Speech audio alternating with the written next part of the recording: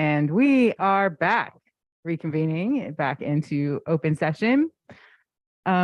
We acknowledge that the Mount Diablo Unified School District sits on the territory of the Confederated Villages of Lisjan, the ancestral and unceded land of the Bay Miwok and Northern Yokut, the successors of the sovereign Verona Band of Contra Costa County. As members of the MDUSD community, it is vitally important that we not only recognize the history of the land on which we learn, but also we recognize that the land we inhabit and learn on is the ancestral land of these people who are alive and flourishing members of MDUSD and broader Bay Area communities today. And I'd also like to recognize that, especially in honor of Juneteenth, that this is stolen land built by stolen labor. You can rise for the Pledge of Allegiance. Pledge allegiance to the flag.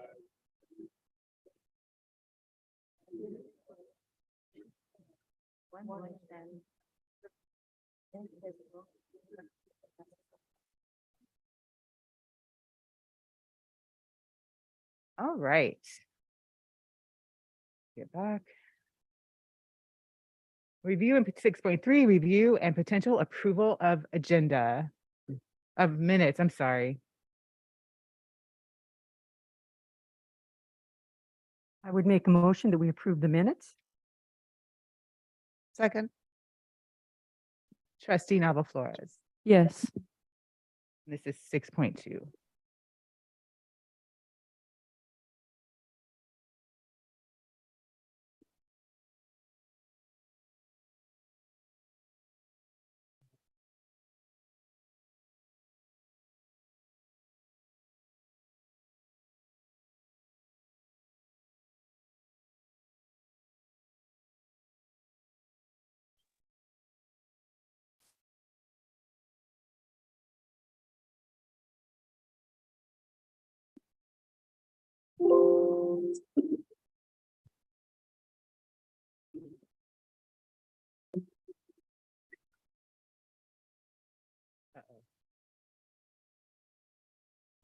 Uh-oh.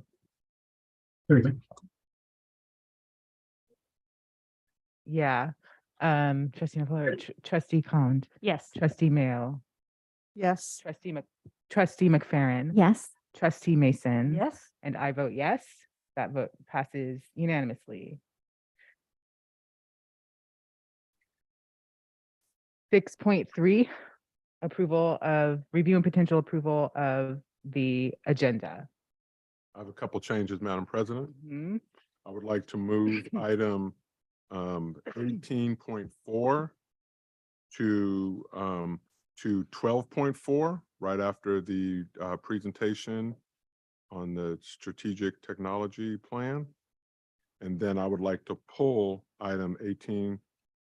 No, I'd like to pull item 15.38.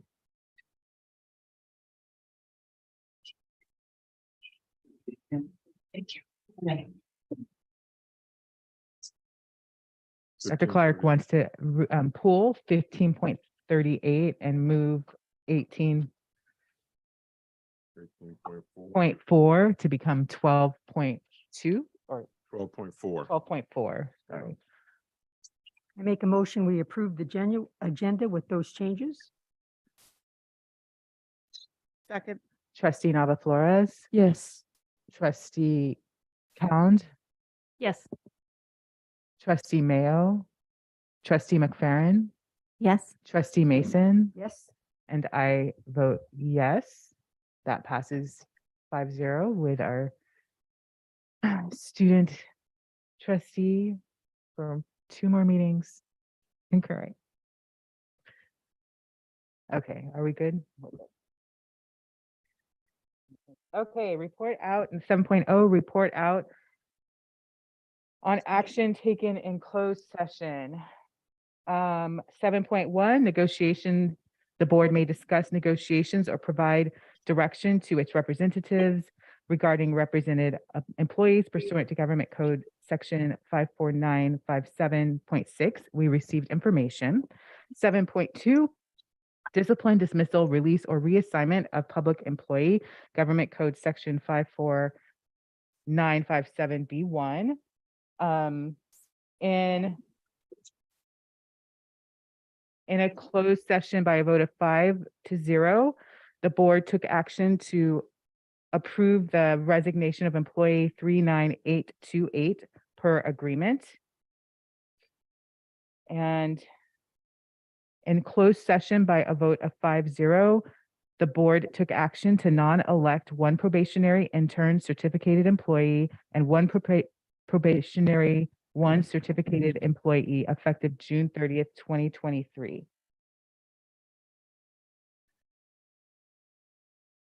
Seven point three, public employee performance evaluation, superintendent pursuant to government code 54957. We received information. 7.4, stipulated agreement, student 11-23. The board approved the stipulated agreement 5-0. 7.5, anticipated litigation conference with legal counsel pursuant to government code section 54956.9B, potential exposure to litigation, 3 cases, and we received information. So now we can move on to 8.0, public comment. The public may address the board regarding any item not on the agenda. We have a really meaty agenda tonight, with a lot of people needing to be here for a lot of items. So depending on how many cards we have, we may lessen the time from 3 minutes to something less than 3 minutes. Yeah. We will give you your 3 minutes, but if one person takes less than 3 minutes, that will be really dandy. So first, Frank Sterling.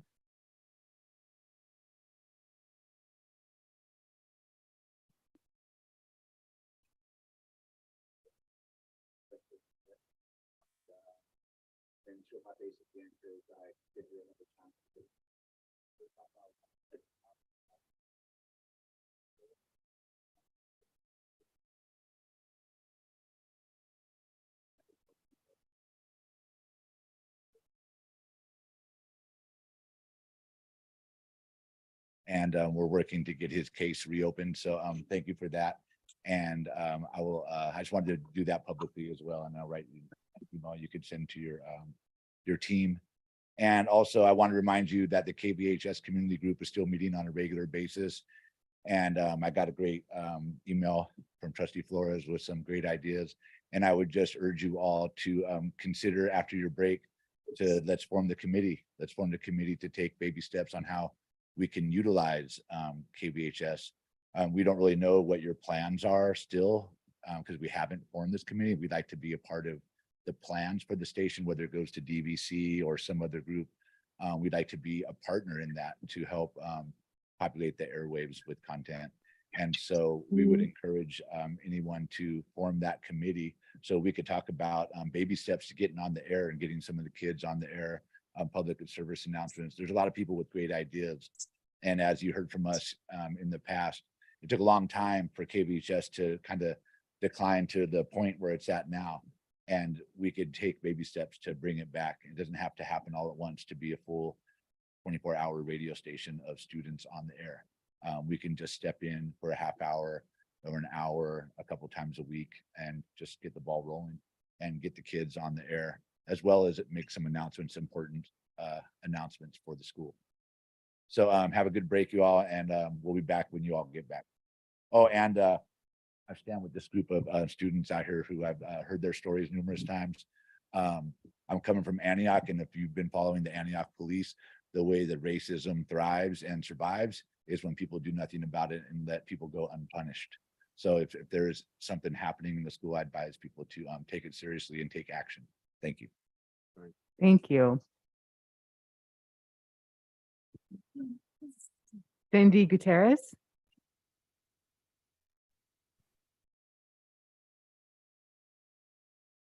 Good afternoon. My name is Cindy Gutierrez, and I was a student at Ignacio Valley High School. And on Friday, May 12th, I was assaulted in the school bathroom during lunch by 2 sisters. I'm here because the outcome of this traumatic event was unfair. I have proof such as messages from them prior to assaulting me and pictures of my injuries that I felt like were ignored by the administration. I feel like this situation was not taken seriously.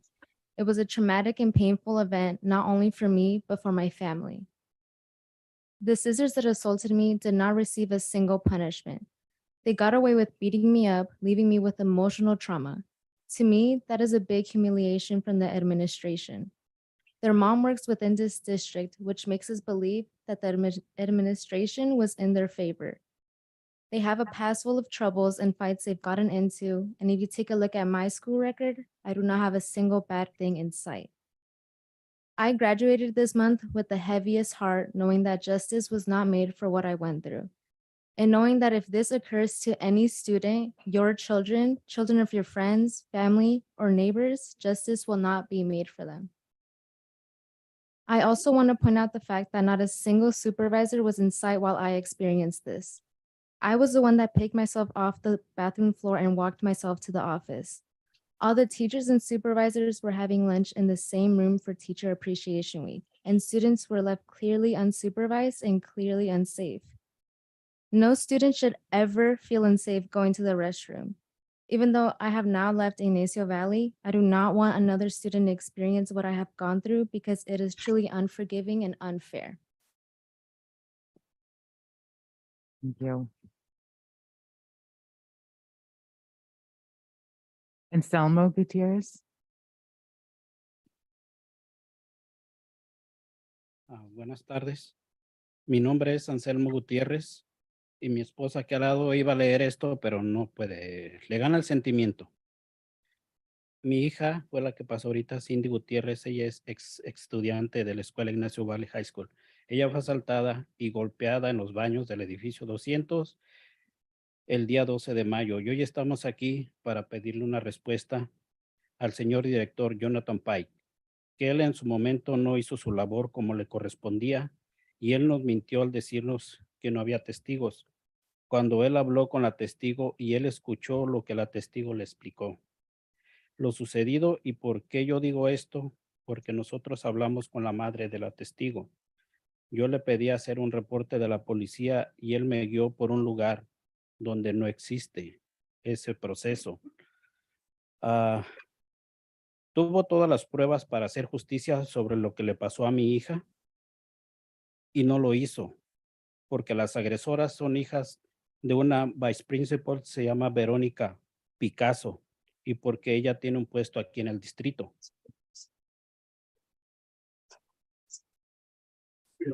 Estamos aquí para pedir respuestas. Yo tengo el reporte del hospital, el reporte de la policía y mensajes y fotografías de lo que le hicieron a mi hija, porque también le estuvieron intimidando con mensajes. Tenemos esas pruebas. Ella se acaba de graduar de Ignacio Valley High School y nos vamos con un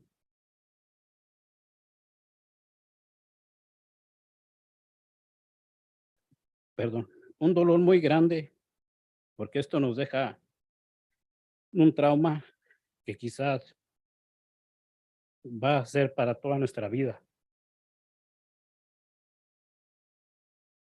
Mi hija siente mucho miedo todavía cuando entra a un baño y ese trauma pues creo que nos acompañará. Y yo hoy puedo decir a mis conocidos y amistades que la administración de Ignacio Valley High School no es un lugar seguro para sus hijos.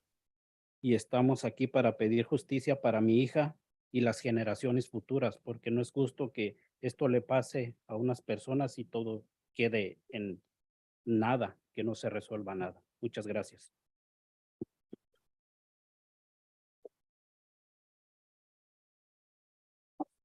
Good afternoon. My name is Anselmo Gutierrez. My wife was supposed to give this speech, but for her as a mother, it is a very painful and sensitive situation. My daughter is Cindy Gutierrez. She was speaking before me. She's a former student of Ignacio Valley High School. My daughter was assaulted and beaten in the bathroom of the 200 building on May 12th. And today I am here to request a response from the principal, Jonathan Pike, who didn't do his job as he should have done. He lied when he told me that there were no witnesses, but he actually did speak to a witness and he listened to what the witness explained to him and said what happened. And I'm saying this because my wife spoke to the witness's mother. I asked him to file a police report and he told me to do it online, but actually there is no way to file a police report for situations like this. He misguided me. I have all the evidence to support justice for my daughter, and he didn't give my daughter's justice.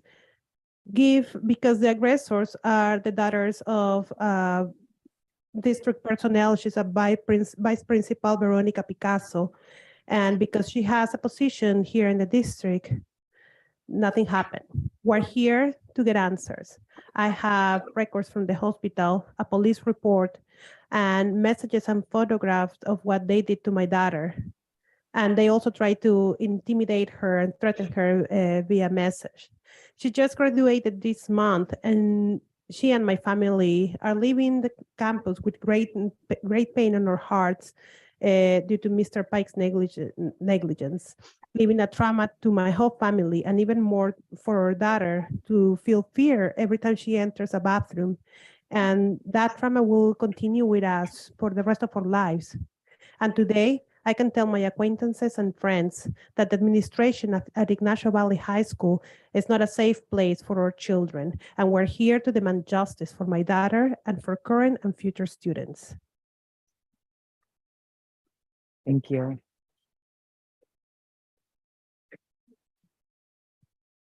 Serena Saldivar. Hello, my name is Sirena Saldivar. I'm a sophomore at Diablo Valley College, and I graduated from Ignacio Valley about a year ago. There's a bunch of issues I have with Ignacio Valley, and I was really upset to leave and none of those issues being resolved. But one specific issue that I want to address that's very dear to me is the removal of Mr. Navarrete, which is one of our school counselors. He was not my counselor for the first 2 years, but I came to him because I felt comfortable. I felt represented by him as a Latino man, as an immigrant, and he had a very welcoming and caring energy to him. So I feel that it's unfair to all the students that will continue to attend Ignacio Valley that will not have the experience of having Mr. Navarrete as their counselor. My senior year of high school, I was very depressed and I started to, my grades started to fall. I stopped participating in school and I started failing my econ class, which is one of the classes I needed to graduate. I was a 4.0 student my whole career, and I was pulled aside by one of my teachers telling me that I was going to be failing. This was told to Mr. Navarrete, and as a counselor, he told me what my options were, but being the type of person he is, he did more than just tell me what my options were. He made time to talk to me for me to explain what was going on. And it was the first time I had ever been heard and for somebody to care about what I had been going through. And that is so important as a student, especially at YV, because you're continuously unheard. And why most students don't speak out about these issues is because they feel they don't have a voice. And that is such a big issue as a student, because they are going to carry that into their careers and as adults, that they are unheard of any injustices that have been committed towards them.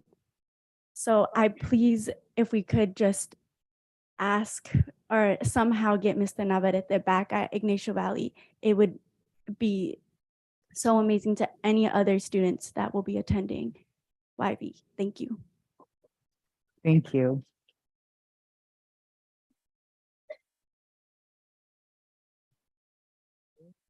Yvette Maruri. Hello, my name is Yvette Maruri. I'm a past graduate of Ignacio Valley High School, and that was my daughter, Sirena Saldivar, who graduated last year. As a parent at Ignacio Valley High School, I was on the site council. I was a PTSA vice president and treasurer.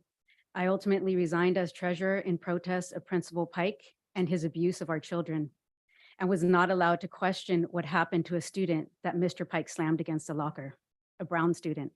I would like to point out that the students that assaulted my friend's daughter were white. With that said, I'm asking again, a year later, for the removal of Principal Jonathan Pike from Ignacio Valley High School. Due to the time limit, I will focus on one experience to explain why I believe Mr. Pike should not continue as a principal of an 80% Latinx high school. Before I begin, I would like to point out the obvious reason that as a white male from an affluent area of Pleasant Hill who does not speak Spanish and who is active military, he is unable to connect and understand the community he is entrusted to serve. With this said, I will begin my story. Back in the fall of 2021, me and a colleague of mine from the Social Science Department of Diablo Valley College met with students to hear from them on how things were going on campus. I had heard that there were a lot of problems, so I wanted to figure out what was wrong. I basically heard from the Ignacio Valley from the students that Ignacio Valley High School was a school to prison pipeline. I felt very depressed after these meetings to hear what was happening to our children on a daily basis. The main concern being repeated was the closure of the restrooms. The students usually had one open per gender. I later found out that it was illegal by California law that one urinal should be available for every 30 students. I asked at the site council meeting why the restrooms were closed and was told by Principal Pike that it was due to vandalism. I asked Ms. Weintraub if this was true. She said yes. At this point, I had no evidence to think otherwise. I decided I would go to school and have Mr. Pike show me each restroom and the vandalism. The following week, my daughter called me. She had been waiting in line for 30 minutes to use a bathroom. And was in pain. She finally entered to find no toilet paper, no soap in the middle of COVID. I was furious. I said, I'm coming there right now. I showed up at that school, found that person, Mr. Pike, sitting there surrounded by women, laughing away, having the best time of his life. I said, you get up right now and you show me every single restroom that is closed in this campus. They were right next to 100 Wing. I had already taken pictures. There was a sign there in front that said closed. It was a Thursday.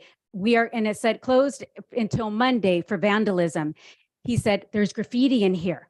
I said, like, I care if there's graffiti. I want my daughter to use a bathroom. Anyways, we walk in, he opens the door, both boy and male bathrooms, boy and female bathrooms, open the doors.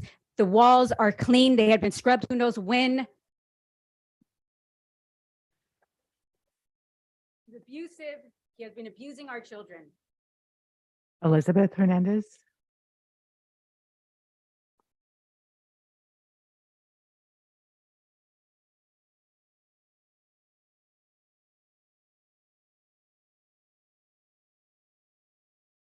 Well, hello again.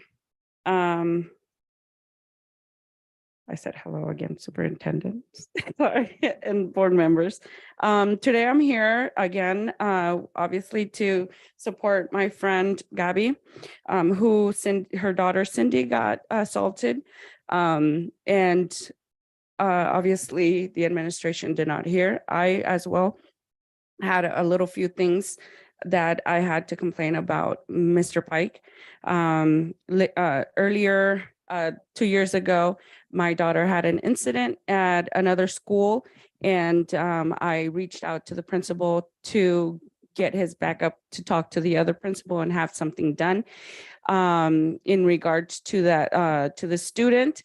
Obviously, she was playing sports. My kids played sports, and it totally looked like it wasn't an accident. She literally kicked her in the head. And I asked that she just got suspended for at least 2 games. For me, it was a fair square.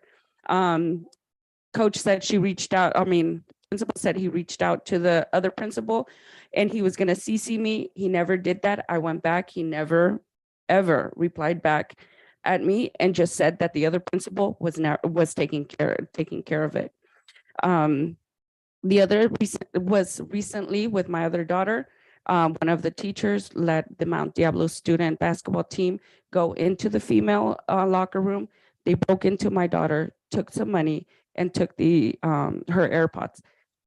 I pinned her AirPods, and I got the location, exact address, and followed it to Mount Diablo.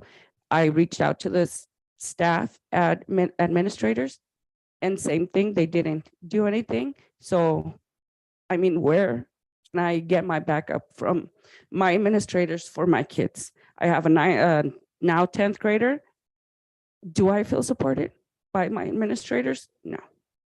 And so I'm asking that you remove administration or change or be on top of their case at least. I know I've seen you there from other situations, and I hope I see you there more often, just so he could pick up his slack.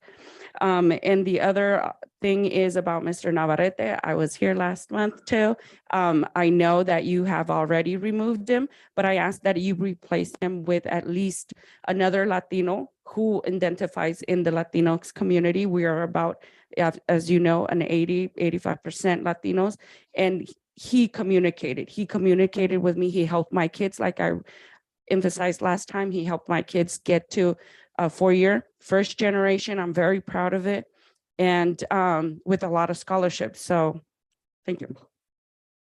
Thank you. Alexa Rios Adame.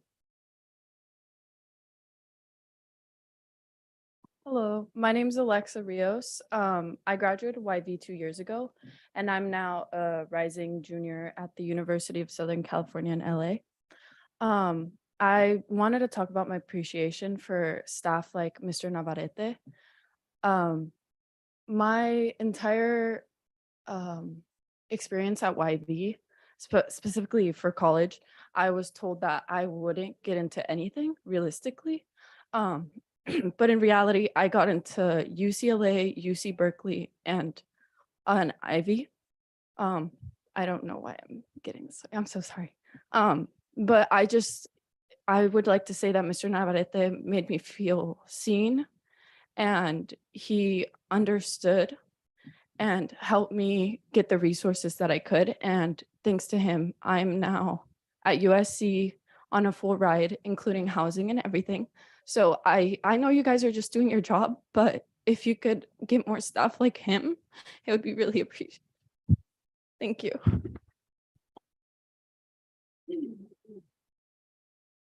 Latifa Cortez.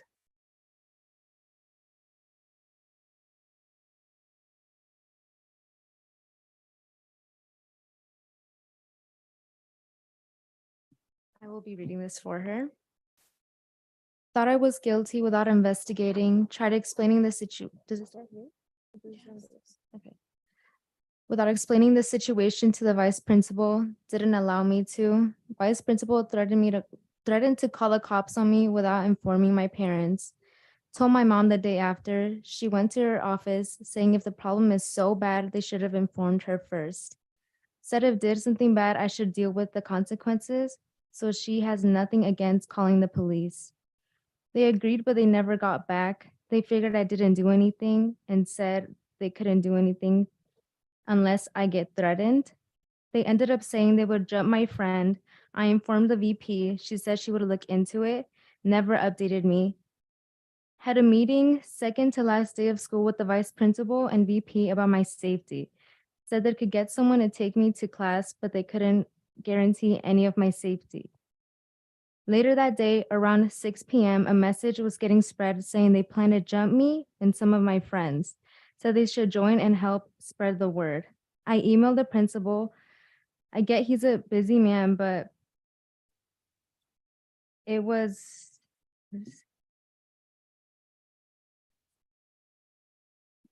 named threats, and still no response since June 1st. During all this time, there had been online accounts saying I'm a bad person and committing suicide and guns. So if I had gone to school, it was very possible I would have gotten hurt. I also wanted to mention this is also the Ignacio Valley administration, and I don't want her to go what I went through because it is a very scary experience. Sorry.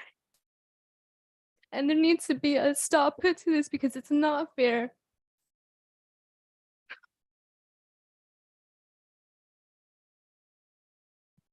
Thank you. Alejandro. Buenas tardes, miembros de la mesa directiva, Dr. Clark.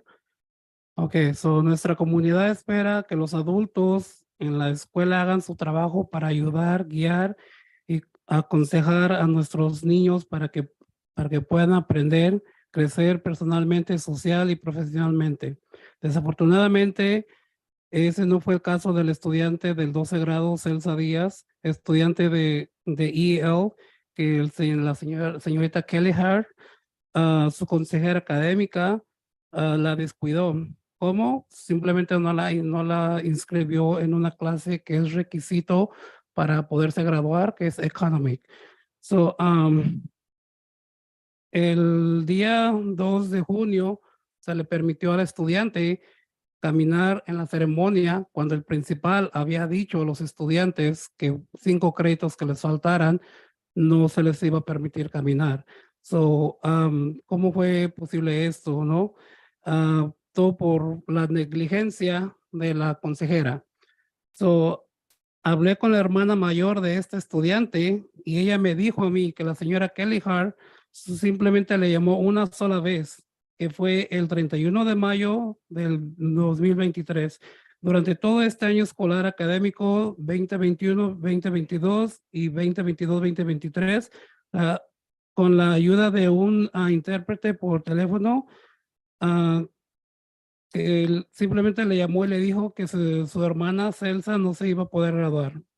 La señora Keller Hart le prometió a la hermana que le iba a llamar el 1 de mayo para decirle, perdón, el 1 de junio para confirmarle si Celsa sí se graduaría o no. La señora Keller Hart nunca le llamó.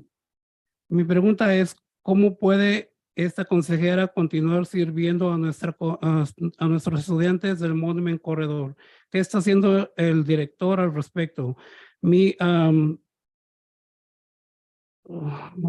Perdón, para mí es de que el director simplemente está cubriendo la negligencia de esta consejera. Nosotros, nuestra comunidad, exigimos y pedimos la remoción de esta consejera de esta escuela porque ella no puede estar trabajando con nuestros estudiantes porque no habla el idioma que nuestros estudiantes hablan, no se puede comunicar con ellos ni con los padres. Hoy, desafortunadamente, me enteré por la hermana de este estudiante que la niña se graduó el día 9 de junio, tuvo que ir a Summer School. ¿Cómo es posible si Summer School empezó el día 7 y ella terminó el programa de Economics en IPEX en tan solo 2 días? ¿Quién fue la maestra que proveyó esa clase? ¿O cómo fue que la ayudó? Pamela, tú tienes mi escrito.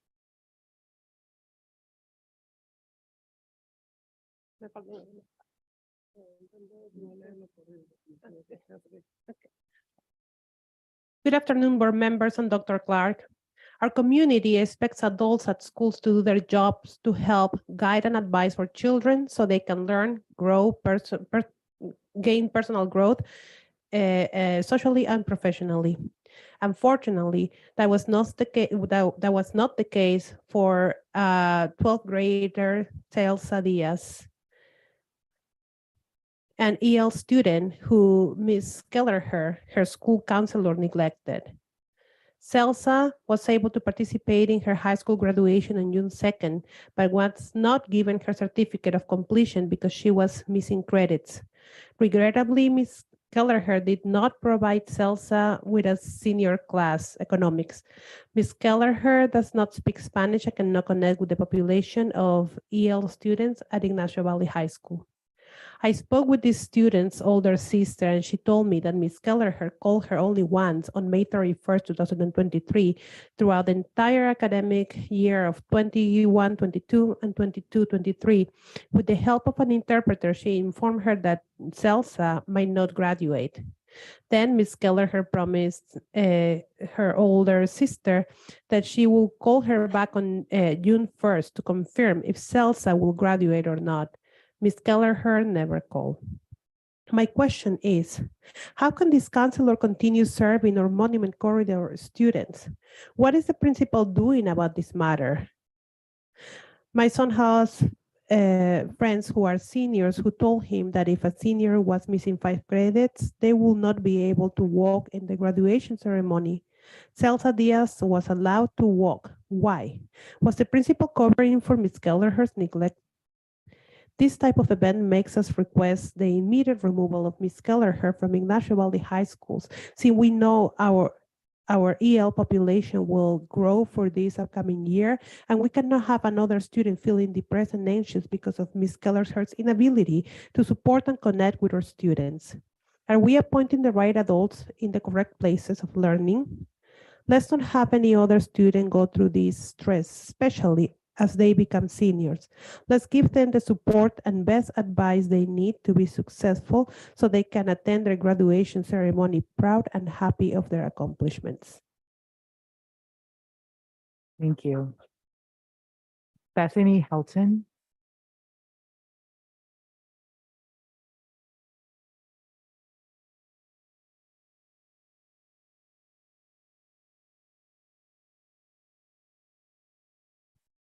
I just wanted to express the concern that I have for our science department at Mount Diablo High School, specifically for the need for hiring chemistry teachers. I had a great teacher this year, but many of my peers were affected by a lack of stability, learning, and structure in their chemistry classes. They lost their teacher at the beginning of the year. From then on, the class has had many different substitutes throughout the year, each having no lesson plans for them to do, no labs they could do, and hardly even interacting with the students. In March, they got a permanent teacher who was still not qualified to do labs, even though chemistry is a lab-based class. They watched videos, and instead of doing labs, the teacher was not allowed to create lesson plans, which was nowhere near the experience I had with my great teacher, my great chemistry teacher, Miss Clark. Now Miss Clark is going to be gone next year, and that really worries me since I've learned so many great things in chemistry. Her being gone will leave other students with no teachers or teachers that are not allowed to create their own lesson plans for chemistry and labs, which is tragic since this is a required class to graduate. I propose that hiring for Mount Diablo High should be prioritized since we have unstable teachers. And if not, then we should have subs that are allowed to create their own lessons and host their own labs so students can get the most out of chemistry, even with a permanent sub. And I'm just so grateful that I was lucky to have a great teacher this year, and we did a lot of fun labs. So, yeah. Thank you. And Cora Mitchell. I don't see Cora there. Okay.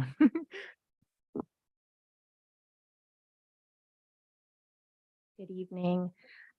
First, I just would like to say that once again, I would really appreciate if you guys would put these meetings back on Zoom. I have to bring my kids, and some of the things that have to be discussed here really are not child appropriate. And I do what I have to do because I do think that it's important to participate, but it would be nice if we could be mindful of parents who have very limited childcare options because it is important that parents have an opportunity to voice their opinion about the things that happen here.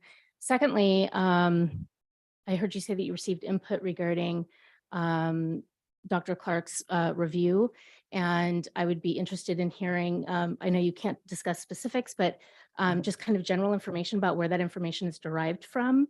He is the highest paid person in this district. He is a public employee. We are the public, and you are currently the only civilian oversight that we have in this district in regards to administration. And so I'm curious where that information comes from. You guys oftentimes know me as a political activist here locally in the community, and I'm very interested in making sure that we are setting up systems that are transparent. And I hope that you will all use your time on this board to establish policies that do ensure that transparency lasts in this district after you're gone. So thank you so much for your time. Thank you. We did it for now. Where are we? 9.0 communication. District organizations at regular board meetings, a single spokesperson of each recognized district organization may make a brief presentation. Items are limited to those which are informational. We have Anita Johnson. Anita, okay.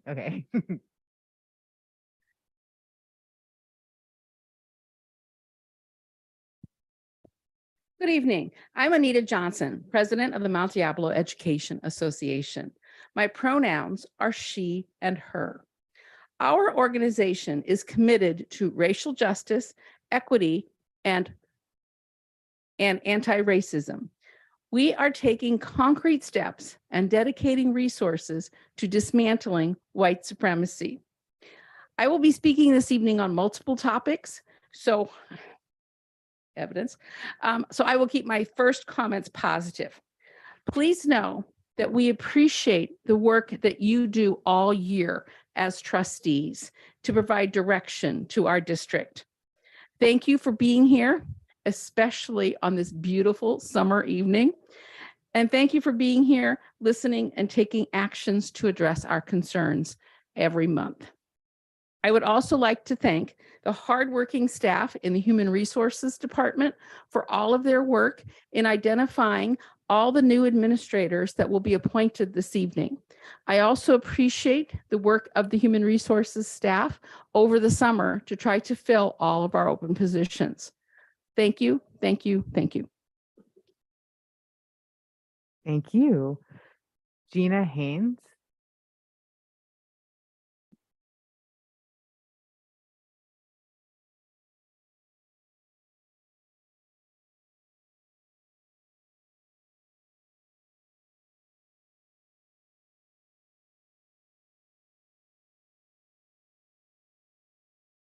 Good evening, members of the Mount Diablo Unified School District Governing Board. My name is Gina Haynes, and I'm the chairperson for the Measure J Citizens Bond Oversight Committee.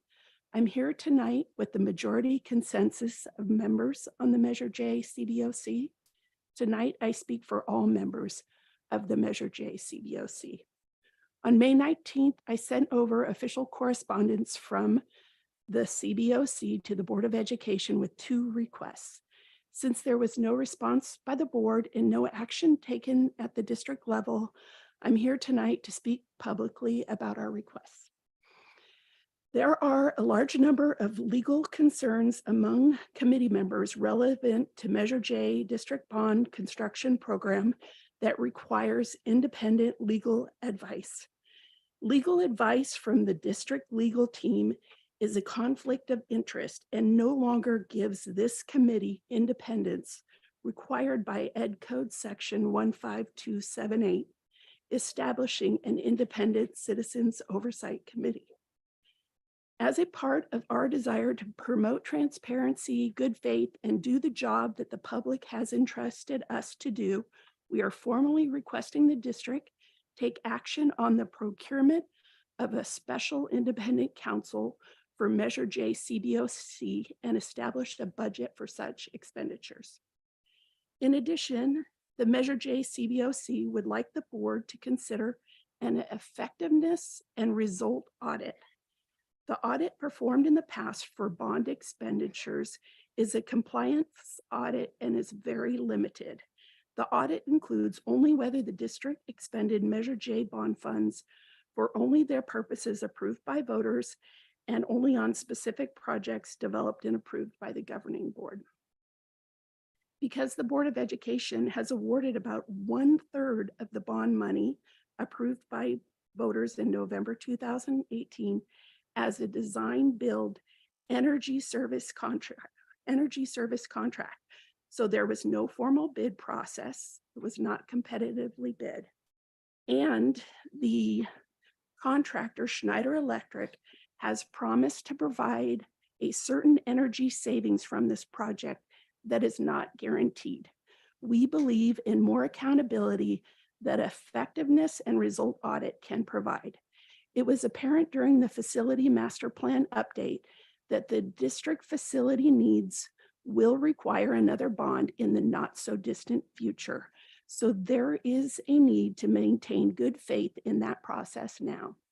Please consider this as another formal request and take quick action to address these requests. Thank you. Thank you.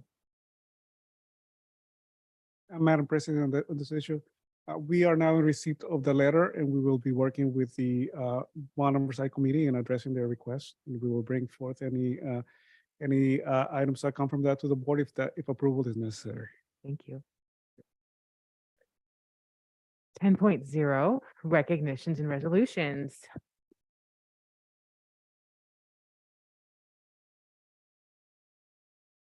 So 10.1, review and potential approval of Resolution 22-23, adopting the recommendation by Concord High School students to retire Minutemen mascot and adopt the mascot Bears as elected by the students. Thank you, Madam President. This resolution is 3 pages long. I'm not going to read it all. I'm going to read some of the highlighted sections. It is available as it's been posted since Friday. Resolution adopting recommendation by Concord High School student and administration to retire the Minutemen mascot and adopt the new mascot name Bears as chosen by the students. Whereas all children and youth should be able to attend school in a welcoming, safe, and inclusive environment free from discrimination. Whereas the state of California, as codified in Education Code Section 221.2, the California Racial Mascots Act, finds and declares the following: the use of racially derogatory or discriminatory school or athletic team names, mascots, or nicknames in California public schools is antithetical to the California school mission of providing an equal education to all. Whereas, as a result of the discussions in multiple rounds of student voting, the Concord High School community has selected the mascot name Bears to replace the mascot name Minutemen. Now therefore be it resolved, the Concord High School mascot, as with all school mascots, shall instill a positive school spirit among students, parents, staff, and residents, providing a symbol of pride for all members of our community in a way that is culturally and racially sensitive and appropriate. The Mount Diablo Unified School District Governing Board stands by its commitment and leadership in adopting and implementing policies to provide a safe school environment that allows all students equal access and opportunities in the district's academic, extracurricular, and other educational support programs, services, and activities, and that supports, respects, and honors students from all underrepresented racial and ethnic groups. The board adopts the recommendations of the Concord student body, which, following extensive community input and discussion, has decided to retire the mascot name Minutemen and related imagery and adopt the new name proudly selected by the Concord student body, the Bears. Madam President, this item is now in the hands of the board. Thank you. We have one public comment. Jeremy Gibson.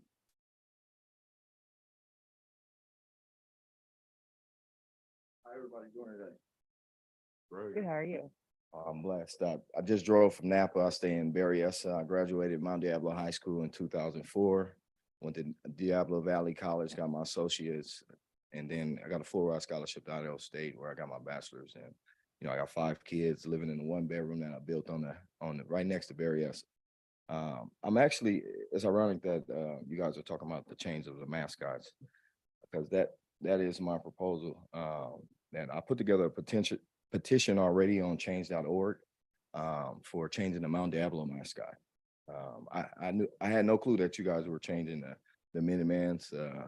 I mean, to be honest, I'd rather be a Minuteman than a devil. Well, 1805, the peak was derived its name from the escape of the several Chupcan Native Americans from the Spanish and a nearby thicket. Natives seemed to disappear, and the Spanish soldiers gave the area the name Mount del Diablo. Devil, red devil, that's something where 90% of the students have a Christian upbringing, where, it has something to do with your subconscious when you root for the devil. And so, the devil is Satan. Satan controls the demons. Demons are rapists, murderers, kidnappers, thieves, everyone that we want to purge out of our community pretty much. And so, I got a handful of classmates, teammates that I've known, you know, all the way from even when I was a kid. Antoine Thompson was one of the #1 running backs in the country, which, you know, under the leadership and mentorship, he made one of the biggest mistakes that I ever heard of for an athlete at Mount Diablo, and he killed his girlfriend in Bay Point, across the street from my oldest brother, stabbed her to death. But, you know, he was a good, I knew him as a kid. So, you know, just having that mascot is powerful. And, you know, that mountain, you know, you got the different narratives. So you got the settlers who, during this time in 1805, you know, you still got slavery going on. Lincoln didn't free the slaves to 1863. So obviously, you know, they were not only trying to run for their lives, you know, but maybe they had insight on what was going on with the African Americans at that time. Not want to take for granted, you know, their freedoms, and you know, they were natives of that mountain for generations. And so you got settlers that came and were only there for a short amount of time for their own initiative. So you know, the subconscious, you know, with even the color red, psychologists say that, you know, that's aggressive color, where if you paint your room red, you know, and usually you don't want to do that. But let me go back. I Your like time the is- devil. Your time is up. Okay. Sorry. Well, hey, that's the mascot we need to change. If you're gonna change the devil out of our school. That's God's mountain. He created heavens and earth, and every mountain. Thank he created. you. So thank you. Thank Have you a great so day. much. I got a long drive. Have a good day. Thank Please you. put that through, please. Get the devil out of there. Thank you. Dr. Clark, this is info, but it says review and potential approval. Oh, I was asking a question up here.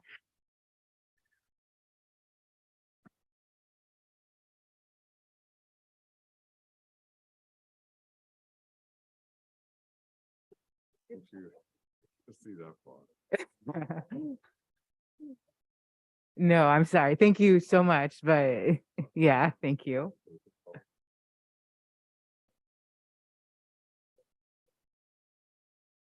So we'll bring it back next week. If you propose, allows you a chance to discuss it one more time. We took a public comment on it. Right. Okay. Does anyone have any discussion or comment today? Or we'll just vote on it on the 28th, unfortunately. Okay. 10.2, review and potential approval of resolution 2223-59 in support of anti-racism. So this is resolution 22/23-59, anti-racism. Whereas the Mount Diablo Unified School District has experienced several recent incidents of racial bullying and racial slurs, hate graffiti, inappropriate murals, and cotton balls brought to school to mock Black History Month. Whereas the Mount Diablo Unified School District Board of Education condemns these incidents and as unacceptable acts that must be responded to with serious actions that are both responsive and preventative in nature. Whereas Board Policy 5131.2, bullying, prohibits any act of bullying or hate violence in any form against any student or staff member and requires any complainant to be investigated and resolved. And whereas the Mount Diablo Unified School District Board of Education unanimously approved Board Resolution 19/20-68, condemning violence, racism, and injustice, and reaffirming equity and humanity as central guiding principles on June 8th, 2020. Reaffirming equity and humanity as central guiding principles for district actions, policymaking. Whereas the Mount Diablo Unified School District held a well-attended town hall on February 21st, 2023 to receive feedback and input from the community on these issues. And whereas feedback received during the town hall included students not feeling respected, safe, or belonging to the school because of their race due to actions from other students or staff. Parents also expressed feeling ignored and dismissed by school staff. So therefore, be it resolved that the Mount Diablo Unified School District Board of Education remains committed to concrete action in response to acts of racism and directs the superintendent to do the following. Conduct mandatory annual training in implicit bias and racial equity for all staff members, beginning in the 23-24 school year, and report to the board the participation rates and end-of-year training survey results from participants no later than November 30th, 2023.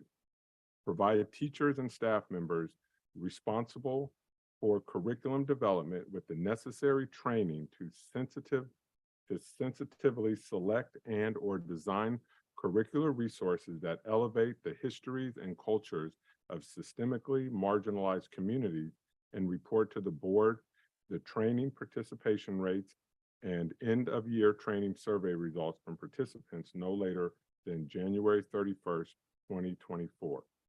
Lastly, review current discipline practices, policies, and procedures pertaining to acts of racism, hate violence, and make recommendations for strengthening relevant board policy on these issues no later than June 2024 board meeting. Madam President, this resolution is now in the hands of the board. Thank It you. is info/action. We have one public. Yes, comment 10.2, Anita Johnson.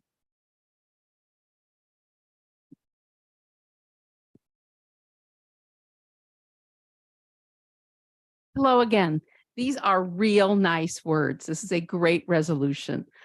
Real change is definitely needed. For real change to happen, significant resources must be dedicated. I strongly encourage you all to start real discussions about real investments for real change. Thank you. Thank you. So trustees, I've got to work on this collaboratively with Dr. Clark for the last few months. And the whole point, like, we needed to do something, and we need to do something realistic, like not have to wait another year.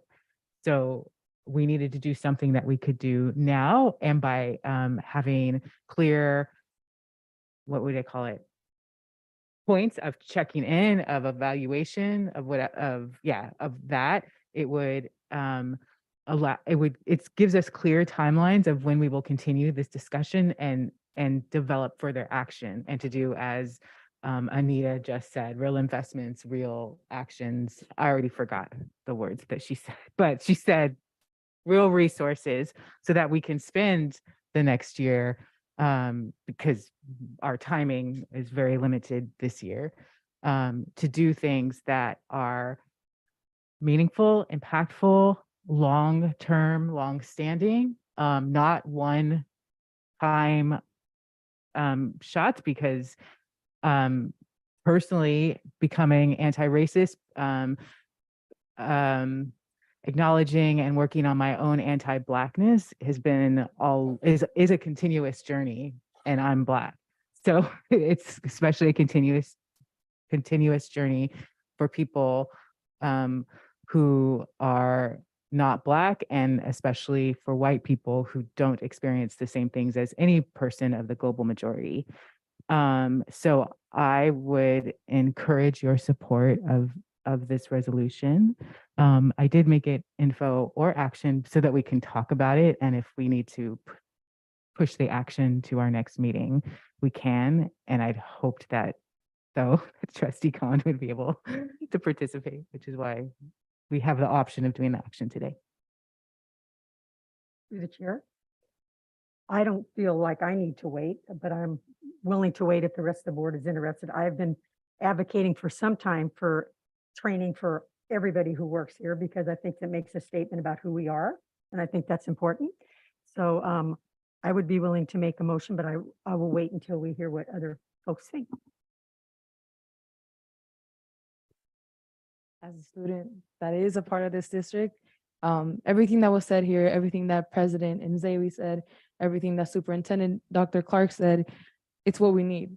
It's what we've been preaching for. It's what we've been demanding for, what has been silenced, and thankfully is now being brought into action.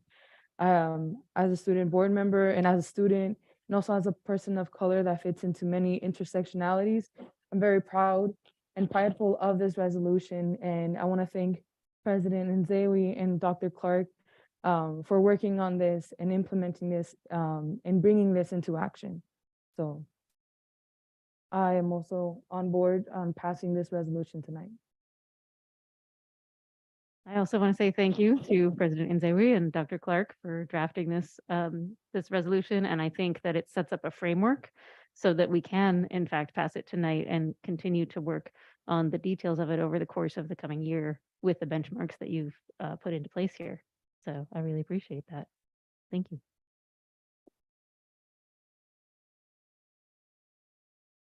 So at this time, I would make a motion that we pass this resolution as it is stated at this time, knowing that it might get even better in the future.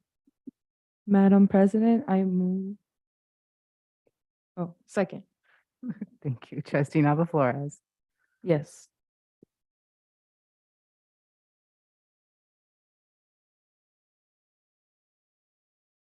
That passes unanimously. Thank you all so much.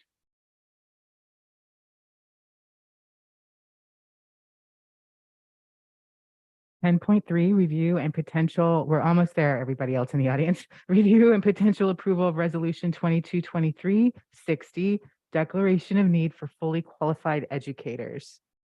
Good evening, board members. Good evening, Dr. Clark. Thank you. This is our annual submission to you for approval as we estimate the number of emergency permits or limited term assignments hirings we may need to perform each year. We give this to you every year, and we do appreciate that we have the opportunity to bring this hopefully one time instead of the way we used to do it over and over again. So we bring this to you before you for your approval, please. Thank you. And we have one public comment, Anita Johnson.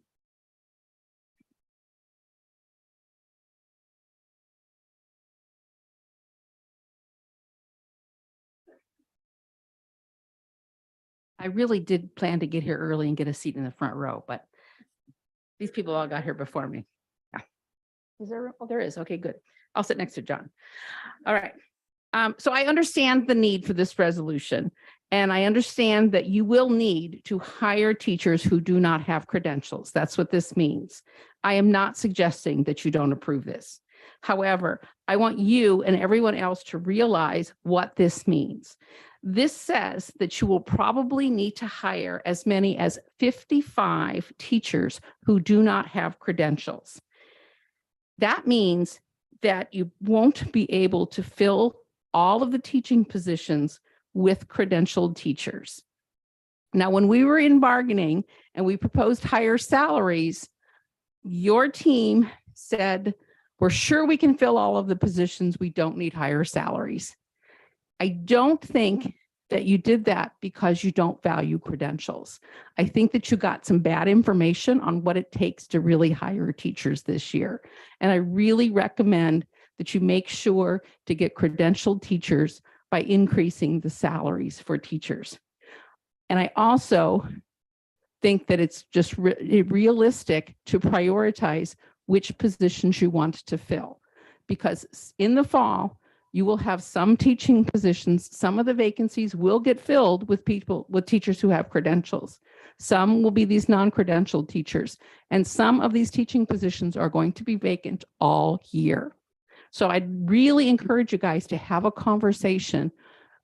What do you want to happen at our Title I schools?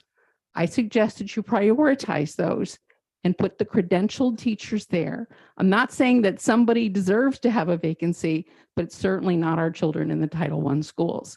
So food for thought. Thank you. Thank you. Are there any questions from the board or comments?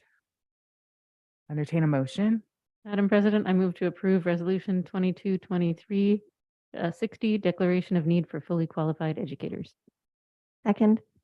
Trustee Nava Flores. Yes.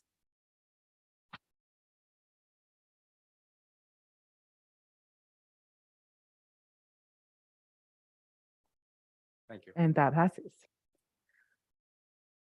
unanimously. 11.0. Yes, I'll be taking the next 16 items. All right. These are the fun items of the night. The Human Resources Department is bringing for the board's review and potential approval, the appointment of Joanne Wathan as principal at Cambridge Elementary School. And with that, I leave this appointment in the hands of the board. Madam President, I move to approve Joanne Wathan as principal of Cambridge Elementary School. Second. Trustee Nava Flores, Yes.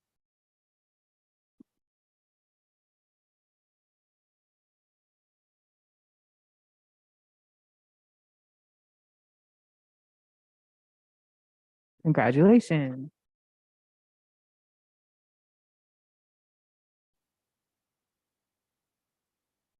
The Human Resources Department is bringing for the board's review and potential approval, the appointment of Jennifer Tosi as principal at Hidden Valley Elementary School. And with that, I leave this appointment in the hands of the board. I make the motion to approve the appointment of Jennifer Tosi as the principal of Hidden Valley Elementary School. Second. Trustee Nava Flores, Yes.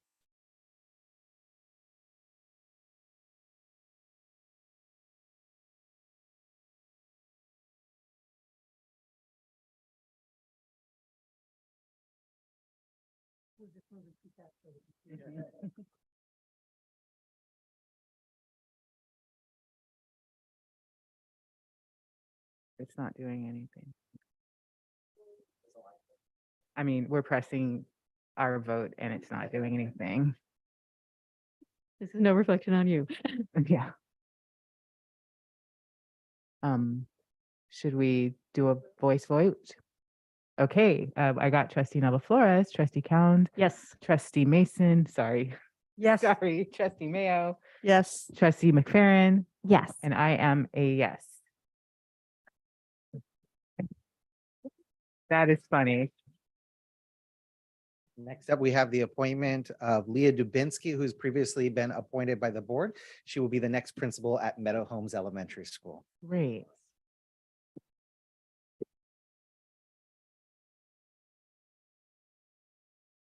The Human Resources Department is bringing for the board's review and potential approval, the appointment of Sarah Harris as principal at Mount Diablo Elementary School.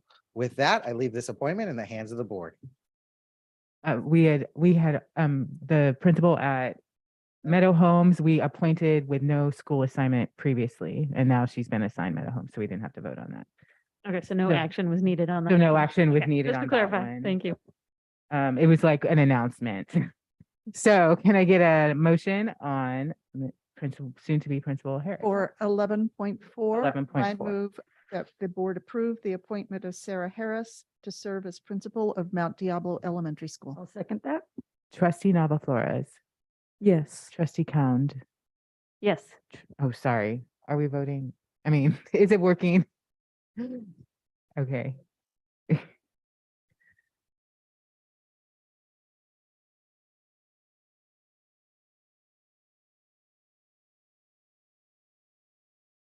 It's not doing anything again, but it'll, if I say it out loud, it'll work. Trustee Cound, you said yes. Trustee Mayo, Yes. trustee McFerrin. Yes. Trustee Mason. Yes. I vote yes, And it's. and it passes unanimously, but it will pop up.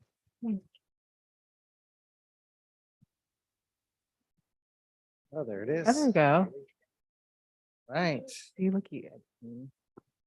The Human Resources Department is bringing for the board's review and potential approval, the appointment of Vicky Wilson as principal of Diablo View Middle School. And with that, I leave this appointment in the hands of the board. Madam President, I move the board approve the appointment of Vicky Wilson as principal at Diablo View Middle School. Second. Trustee Nava Flores, Yes.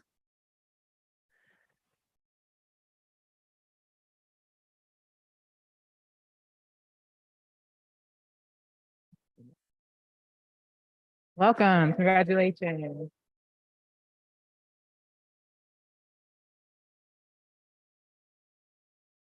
All right. The Human Resources Department is bringing for the board's review and potential approval, the appointment of Crystal Stahl as principal at Foothill Middle School.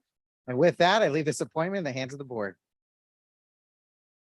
Madam President, I move to approve Crystal Stoll to principal at Foothill Middle School. I'll second that. Trustee Nava Flores, Yes.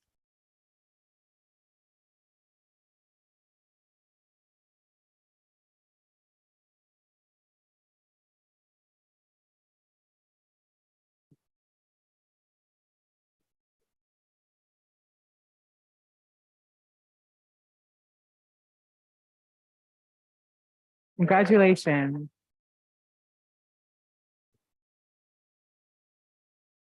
The Human Resources Department is bringing for the board's review and potential approval of the appointment of Andrew Strawbridge as principal, Pine Hollow Middle School. With that, I leave this appointment in the hands of the board.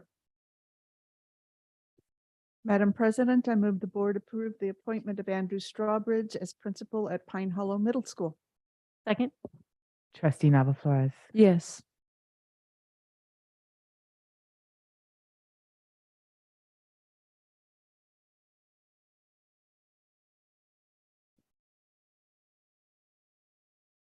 It's coming. Yay. Welcome.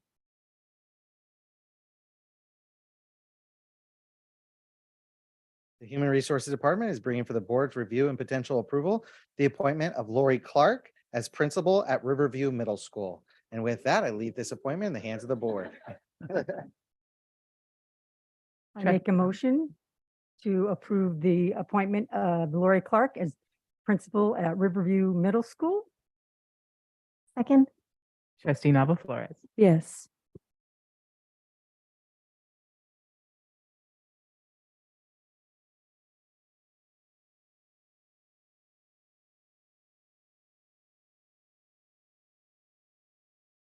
Congratulations.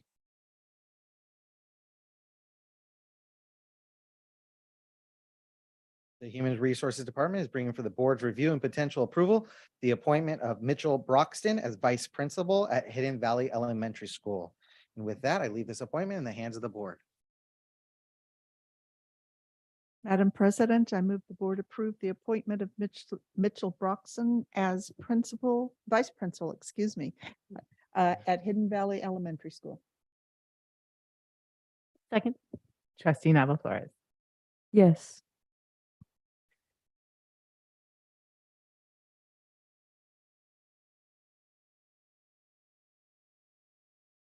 That happened before. Well, let's see.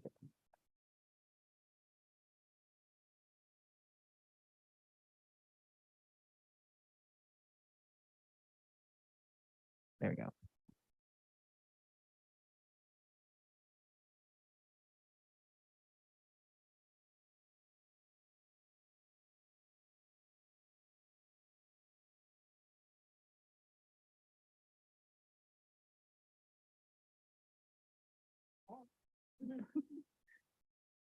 Congrats. The Human Resources Department is bringing for the board's review and potential approval the appointment of Denise Carnero as vice principal of El Dorado Middle School. With that, I leave this appointment in the hands of the board. Motion. Madam President, I'll move that the board approve the appointment of Denise Carnero as vice principal at El Dorado Middle School. I'll second that. Trustee Nava Flores. Yes.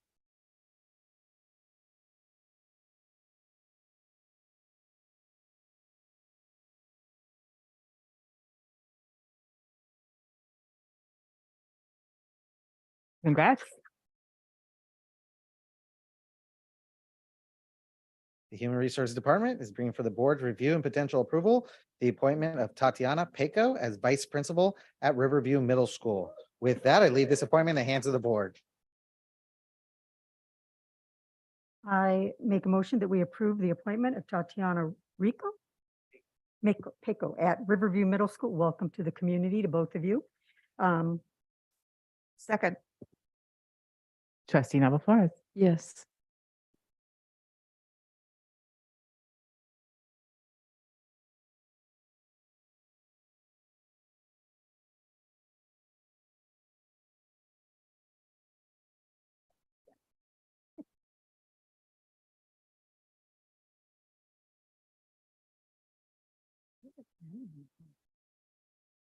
It might be the county office internet issue, right? That's what I think. We got a message. Oh, there's the error. Yeah. Congratulations. The Human Resources Department is bringing for the board's review and potential approval of Iffy Obi as vice principal at Sequoia Middle School. With that, I leave this appointment in the hands of the board.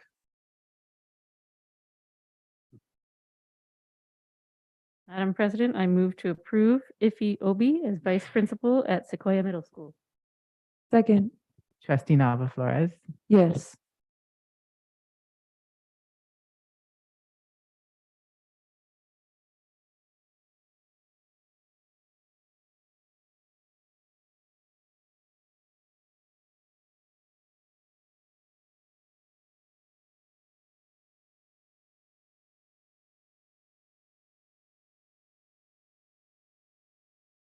we haven't voted, just so you know.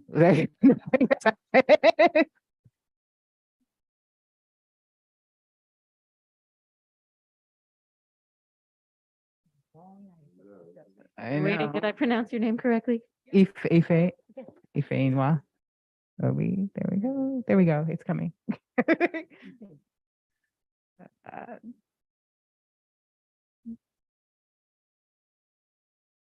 try again. There we go. Congratulations.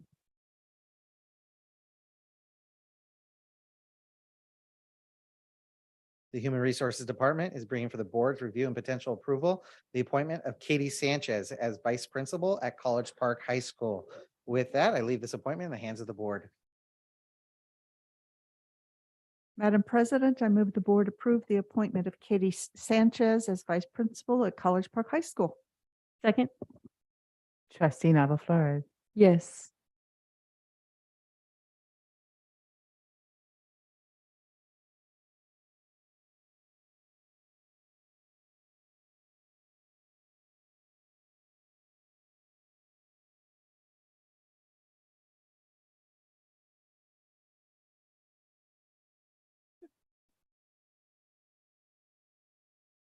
again, we haven't voted, so.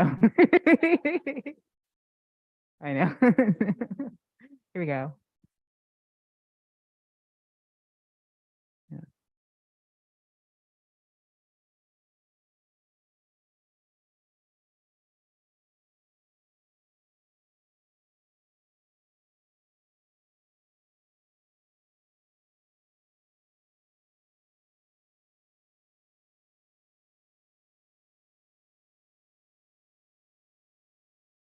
Is it working today? Oh, here it comes. But it appears after this error. Congratulations.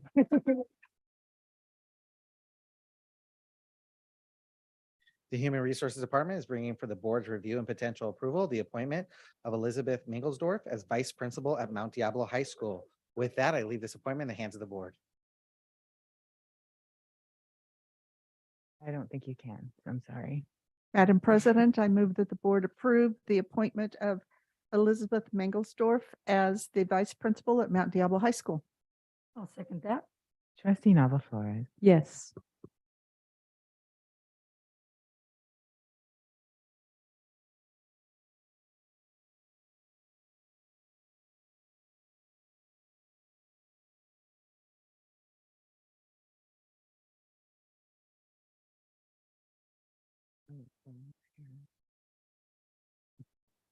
congratulations. We are almost there for those that are like at the end. It's almost. The Human Resource Department is bringing for the board's review and potential approval the appointment of Rose Bright as program specialist, special education. With that, I leave this appointment in the hands of the board. Madam President, I'll move to approve the appointment of Rose Bright as program specialist, special education. Second, Trustee Nava Flores, Yes.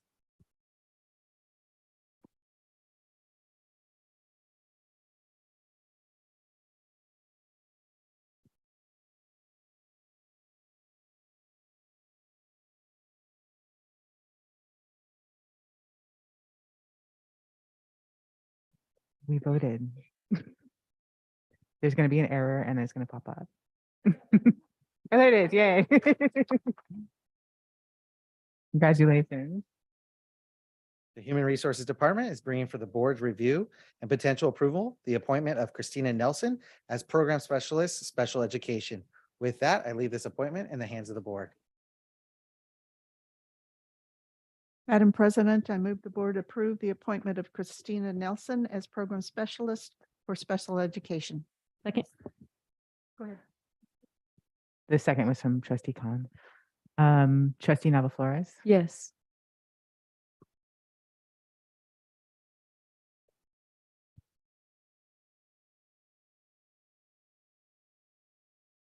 Hmm.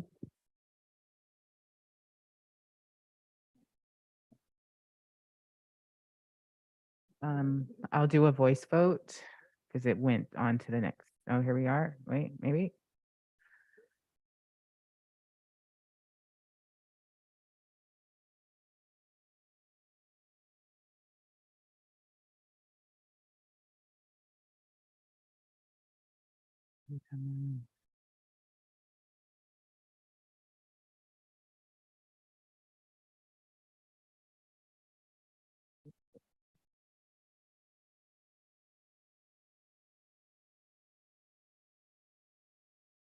Yes.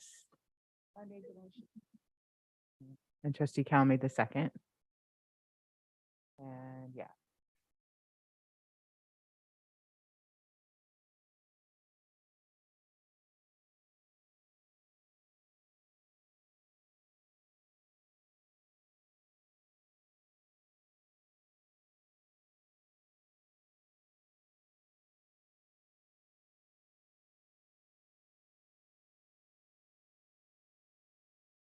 I think it showed up for some of us and not the others. Yep.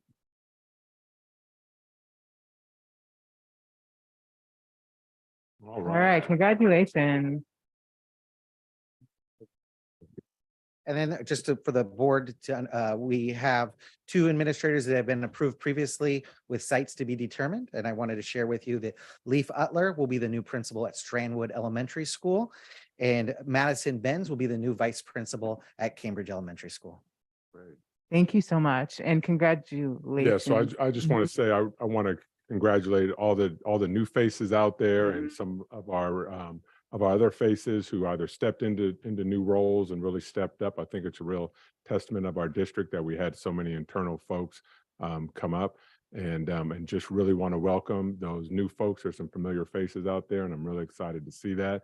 And our students are at the center of all the work that we do. And I'm looking forward to working with each and every one of you and supporting each and every one of our students to be successful. So thank you so much. I know it's a packed house. We have a packed agenda, but if any of you would like to come up to the podium and thank the board and maybe introduce who you have here with you tonight, if we can do that quickly, I would love to hear from any of you.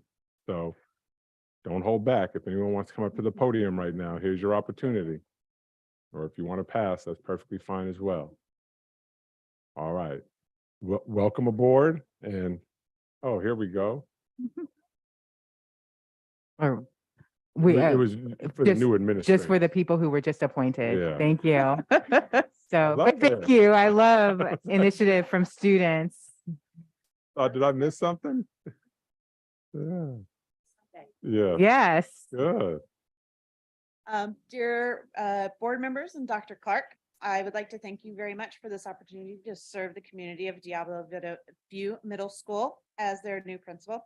I look forward to working with the staff, the students, and the parents of DVMS. I also would like to thank my support system, especially my husband, my children, and my grandchildren. My husband and daughter are here, and I just once again like to thank you so much for this opportunity. Thank you. Welcome. Congratulations.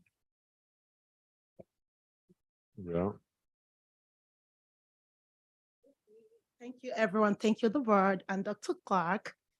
Thank you for teaching me, giving me most of the experience, like the skills that I will utilize in this job. And I am saying that, sorry, but anyway, I'm very happy for this opportunity. I'm very thrilled to join Mount Diablo School District. And I cannot wait to help and support our students to reach their full education, to reach their full potential in education, and to acquire the social skills they need to survive in our world in a safe and conducive environment. Tonight, I'm here with my husband, who has always been so supportive in everything that I do. Thank you. Thank you. Congratulations. Welcome.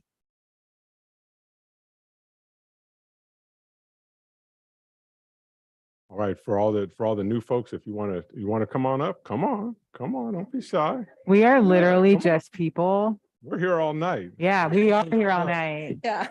So I'm Tatiana Peiko. Yeah. I'm really grateful and excited for the opportunity to serve as vice principal at Riverview. And I really look forward to join the Mount Diablo team. Thank you. We're happy to Welcome. have you. All right.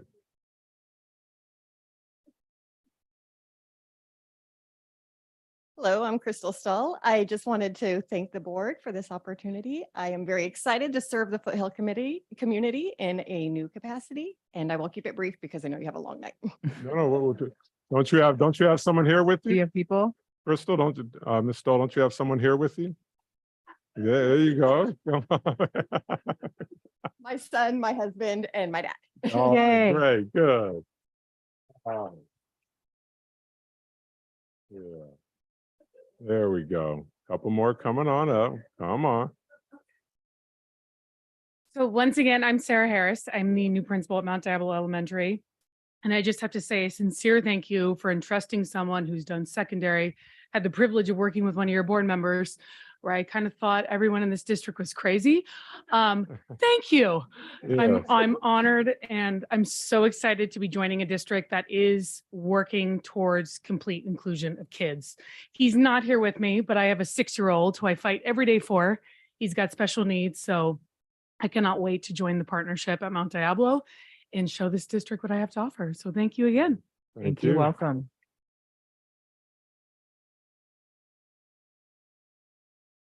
Hi, I'm Jenny Tozy. I wanted to thank Dr. Clark and I want to thank the board for this opportunity. I'm just really excited to be able to continue at Hidden Valley in a new capacity. It is such a great community, and I've been so welcomed by all the parents and the staff. And I just want to give one other special thank you to Nina Crossland for all of her guidance and preparing me for this position. So I'm here tonight with my husband, Joey, and All right, really excited to good. move forward. Good, thank you.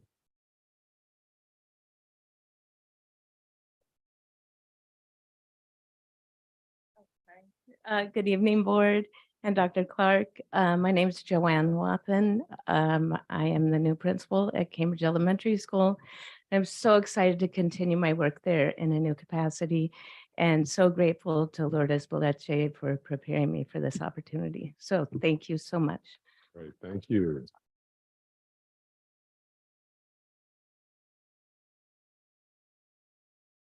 Good evening, board and Dr. Clark. I am a graduate from Northgate High School, born and raised in this district, and my educational career has been nurtured by this district as well. So I'm just so grateful for the opportunity to continue working with the special education community here.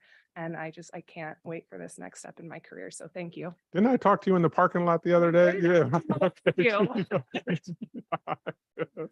Yeah, sure.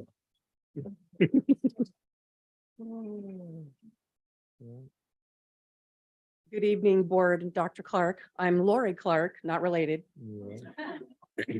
And I am the now proud principal at Riverview. I'm very excited to get this opportunity to continue to serve the students of Mount Diablo in a different capacity. So thank you for your faith in me. Yeah. And I expect to see all of you come to campus. Yeah, Come on. all the time. Thank you. Invite us up. Good. Thank you. Thank you.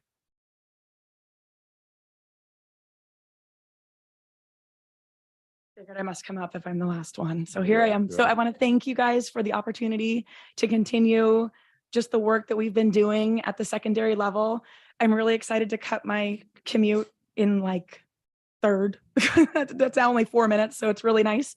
And I really look forward to seeing all of you visit.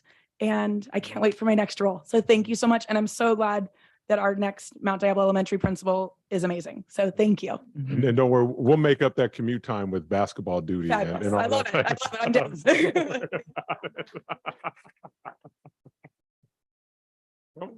Oh, there we go.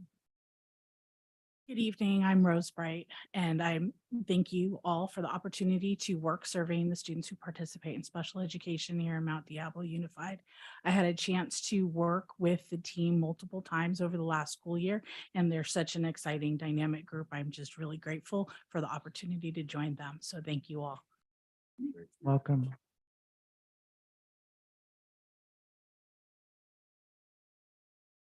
Thank you, board. My name is Andrew Strawbridge, the new principal at Pine Hollow Middle School. I just really feel honored to have that opportunity.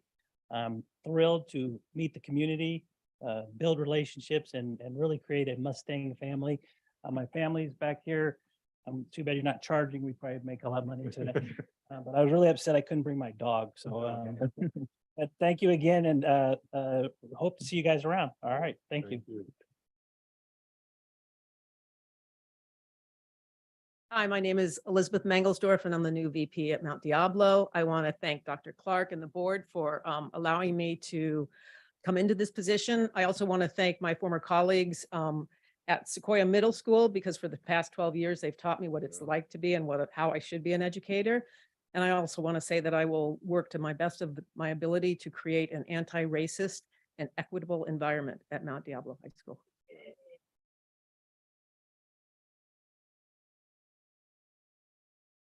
All right. Well, if you all want to escape, otherwise you're going to be with us for the long haul. We But it's a appreciate- juicy agenda. Trustee Mayo wants to say something. I just wanted to thank all of the administrators who came out in support of these appointments tonight. And in particular, I hope she hasn't left the building, is Lourdes Belice, who was the principal at Cambridge Elementary School, and Nina Crossland. And I also saw Bruce Burns and many others of you here. So thank you very much for turning out to support your new colleagues and give them a boost.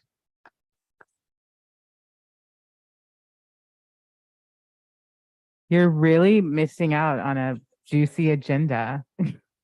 Good night.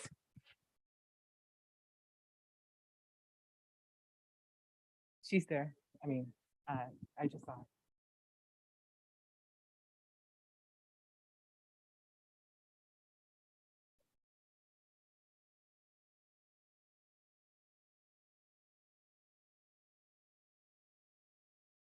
Huh?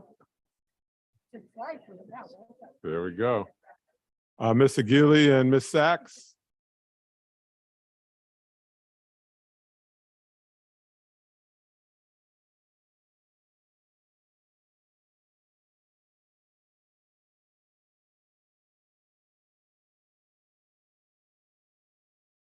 I know. Trustees and audience, we've got like good reports coming, a huge consent calendar, a big business agenda. We can do this in 2 hours and 15 minutes. No, we're not rushing. I'm just saying. Something we're for gonna, everyone. We're That's gonna right. do this. Absolutely. We're gonna take the time that it needs to take and be efficient. Well, we so appreciate the Ready? time. Thank you, Ms. Coslow. All right. All right. Well, good evening, Dr. Clark, board trustees, and we're just going to ride this wave of positivity as we start talking about assessing and supporting foundational literacy in Mount Diablo Unified. This was information that was requested that we come back to the board and we share a little bit about our plans moving forward to really tackle foundational literacy, specifically supporting the students across the district to ensure they are college and career ready. As always, we want to ground ourselves into our instructional equity triangle, which really focuses on highly qualified, culturally responsive instruction, our partnerships, as well as ensuring, again, that our students are college and career ready. Part of our work is really also grounded in the SIR report, which is our systematic instructional review, which did highlight some data for us where this was an area, foundational literacy, in need of attention in Mount Diablo. And as we continue to move forward as a collaborative team, We're consistently looking at our student achievement data over time in order to make sure that we've got instructional practices that are supporting the achievement of students. This is also an area that has been brought up in several different meetings and spaces, whether or not it's the Contra Costa County Office of Education, our principal meetings, our meetings with our learning acceleration team, as well as our task forces across the district. So really the goal of this work, really focusing in again on assessing and supporting foundational literacy, moves us towards a single comprehensive system of support. We really want to maximize all of our areas within our instructional system, which includes assessing and monitoring learning of students, providing interventions regardless of the grade level, making sure that as we provide basic instruction for students, we're also really zeroing on what happens if they already know the information, how do we accelerate their development, but then if they're struggling, how do we provide those tier 2, tier 3 levels of supports? Wanting to make sure that we provide multiple opportunities for reclassification. This is not just a one-time a year where we're taking a look at our emerging bilingual students' progress. Screening students for early identification of students at risk of reading difficulties. We do not want to wait until they're failing. We want to make sure that we take a look at this head on and we really focus in on those foundational grades. Training teachers and how to support foundational literacy skills, which certainly is something as we're looking forward to continuing our relationship with our TNTP team members, that they're really going to help us zero in on this going into the future. And again, our site administrators are certainly partners in this work, in addition to our classroom teachers, ensuring that we know how to provide that leadership, which is so critical to making sure that this initiative is something that gets launched. We're constantly talking about alignment and coherence. It's something that we spend quite a bit of time talking about with our CCEE partners. And what does that look like when we're tackling foundational literacy? It means we're really taking a look at standards-based instruction, making sure that our instruction is very well planned, it's very well targeted. Taking a look at our priority standards is an area that we have been very focused on this last year. Making sure our instruction is one where we do hit not only tier 1, tier 2, tier 3 areas, making sure we're providing scaffolding for students and they need some extra support. And assessments is also a critical component. We do not want our teachers to waste instructional time if the students in the classroom already know a concept. How do we know this? We need to make sure that we do proper assessments in order to make sure that the content that's being instructed upon, the teachers are very well versed in understanding whether or not the students know the standards or whether or not it's areas that they need to scaffold for them. Teaching reading is pretty complex. It is the heart of what we try to do in the very early grades, and it doesn't happen by simply throwing books in front of the students, nor to immerse them only in a print-rich environment. That is certainly part of the process. Scarborough's rope really breaks this down for us, and this really is the main crux of the science of reading, that we are taking a look at language comprehension as well as word recognition. All of these things are certainly mutually supportive, and they are woven together in such a way where we take a look at background knowledge, everything from verbal reasoning, phonological awareness, decoding, sight recognition, and all of these things come together. So we are developing very skilled readers, as these things are one that are built upon as the student move from activity to activity during the instructional day, and also from year to year, moving them from learning to read to reading to learn. What's also really important to highlight is our core adopted materials, our wonders or our maravillas in our dual language classrooms is one that actually has these components embedded within it. What we have started to do this year, and I'll talk a little bit about this in a future slide, is we've been very intentional with training that we've started to do with teachers this year that we're expanding into next year to really surface those elements of wonders and maravillas in order to ensure that we are doing this very strategically in our classrooms and as we move forward into the future, into 23, 24, and then beyond. Just a sample assessment calendar, I just kind of wanted to throw up there that these are assessments that we utilize as a district in order to kind of benchmark student progress over time. We have everything in the area of ELA, math, SEL, which is social emotional learning. We've got report cards as a way to assess our students. We have our emerging bilingual assessments as well. But what is not on this sheet are all of those curriculum embedded assessments that we use. So in the classroom, when they have curriculum, the teachers are also assessing the students, utilizing Wonders. We've got some sites that are utilizing things such as Bridges in the area of mathematics or other content areas. In the core itself, they're pulling out a lot of those activities and assessments in order for the classroom teacher to really understand where they're doing. And then we bring it up to the balcony level so we know where our district is in its totality. So there's these constant levels of assessments that are utilized together in order to really create a comprehensive picture of student learning, not only in the individual classroom at the school site, but also across Mount Diablo Unified. Tying it all together. So as we're really looking at moving into the future, we're really taking a look at braiding and weaving all of these areas together in order to make sure that we've got a very sound systems of support. We, of course, have our summative assessments that we utilize. You know, how are our students doing in foundational reading? Well, they don't take the CASP until 3rd grade, but we do have measurements that we take a look at the younger grades. Some of them are more frequent, which would be more the benchmark assessments, but we do take a look at those as part of our comprehensive and aligned program. Universal screening, of course, is something that we're looking at now in the area of identifying supports for students that are at risk of dyslexia. Our benchmark assessments are everything from ESGI, our iReady in grades 1 through 3. We are utilizing iReady for reclassification purposes. But again, I don't want to forget in benchmarks as well as formative situations, we do utilize our curriculum embedded assessments as well. And some of that could be student work or quizzes in the classroom or exit tickets.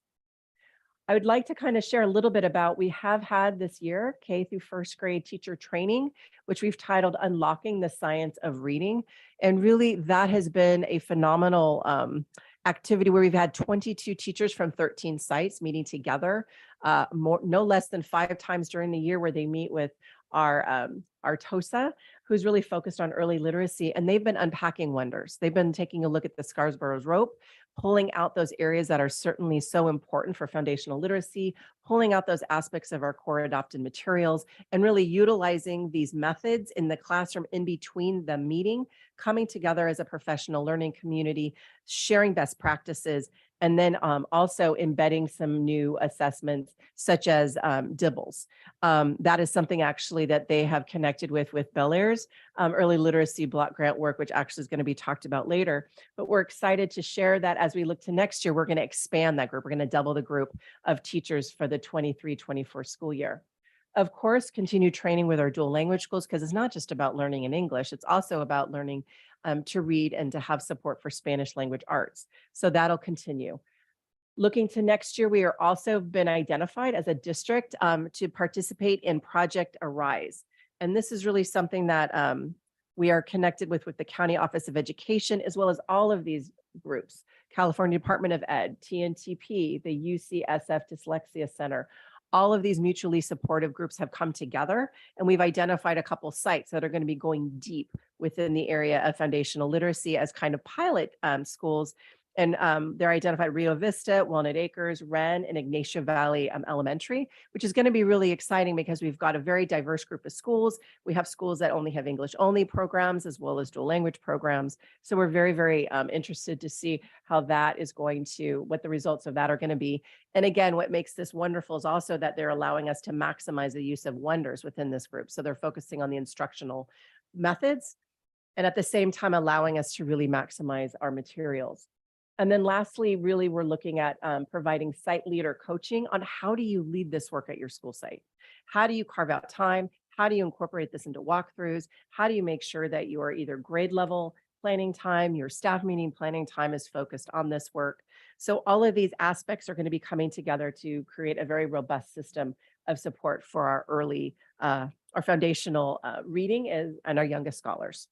I'd like to hand it over to Dr. Aguili.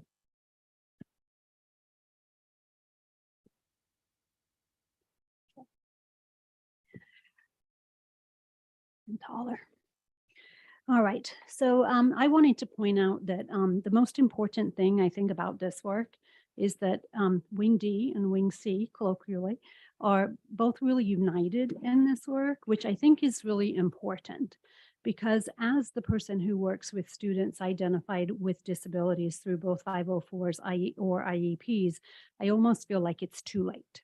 So we did a lot of work this year where we started to back map everything. So just as Jennifer was sharing, not only did we survey our teachers about, are you using Wonders? Are you using our core curriculum? And if not, why not? And how can we make that more accessible to you? We made a really big point to back map and say there's also an entire Wonders tiered intervention system. We surveyed all of our teachers and asked them, are you using this program? And if not, why not? And made that available to the sites who were not using it. Joni Cuneo is just a treasure. And so what she had done is pulled together all of the work from the Wonders program, put it all in a single slide deck for the teachers where it was, click on and print. But even still, that's difficult when you've got 30 little faces in front of you every day, right? So we're trying to make that, on sites ready to be used rather than on print on demand. In addition to that, Wonders does have a core program that is about culturally relevant and responsive literature for all the grade levels, which is also being made available to the teachers, because if children find it interesting to read and relevant, they're more likely to do so. And we know that along with good instruction, you also need to practice reading, just like you do any other skill. So I think that's really important for me to mention that part of my work was focused on those tier 1 and tier 2 interventions, because it really does guide the work what special ed is doing for those tier 3 interventions, right? So just to point out that we are looking at all students with disabilities, and then within that is a subset of students with learning disabilities. So that students with disabilities is about 20% of the population. About 10 to 14%, depending on the district, are served on IEPs. And it's estimated, Yale has this statistic that 1 in 5 of our community members are identified with some sort of learning disorder, such as dyslexia. So 80% of kids with specific learning disabilities are identified with that. So it's a significant group of kids, right? As you can tell, those numbers don't match up, because it is very possible for a child who does receive that early intervention and basic foundational instruction in literacy that's evidence-based and systemic, and multisensory, that they are able to learn successfully. So we want to put a lot of our investment there to make sure that that happens for those kids, right? Decoding Dyslexia cites the statistic that it costs 4 times as much to educate a child past 4th grade. So again, our emphasis is focusing earlier. We have done a lot of work in the district, in addition to the Wonders-based curriculum and then the tier 2 intervention curriculum, which we're doubling down on. We also did bring in, you've seen contracts come for them for our Aspire program, which is used for intervention programs. And I want to point out that is a general education activity. So in elementary school, our resource specialists do see general education students, based on their caseload. And so that Spire intervention is also available for our general education students at some of the elementary schools. We also have provided those materials to our reading teachers and our intervention teachers. So that is, again, for general education students. Spire is also in our resource support classes and our special day classes. We've also adopted Sunday, which is a slightly shorter time in the day, right? So we use that in our special day classes. And then we did train some of our teachers on Linda Mood Bell, which is a much more intensive reading program. We do have that at the elementary level, and then we opened it this year at the secondary level. We do that through attrition. We don't displace all the kids that are in the class. Just as they sort of phase out, we backfill it with kids identified with dyslexia, so we don't disrupt the learning of the kids in the class. So it's too early for us to have data showing the efficacy at the middle school. But if you look at the charts, I know the print is really small to see, but just look at the colored bars. You can see in year 1 and 2 and 3 for our phonics survey, and those are from the data that the teacher collected in the elementary class. So you can see those kids are learning, right? They are growing in their ability to use their phonic and phonemic awareness skills. And then the comprehension, which is also an important factor in this, because if you're reading but not comprehending, then what's the point, right? You can see the red levels there. So what we're doing is working. We're quite pleased with this outcome and look to get more of that data from the middle school class as we go through. There is exactly right now a hot debate, and for several years, the state of California has been trying to pass legislation for universal screening for students at risk of dyslexia. It's not to say those children have dyslexia or they need to go to special education. It's just trying to identify them early, but for several years, this proposed bills have not made it through the process for a variety of reasons. So there is actually existing language regarding dyslexia in Ed Code, and I won't read it for you, but it is there. And it just says that it being dyslexic meets the eligibility code for under IDEA for specific learning disability. And if you happen to have dyslexia, but it's not found to be eligible for special education, then we have to provide support in general education. So to me, it seems a bit silly that we have this as Ed Code. It just seems like, I don't know, good instructional practices, but nevertheless, it is an education code. You do hear a lot of people say that, you know, if we screen kids for risk of dyslexia, you know, they'll all be dyslexic and they'll all be in special ed. That's not true. We can serve those kids in general education, and we should when we have education code that supports it, and our practices in the district aim to support that too. Right now, interestingly enough, this is the latest language for SB 691, which is the screening bill for dyslexia, for students at risk of dyslexia. And what you can see is that the proposed bill, which is proposed by Portantino, talks about establishing a list of evidence-based, culturally linguistic, and developmentally appropriate screening instruments, and that in the school year 24-25, an LEA will screen pupils in any of the grades K through 2, and that we will then, should they be identified as being at risk for dyslexia, will provide evidence-based literacy instruction, progress monitoring, and early intervention in the regular gen ed program, which makes sense, right? This year, though, the governor really wanted to make sure that we didn't wait for the bill to go through the process and for it to not pass again, and for it to, you know, die in committee, for lack of a better word. So what he did is he added it to the omnibus trailer bill language of the budget bill. And so that is still subject to revision once they propose that out there, but it's a lot more likely to get passed. And an example of that would be last year when they proposed that the change that students with moderate to severe disabilities all were eligible to receive a high school diploma through an alternative pathway, which you'll hear more about next meeting. That went through the trailer bill. So it's a much more streamlined process to get things through. So this one is interesting because there are a few changes to this. And what they say is by January 24, they will convene a panel of experts who will develop the list eventually. And the list will be developed by December of 2024. Districts will have June of 2025 to adopt one or more of those instruments that are on the list. And if the following school year, so a full year after Portantino's bill, we would be required to assess all students in kindergarten to grade 2 inclusive. So remember, Portantino's bill is you would screen once in that time period. This one, they get screened every 3 years. I will admit, when I first saw this, I went, oh my goodness, we're going to be screening TK kids, but that's actually later on in the clarification. It's not for TK. So that's an important distinction. And again, should we find the students to be at risk of reading difficulties, including dyslexia, but not limited to dyslexia, we'd be required to provide that instruction. So one of these or both will pass. I'm quite confident of that.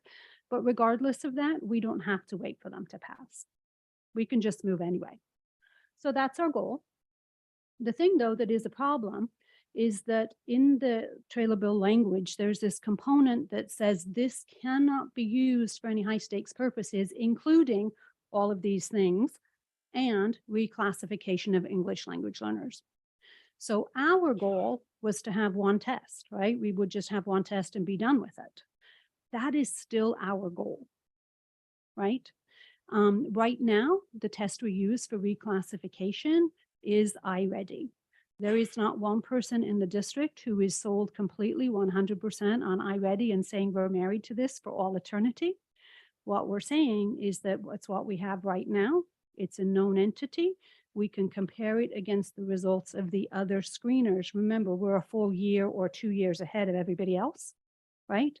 And then we can determine which of these instruments gives us valid and reliable and reproducible results that are backed up by classroom data, observations, SST data, special education assessment if appropriate. The goal is not to keep iReady eternally. The goal is just simply to get us through this period where we're evaluating the instruments that we're proposing. So we did do a lot of work, and I will not bore you with this, but there is a change on this, which is the multitudes. It's not K5, it is K2 right now. And what the plan is with this is we had researched a lot of the different universal screeners, and then we had gone ahead and looked at the actual subtests that they use. And while some of the subtests that they use are similar, including phonemic awareness, decoding, phonics, comprehension, there are some differences between the two. And as you may know, the multitudes screener, which is from the UCSF, which we've been serving as their validation team. We've got several of our elementary sites that have been testing the kids for the past 3 years. We have the system in place. We have the procedures in place, the site's familiar with how to do it. They are going to officially roll out their product in fall of 24. But for all of the people who were part of the testing group, it's available to us as a valid screener in fall of 2023 in the English language version. So it's not statewide yet, but it will be statewide in 2024, but it is fully validated. Conveniently, that lines up with the timeline for the adoption of the panel, right, in 2025, but I'm not sure if that's an accident. And then the M-Class does go through grades K through 6. We eliminated DIBELS because it's a paper form, and just getting somebody to simply compile all that data and analyze it by group would just be so much data entry. It would take forever, even though Bel Air uses that and used it for a large part of the start of the year. But it was, again, just the analysis and synthesis of the data. And then we did eliminate the early bird screener. I will tell you, I loved their intervention pieces, but it wasn't just far enough in the process yet for us to adopt, we felt like, as a group. So our proposed steps for the next school year are that we do continue to use the iReady for considering English language learner classification and as the baseline for grades 1 through 3. To reiterate, that's not forever. It's just simply while we compare the data. And this is a 1-year thing. And then again, some sites, as you know, do already pay for additional pieces out of their site funds, which they would be allowed to do. We are not proposing to centralize that at this time. Multitudes, the UCSF screener, I forgot to tell you this part. We are going to be participating at the some of our sites with that English version of the multitude screener. At all of the sites that piloted it, which is 9 sites. Of those sites, 4 of them will also do the continued pilot of the Spanish version, which will be fully rolled out the following year. So that's for the multitudes, and we do plan to use that as a screening tool again to identify kids at risk of reading difficulties at the current test sites where they are, both in the English and in the Spanish, where we have high concentrations of those students who speak Spanish. And then use the M-Class as a screening tool to identify the students at risk of reading difficulties at 6 sites. And the way we would pick those sites is we would take some of the sites in the ARISE project, particularly those who have very high referrals to special education, to try again to see if we can identify those children earlier. and the kids that are using the lowest scores on our current district assessments. And then at the end of the year, the staff from special education, and again, the staff from Wing C, the curriculum and instruction team, already have a process in place by using the assessment, research, and evaluation department that combines all the data, and Ray works some kind of magic with his spreadsheets, and then we can really analyze that data and decide how to move forward with which of these one assessment tools when we get done at the end. So that's sort of where we are right now. And I would be remiss if I did not send a huge thank you to all of these people who were part of this work.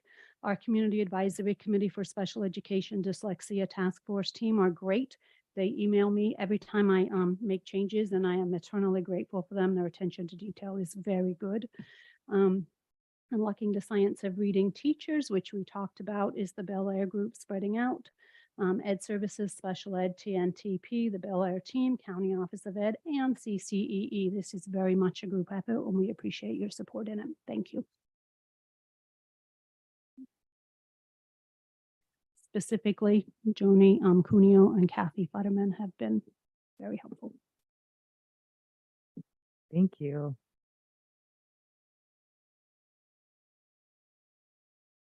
Okay. Should we do public comment first? There's just one. Okay. Cora? Hello again. I wasn't planning on speaking on this item. In fact, I hadn't even looked at this, but I've told you all before, I've been working with struggling readers in a second grade classroom on one of our campuses all year. And I'm kind of sad to see that iReady is still kind of a cornerstone of this process. Those assessments are really not all accurate. A 7-year-old does not care what that score is. And for a struggling reader, they just want to get it over with, and they just start clicking C, C, C, C, C, C, C to get through it. And it also makes them feel somewhat inferior when they're really struggling with those assessments. And I just would have liked to see something a little bit more innovative, knowing that you guys had, a pretty lengthy discussion about whether or not the district was going to continue with iReady already once this year. The other thing that I felt was really missing from this is that one of the most important things that you can do to really enhance literacy at a school is to foster a love of books. And there's no mention of librarians in there whatsoever. We know that their hours have been cut. Studies have shown time after time that one way to increase reading scores and literacy on campus is to have a fully functioning and accessible library. And so I would love to see some emphasis put on that, because what's happening is we are making kids hate to read. They are learning to hate to read in these very confined spaces. There's a lot of pressure put on them to read. Like they said about the screening for dyslexia, there's, a large number of kids that have clinical reasons why they're struggling. But for a lot of kids, especially this last year and the learning loss from COVID, there are a lot of kids out there that cannot stand to look at a book. And it's really sad that we aren't doing more to make reading an enjoyable experience for them. It's more about the business. So I hope that we can start seeing some emphasis put on just the joy of books, and how much that can enhance your life and a lifetime love of learning. Thank you. Thank you. Trustees. I just had a question in regards to being reclassified, and this has to do more with the process of reclassification. So my first question is, what exactly makes a student be put into an EOD class and have to go through the reclassification process? It's a great question that a lot of people don't know, but it's one thing. When a parent enrolls a child in the district, they fill out something called a home language survey. And once that home language survey is filled out that identifies that a child speaks a language other than English at home, you have to then go through the process of establishing what level of English proficiency they are and continue to test them. So just like if you're taking the state test that you take every year in school in the spring, a parent can actually sign out their child and say, yep, no, we're not doing that. But that's not true for the English language proficiency test. And it all comes down to that one form when you were enrolled in school. And then when you take that reclassification test and you score certain scores on it, and you also meet other scores on another kind of test that's given to everybody, that's what leads to reclassification. Trustee Count. I was waiting to see if anyone else had questions. First of all, I just want to say thank you for all of your hard work on this and all of the collaboration that you've done with people throughout the district. I think that's really fantastic. You mentioned the unlocking the science of reading training that's been happening so far with 22 teachers from 13 sites. I just wanted to tell you that I feel like I've heard from many of those teachers that it's been an incredible transformational experience.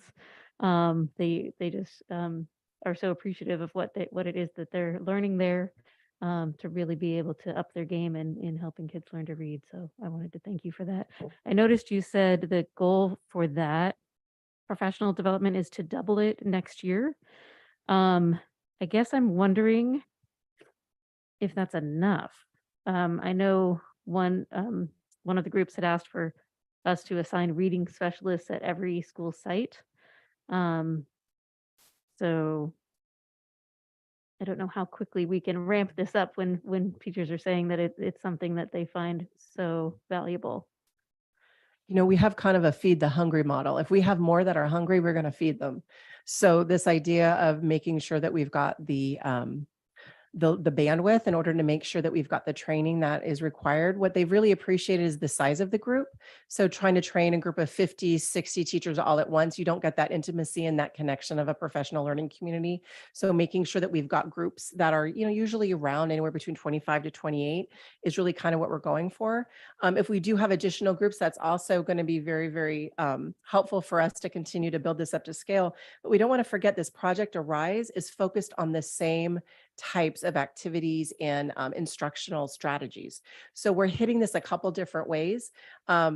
The substitutes, because we also know this is not something that the teacher this should not be put upon them after school, before school, weekends, anything like that. We are really wanting to be very thoughtful of our professionals, providing substitute time so they can actually come and be together as a professional group in order to be part of that training as well. So all of these are considerations, but if we do have a lot more people, we can build it into the schedule. That is certainly something that we will take advantage of. Thank you. I like that, to feed the hungry, because you want people who want to be there, right? Who really want to learn what you have to offer. One other question I had was just on the very last part. So the proposed next steps with iReady Multitudes and MClass. So that last piece, evaluate the data at the end of the year to determine next steps.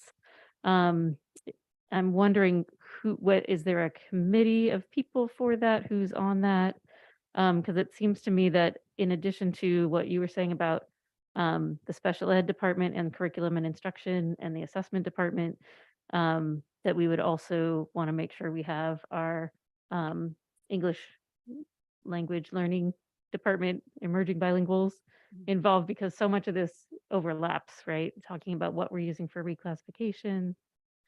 I think I misspoke on 2 levels. I meant to say Wing D and Wing C just in general. Yes, and English Language Learner Department does fall within the Head Services Department, Wing C colloquially. And also we won't wait until the end of the year to do that. We will do it sooner. But what we want to do is make sure that we're making our decision after we have a year's worth of data. So for example, if one of the screeners really identifies a lot of kids earlier in the year, what is that looking like later, right? Or the other way around. If this one says, no, everything is fine, but towards the end of the year, they're kind of falling apart and we're starting to see some signs of struggle. So we will do check-ins throughout the year with different data points across both ed services and the special ed teams. Okay, thank you. Yeah.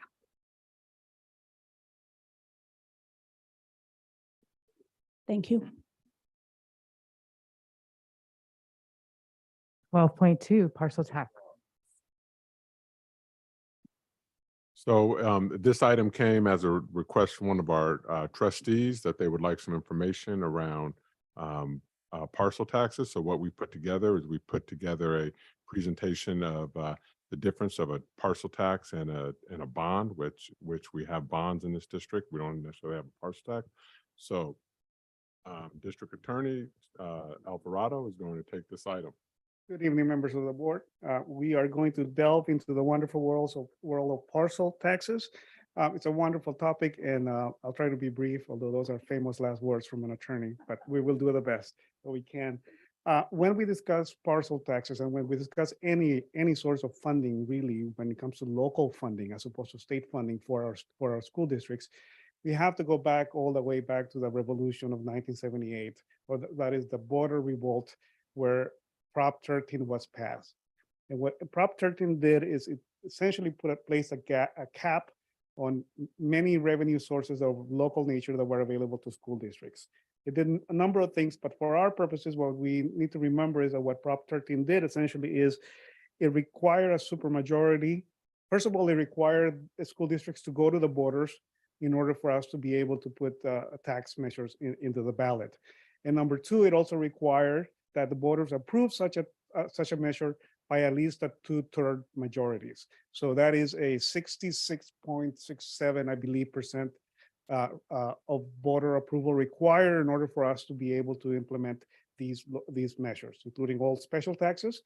And there's a number of other areas of taxes as well that fall within that parameter. So as we look at Prop 13, to this date, it's still in effect. It is actually part of the California Constitution, and that it affects the way in which we can proceed and actually try to implement parcel taxes at the local level. Now, there are more than one area of local taxes, or what we call special taxes, and I'm just going to briefly go over each of those and kind of try to illustrate the differences. One of the taxes that we do have actually in the district currently is what's called a Mello-Roos tax. And Mello and Roos were two individuals who were part of the legislature who actually implemented this law back in 1982, I believe. In any event, what a Mello-Roos does is it creates an area, a geographical area, where you can put a local tax. It does not exempt folks, the districts from meeting the 2/3 threshold. So in order to implement this and to actually create a Mello-Roos nowadays, you would still need to put it into the borders, and you would still need 2/3 of majority of the borders to approve it. Mello-Roos have become disfavored in many ways because they create a lien on actual property. And realtors and developers really do not like them because it essentially means that for life, almost, nowadays there is a sunset provision that is required, but back in the day, it meant that once you have a Mello-Roos imposed on your property, that stuck with you throughout the ownership, and then that affected the value of your property. So as a result, it is no longer favored, although as indicated, the district does have currently a Mello-Roos tax on the records, on the books that continues in effect to today.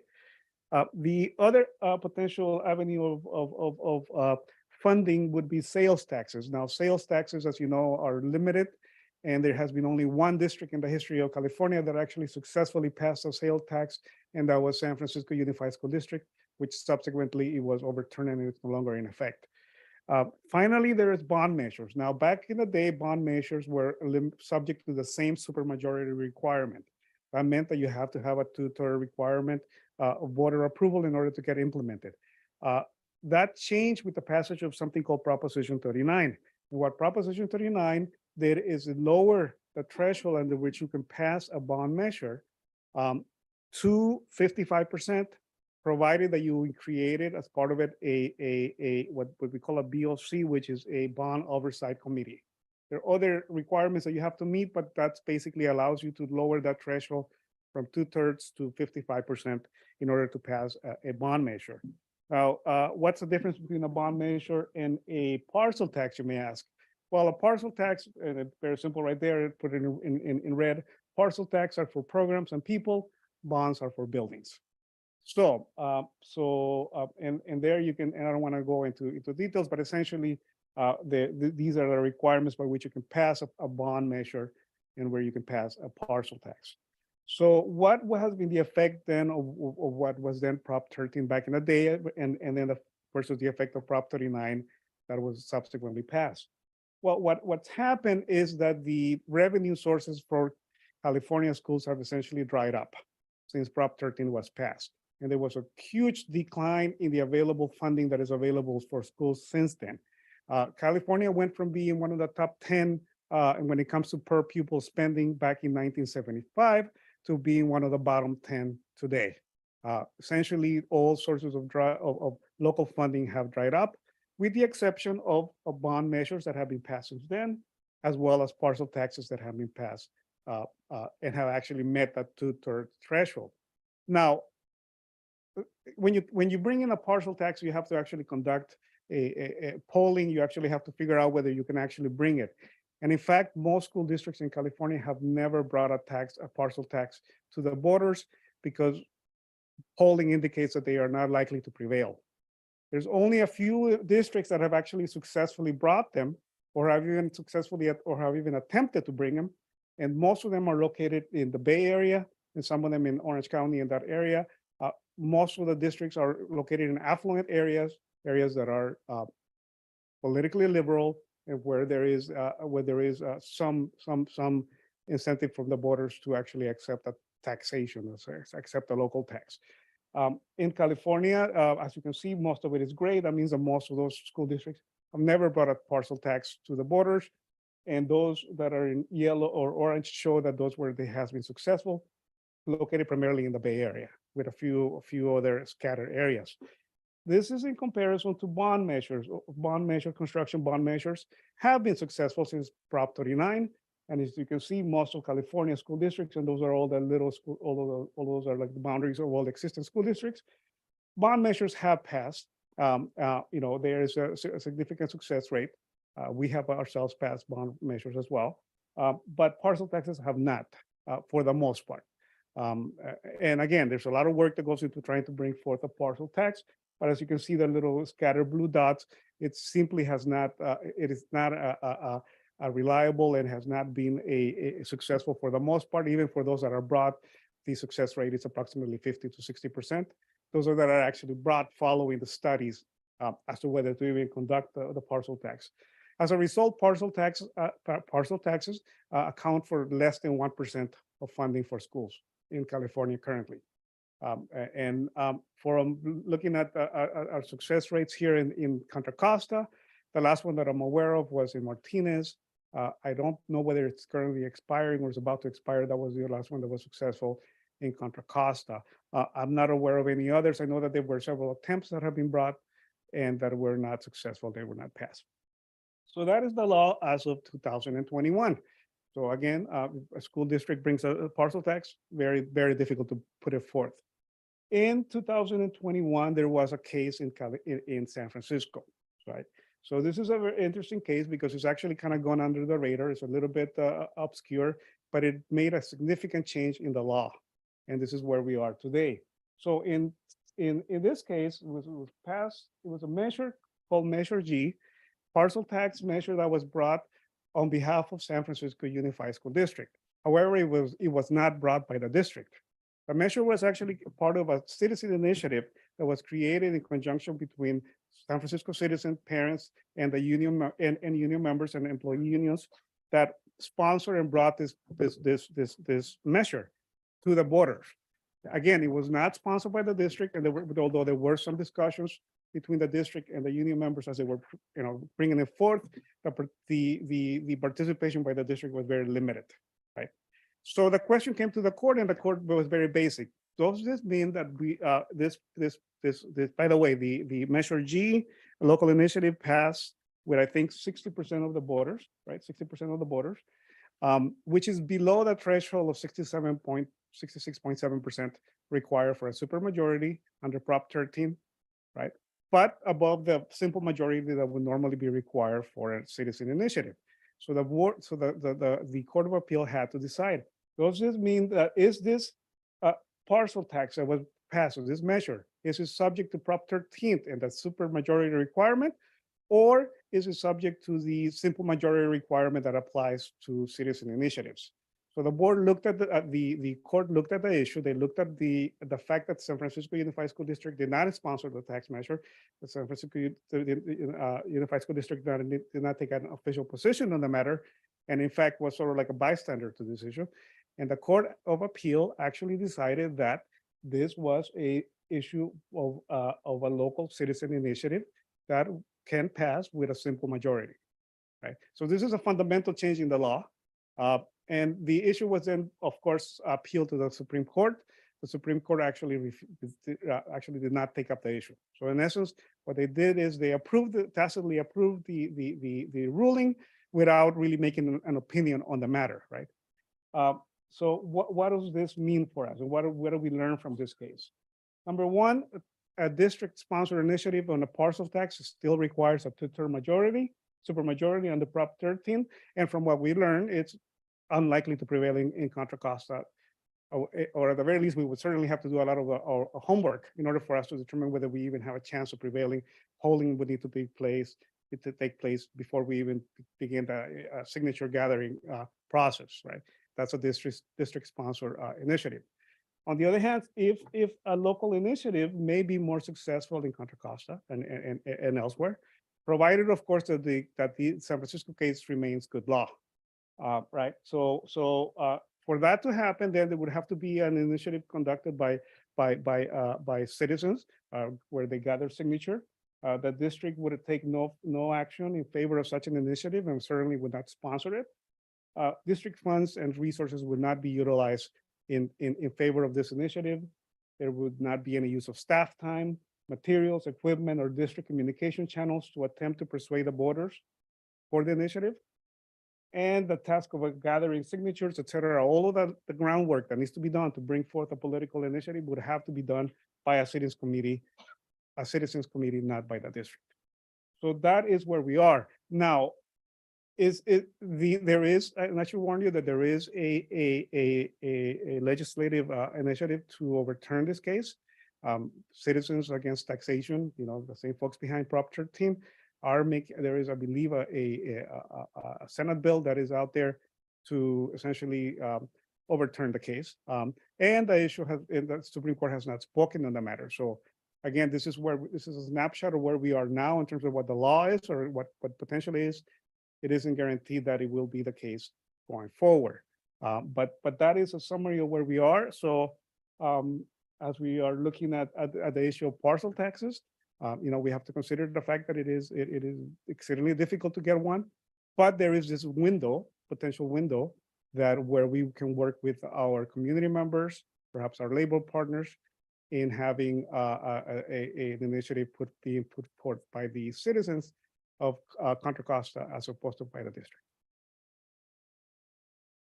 And I'd be happy to answer any questions, or if the board will require or ask for further information, or we can bring that forth in future meetings. Through the chair. In your looking at this, what was the cost of these failed measures? It is significant, of course. The upwards of it really depends, obviously, on the geographical area, but it is expensive of upwards of $1 million in the whole process, because it entails gathering signatures, it entails paying or to have the initiative in place. That varies, but yes, it could be upwards of $1 million in expenses to bring forth a successful initiative with no guarantee of success. Even though, it's parcel taxes only are 0.1, what did you say, 0.1% or 1% of funding? They are less than 1% of funding in California. Do you have any idea of those, big circles of those districts who have been successful? What percent of their funding, if they have a parcel tax, so they have a source of revenue, like what percent of their budget? Parcel taxes are what's called ad valorem taxes. So that's Latin. But really, what it means is that they are not based on the value of the property, rather they are based on each individual parcel. They're kind of regressive in that way. Most parcel taxes are roughly between $50 and $100 per parcel, and it really depends on the number of parcels you have in the area. Which you bring in the parcel taxes. Now, keep in mind here in California, that we as a school district are part of 5 different communities and several unincorporated areas. So that would have to be brought in each, perhaps, and I don't know whether actually, I have not looked at this issue, whether it actually would need to be brought in each individual area as opposed to as a collective. That's an interesting question. I need to look more into that. But in any event, so yes, the total revenue, it really depends. I mean, you could put a parcel tax that is for $500, but the likelihood of that being passed per parcel is much lower. Most of them are relatively modest by comparison of our total budget in terms of the amount of revenue that is projected to be gathered from each initiative or parcel tax that is passed. Just for comparison purposes, the Martinez parcel tax is $75 per year per parcel. It's expiring in June 2024. And it says that it's providing $850,000 in annual local school funding. It looks like they previously had a lower rate of $50. And so when they were renewing, they increased it by $25. And there are always exceptions as well that apply to each parcel. So for example, senior citizens may be entitled to an exception. Unincorporated areas or areas that are farmland as opposed to commercial areas, et cetera. So the amounts that we are talking about, again, even those where they have passed, they tend to be less than 1% of the total budget of the school district in question.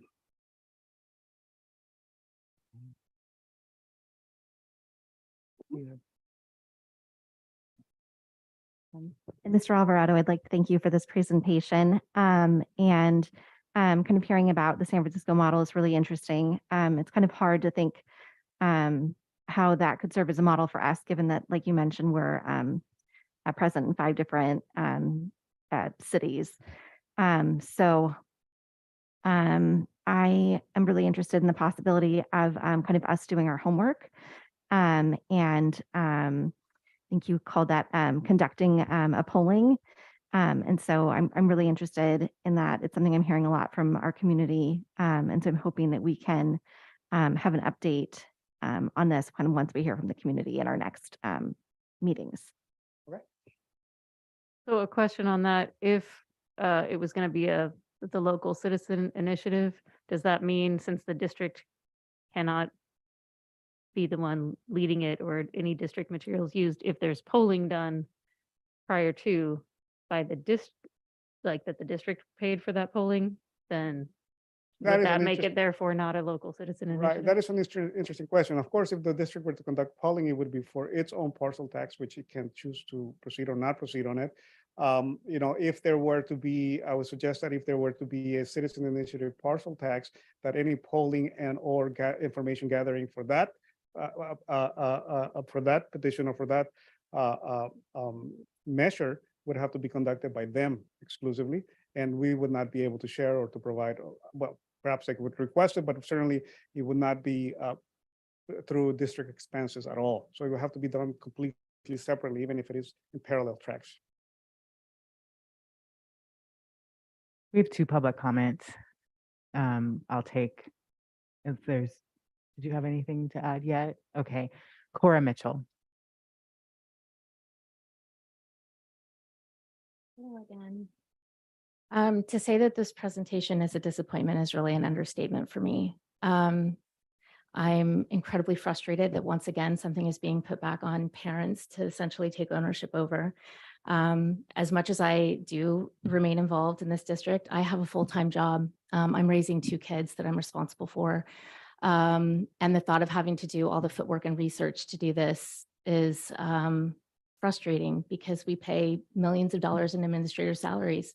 And the fact that on this presentation, there isn't even any information. Could you not come up with an average for what these parcel taxes are and how much money is generated and what we could possibly do with it? It doesn't give the public a whole lot of information to even start with. How would I possibly know how much money we need to bring those class sizes down? When I initially came to you guys, that's what I said. Let's bring down class sizes to 28. Actually, I think I said 25, but I'd be okay with 28.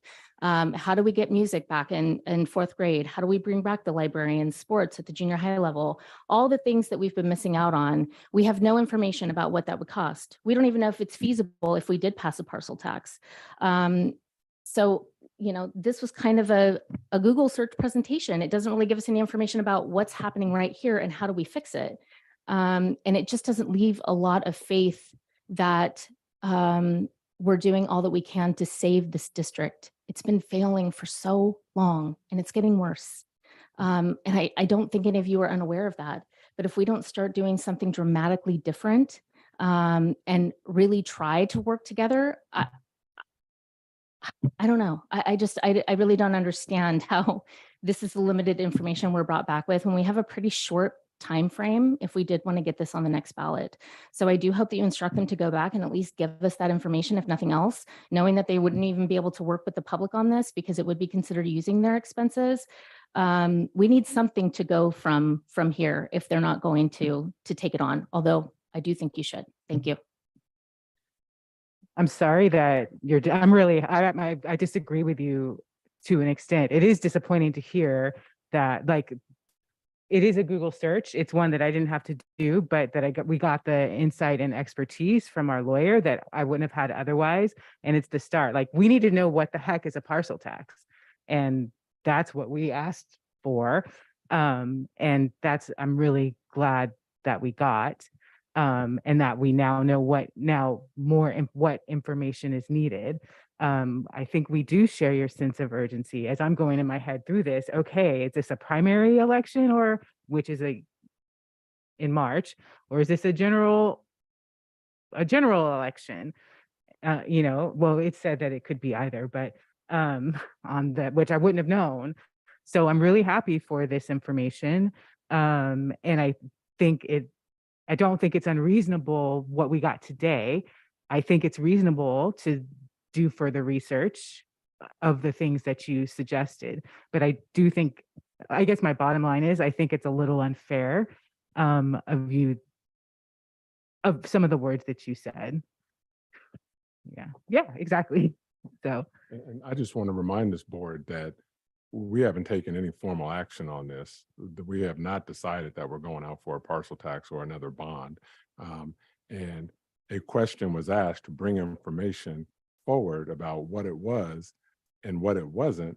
And that's what we've done. And I know you guys have received calls from people who want you just to skip all this process and move ahead. But anything we do after today is gonna require a board vote. It's gonna have to be that.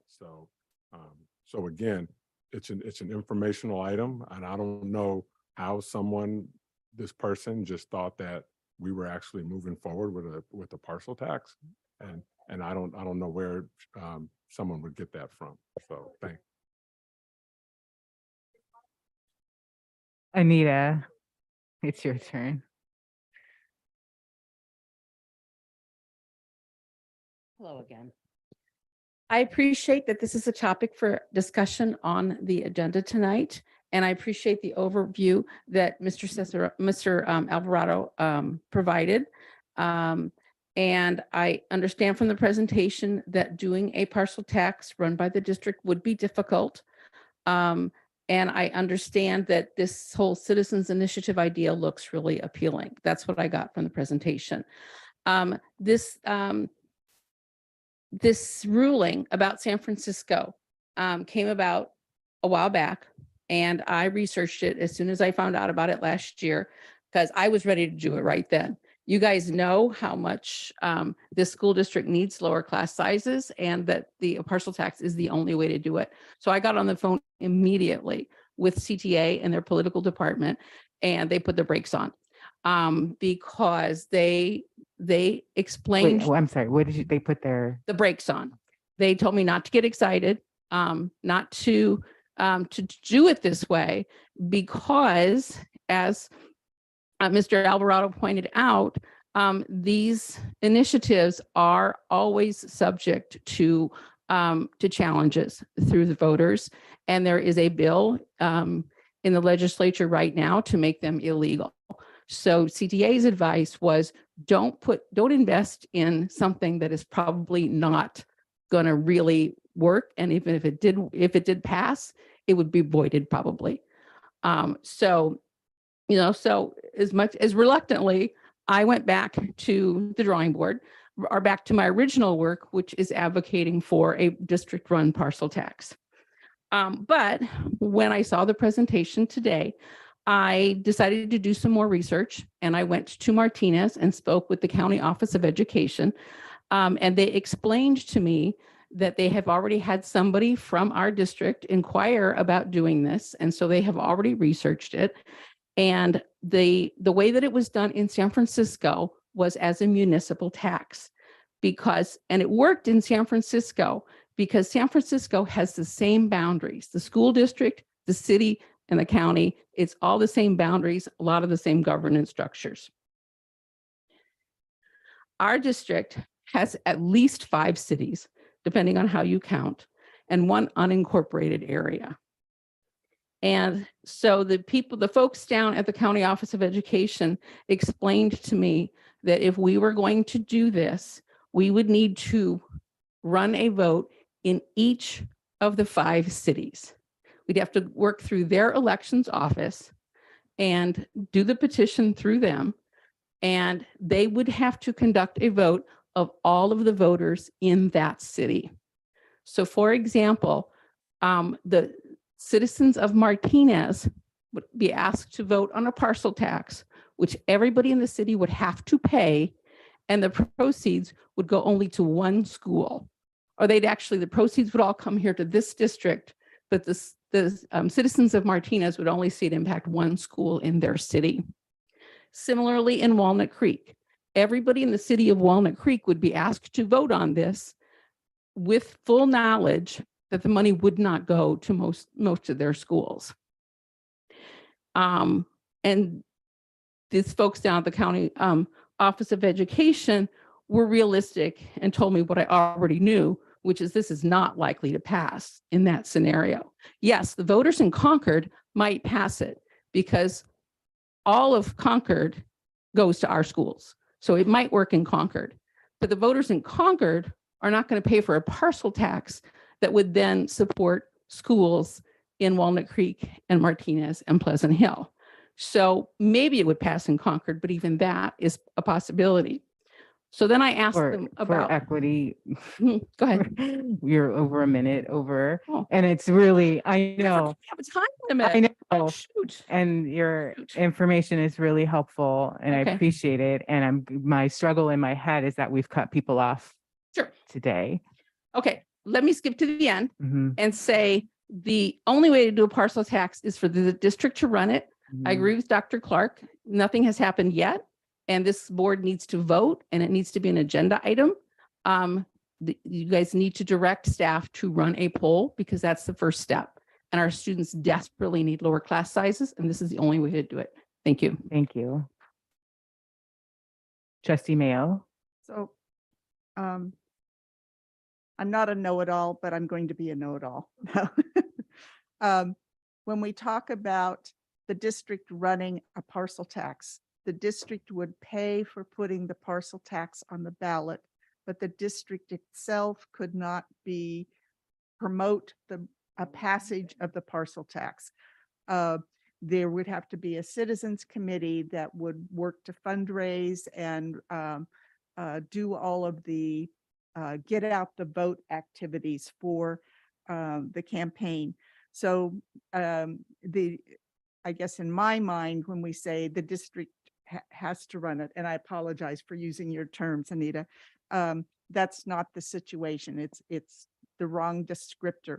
The district would be, and the board would be the initiators, is the way I think of it. Mount Diablo View Middle School was built by a developer, Mello-Roos. So we have 2 Mello-Rooses in Mount Diablo School District. One is this Mount Diablo School District Mello-Roos, and then there is a developer, Mello-Roos, which built Diablo View. So sometimes when you get an angry email about why do I have to pay 2 Mello-Rooses, it's because of the folks that live in that particular community around Clayton. I went through and looked at successful parcel taxes in Contra Costa County only. And between 2008 and March 2023, which is when the most recent one was approved, 26 have passed. That doesn't include the ones that have failed, and that includes our Mount Diablo Measure D in 2009. And they vary. The most recent one, which passed in March of 2023, was the assessment per parcel was $295 for 7 years per parcel. and that was for Arinda, and it was a renewal.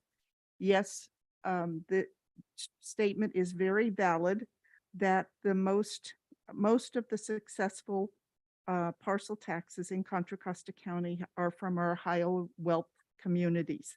But Martinez has passed them, as has West Contra Costa, as has Pittsburgh, has also passed them. And some of the ones in, I believe, Acalanes and Lafayette are evergreen. So there is that possibility, but it took them a while to build the confidence of their public before the public would accept an evergreen concept. So they typically, it looks like they go out every 6 or 7 years in order to approve a new one before the old one expires, I guess is what I want to say. The 2009 Measure D parcel tax was a lot of work. And there are a few people sitting in this audience who walked the streets with me in 2009. And unfortunately, our community wasn't ready to accept it. And, that's why the following year we passed the 2010 Measure C, which sailed through. So the truth is there that the public supports the facilities bonds because it's something tangible that they can touch and see, whereas salaries maybe isn't so doesn't have that feeling for them.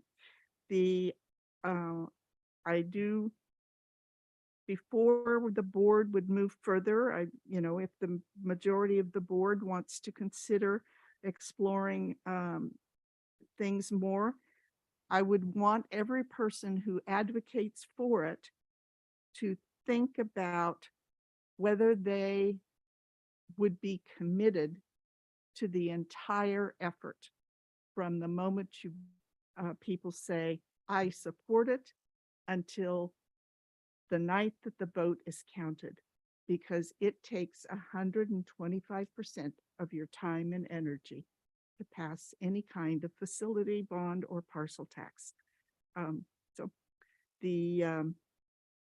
It is, I want to think it's possible. I'm a dreamer, but we have to have the commitment. We have to have the resources. The other thing is our labor partners will typically support facilities bonds because it means more jobs for the trades. Whereas parcel taxes, it's more difficult to identify donors that will help contribute to the campaign.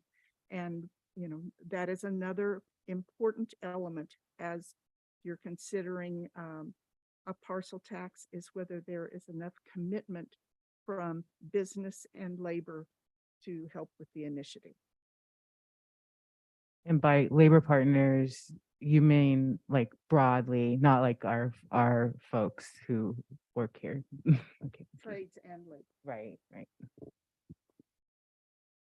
So, did you finish? Mhm. Okay. So to speak from my own experience, I worked for a nonprofit organization up in Washington State that worked on a statewide initiative to increase funding for public education. And the reason they did that, one of the things that motivated them to do that was that they were in Seattle Unified School District, and they had just run a parcel tax campaign and run it to the best of their abilities, 125% of their time, and it failed. So they decided really the better thing to do is to work on statewide education funding to benefit all school districts. I worked with that group after that to advocate at the state level for a simple majority so that parcel taxes could be passed with a 50% +1 as opposed to a 2/3 vote. Unfortunately, that is not the situation here in California. It is a lot of work to run a campaign, and I know I hear from our community that our parents are very busy and have jobs and kids, and that's a lot to consider doing something like a campaign for a parcel tax. But the reality, in my experience, is that the places where these parcel taxes pass is where there are parents and community members who do full-time, take the lead on this to make it happen and make it pass. And that's part of why I think it happens mostly in the wealthy districts. If you look at Lafayette's Measure L, it's $290 parcel tax for 7 years, providing $3 million. But that's, you can see 290 per parcel. Big difference from Martinez is $50, right? Slightly increasing to 75. So it generally, when I've seen parcel taxes pass, it has been led by the community. There might be some district support of the effort in terms of providing information and that sort of thing. But it's not something that people can expect a school district staff and board to run on their own. It's just not realistic. So I want us to be thinking about that. And in terms of the next step, if we need to run a poll, it could be run, that poll could be run by our school district at cost. I would need to find out how much a poll would cost. And then we would need to pass that as a board that we're going to spend school district dollars on that poll.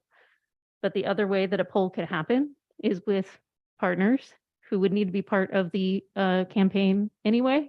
Some of our labor partners perhaps, or our business and community partners could be the ones to run the poll. It doesn't have to be the district necessarily, right? So I would ask that we think about that as well. If we, the district, run the poll, then we are asking to spend those dollars on that versus other things that we want to be spending our money on. So that's something to consider. I did get to work on Measure J with Trustee Mayo and Trustee Mason. And we worked our tail off for that. It was a full-time job for all of us.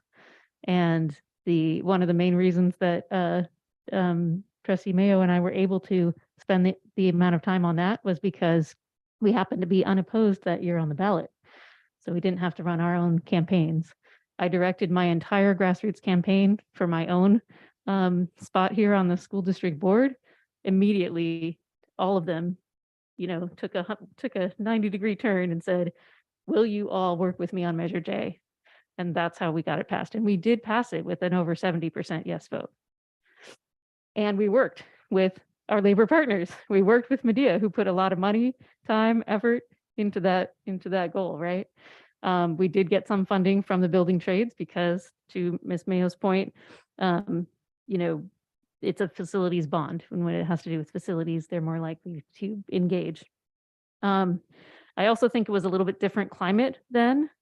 I felt like at the time, there was a strong partnership between our labor groups and the school district, and a general positive feeling about our school district as a whole.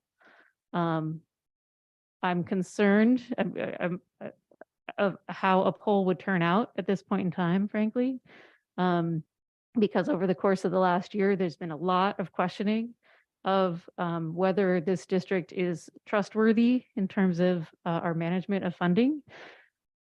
I personally don't understand those questions because we've had positive budgets, we've had clean audits, we've passed all the tests in terms of when a third party looks at our financials, but we've had constant public comments from many different people still questioning whether you can trust where a dollar goes in this district. And so if the public has been listening to that for the past year, pretty much constantly, I'm not sure that they're in a place right now to be able to say that they want to fund dollars for this school district, but a poll would show that. And I think that's all I have to say. I'll be brief because we have a long meeting, but I just think the fight isn't here in our community. The fight is in Sacramento, and we should have every of our labor unions, everybody. There has been talk among senators and assemblymen of raising it's ridiculous. In New York, it's 26,000 a kid, and here it's in the richest state. It's like what, 13? That's where the fight is. I think that's where the fight is. And I've talked to local assemblymen and senators that are on board. They want to do it, but they don't think that they're going to have the backing of the labor unions to make the fight in Sacramento. So that's where I would prefer to spend my time and efforts. Because like it or not, a tax like this will put some of the families in Bay Point on the street, because I guarantee you, the landlords aren't going to put out the money. They're going to pass it right on to our families, and they will then be homeless. So my fight's with Sacramento, not with my community. We have one more public comment, Jane Enlow. I teach at Sequoia Middle School, and I'm also the Community Engagement Chair for Medea, which we are trying to get up and starting, and I've been trying for about 2 years now. And I've got lots of parents who are telling me they want smaller class sizes, and they're willing to pay for it. I hear your point, Ms. Mason, and I agree. By the way, I've been working with CTA. I'm a member of CTA. I go to the CTA leadership things. I'm trying to get money as well. So I don't think that we should not do maybe both. Maybe not make it as expensive as the other districts either. But I promise you, I will work 125% of my time for this if you decide to do it. And I will get parents to come and help you. I can do that. I want to do that. I've heard from our district that we should be doing that. And if we do the poll and word it the right way, that we're going to use it for smaller class sizes, I think you'll hear a different idea than what you might think would happen. But I think wording of the poll would be everything. And I think wording it to say that we're going to have smaller class sizes and be real specific on what it is it's going to be spent upon, I think is the most important thing when you're polling. But I agree with you. CTA should be doing more, and I will get on their back, I promise. But I do think we need something for this district because our class sizes are huge. And it is so hard to teach 34 English or 33 English students and have them all succeed. It is swimming upstream. And I want to do my best. I teach ALD, AVID, and English and History 7th grade core. And I want to do my best that I can. Smaller class sizes would give me such an opportunity that I don't have right now as a teacher.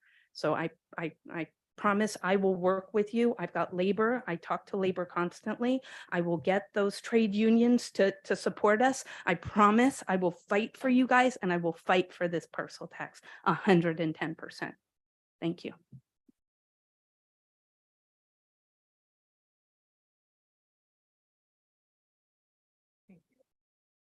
Turn on. Thank you. Any other comment? So we will have to give direction. Do you have anything to offer? I mean, that sounded bad. I'm sorry. Okay. Are you, no, I'm like, why are you staying? Okay, you're good. Yeah, no, that's fine. I don't know what the direction is to give in this very moment, but we do each meet with Dr. Clark every week. So there could be direction before the next meeting if you all say so. I don't know what it is today, though. I'm not ready to say what to do. I mean, this item is information only, not action. So I'm Oh, not no, sure I if know. that's- I'm like, But, should I I- mean, we're done. The for this- assumption this- was that we need to do polling, and that Mhm. for some reason that we came here tonight unprepared to move forward with a parcel tax. And so what I'm saying to the board is, if you want us to do something official, if you want us to We would need a to- vote. to start, we would have to contract with a consultant who would then start giving us pricing and start talking about doing a poll, then I would need some sort of board action. I can't get that from you individually talking to you. So this is the moment, or you can table it, but I just don't want the narrative to be that we are dragging our feet on this, because I've done everything that I've been asked by this board. And I'm not talking to the board, it's just some of the public comments that came out as if we were supposed to have something ready tonight, like we're going out for a parcel tax. So you learned tonight of the difference. You learned of the challenges and the benefits of this. Obviously, having extra revenues to support learning for our students is a great thing. I have concerns about people's appetite for additional taxes. I have concerns with putting together a team of volunteers to go and do this, especially when some of the narrative coming out is this and that. Like, you know, those are things that people hear and they listen to. And you know, and so I think if this were something we were going to go forward with, people would need to be committed and say, we're going to do this, and we're going to stop pointing the finger, and we're going to stop blaming, and we're going to work together to try to achieve a common goal. I'm all for that, but again, there's many rules that the district has to take with parcel tax. I've been on parcel taxes with Akalani several times, and I passed a bond in Vallejo, so I understand exactly what this takes, and that I cannot have principals, as it was sounded earlier, like we have enough administrators. I can't have principals during their work time cold calling families to see if they're going to vote or walk. I mean, it just doesn't work that way. So would this board, you know, by show of hands to the superintendent and to Cesar Alvarado here, would you like us to talk to some consultants and come back with pricing or come back with the process of what it would be to do polling? And that's what I would need, because that is going to commit us to dollars. And if you want me to do something for dollars, I think it would be great to price that out, and just so that we know, we have an idea, we understand. That's not taking action, right? That's just like doing research that can be our next step. And then, because then whether or not it's an action item, you bring the information, we take action or not.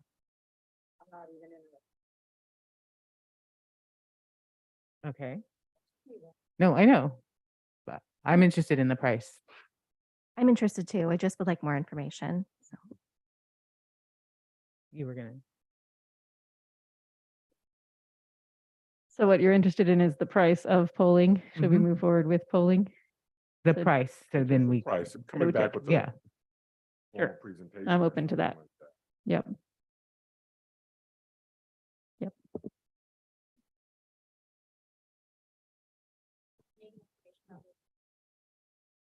Thank you. I- Thank you. Thank you. So- Thank you.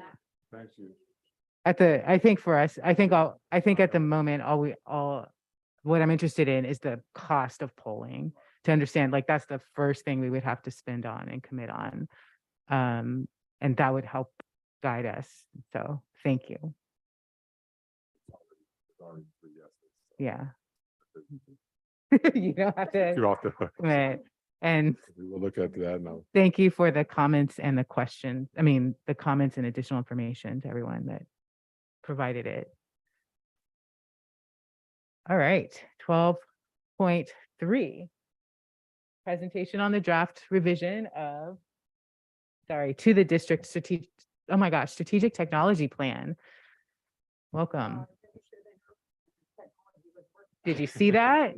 No, he put out a warning He this did. morning that our That's why I internet said was we running knew why. slow. He is on top of things. Yeah. Good evening, everybody. We appreciate the opportunity to very quickly, because I know you still have an extensive agenda, present to you our latest draft, our latest iteration of the strategic technology plan for Mount Diablo Unified School District. I always begin, as I have since our very first draft of this plan came to you 2 years ago now, with our 3 imperatives that were established by the first strategic technology planning committee. And I won't read those, but those are centered on empowering teachers to teach with technology, providing students with regular opportunities to learn with technology, and making sure that we as a district can obtain and support modern technologies with which teachers and students can do those things. With that, I will actually pass it over to our new educational technology coordinator, Erin Vallejo. Good evening. I get to tell you about our highlights from the last school year. We've had maintenance of student one-to-one Chromebooks, as well as teacher laptop programs. We've had significant upgrades to the district security cameras across the district. And we're also working very diligently at standardizing the technology that's in our district. So we have worked with that with major print services for copiers and printers across the district. And we are in the early stages of our district-wide audiovisual upgrade with our Promethean active panels. And then we also completed our annual review of the strategic technology plan, which is what we're presenting at the moment. So the task force met 3 times in April and May. And as you can see, we have a very inclusive group of stakeholders with teachers, site administrators, staff, district staff, students, and community members that brought us to a lot of equitable and transparent conversations. And those discussions and outcomes are what's reflected in the revised draft that we submitted. Thank you. And that leads us to our areas of focus for 23-24. I think you will see through this that over the past 3 years or so, we've done a lot, as Erin mentioned, to standardize a lot of technologies. That has, I think, created a lot of equity across the district that we haven't previously experienced, which I think has been well received by our staff, by our principals, who no longer have to do things like find budget for many of these items themselves, locate those depending on the funding sources they have, make sure that all teachers have access to the technologies, those sorts of things. So you'll see that as we move our areas of focus towards teaching and learning, and I think Erin's going to be a huge piece of that as she works with the TILs to really coordinate their efforts within the schools. And a lot of other training initiatives, professional learning initiatives, those sorts of things. You'll see more of that coming as our task force discusses what are we going to really do with these technologies in a much deeper way. So you see here areas of focus are around coordinating the TILs. As you know, we did not have an ed tech coordinator for much of this year, and so that's something that Erin's already really hit the ground running on. We want a stronger, a stronger and continuing focus on digital citizenship, things around data privacy and security. As you know, those things are becoming much more and more important as we are in 2023 and moving more and more towards areas where those things are, the filters that kids keep in their heads are the ones that they will take with them, not the filters we provide them. Those sorts of things that we need to make sure that we're instilling our students and teachers with and providing them with resources around that. And then implementing and communicating expectations around digital citizenship. It's getting late. Digital citizenship curriculum, grade level learning goals, device management strategies, those sorts of things. And then finally, making sure that we can sustainably continue to upgrade our network infrastructure, the work that we've been presenting with you, that we're working obviously in huge collaboration with M&O and other departments around the work around Measure J and those sorts of things, which we'll be continuing to update you on as those move forward. That is actually the end of our presentation. I would just like to say that this is here as an information item today. We are interested in your feedback. The new draft plan is attached to the board agenda. I'm sure you haven't had a chance to read every single page of that at this point, but if you have feedback or input, we will be bringing this back to you for action in August. And with that, I'll leave it in the hands of the board. Quick comment. I'll be brief. Thank you. I really appreciate the diverse group that you've brought together to be able to do this type of planning. The one area that I want to continue to push us forward on beyond what you've mentioned here so far, and things like digital citizenship, is how are we teaching our students how to not just be the consumers of technology, but be the creators of technology. I know that we are building, and some of you are working on some secondary level classes around computer programming. Would love to hear more about that, but also want to once again share the csinsf.org resource, because it's an open curriculum that's K through 10. And that's where, even at the youngest age groups, right, they can be learning those logic pieces that then lead to eventually being able to learn a new computer language. And so we don't have to wait until they're in high school to take those classes. So would love to see that shared somehow with our educators and our community. Thanks. Can I just chime in? Mr. Sitford, Ms. Vallejo, I can't thank you enough for all the support. Every kid with the Chromebook, updated employees, devices, new copiers, printers. The boards are coming in now. All the behind the scenes security that you're doing to keep our students and families and information safe. Just really want to tip my hat to the whole. I don't know what you guys call it again. It's not. It's The Department of Information Technology. okay, all right.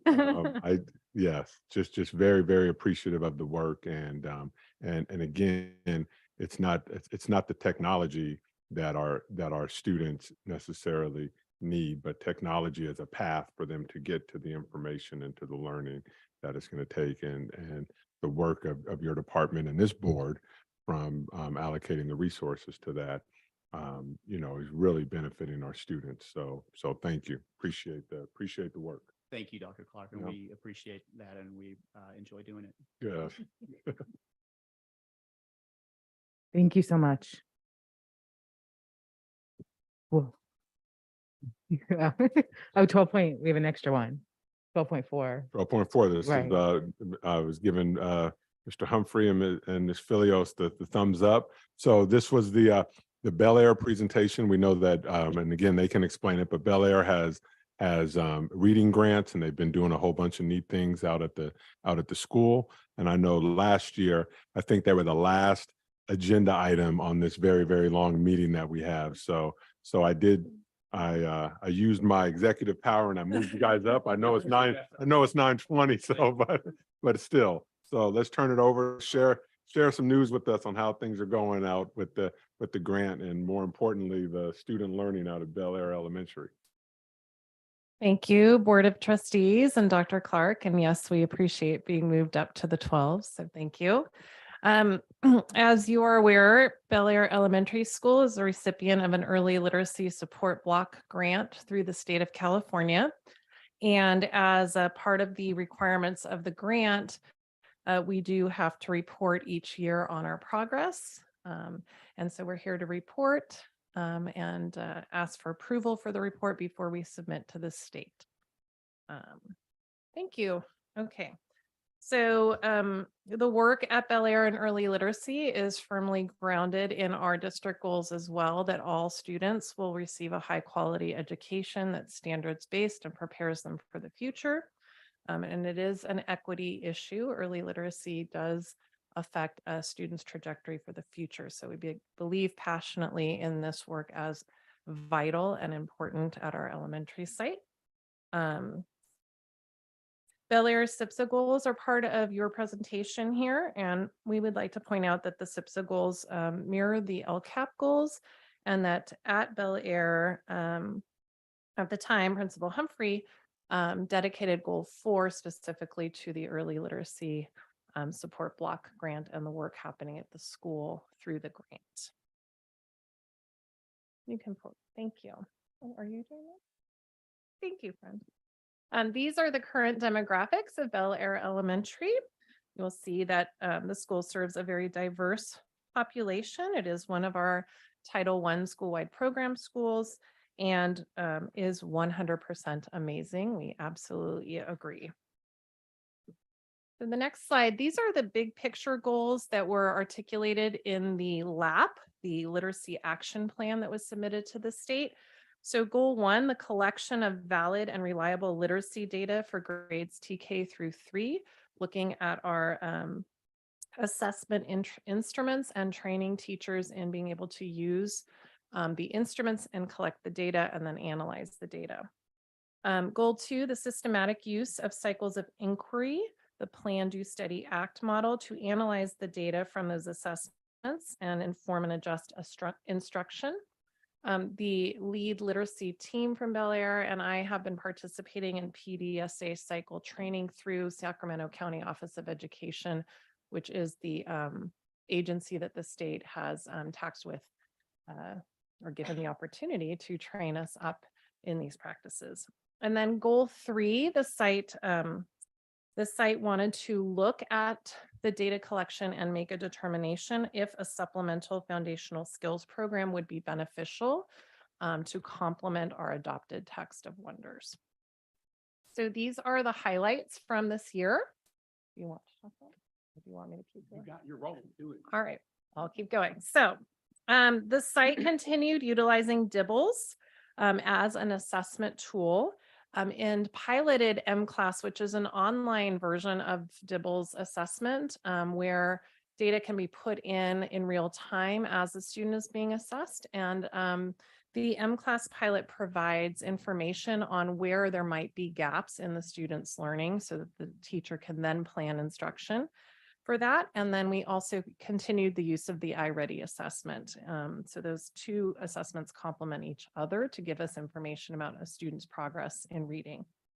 The school did purchase and added Foundations as a supplemental curriculum. Foundations is rooted in the science of reading and is specifically focused on foundational phonemic awareness and phonics skills.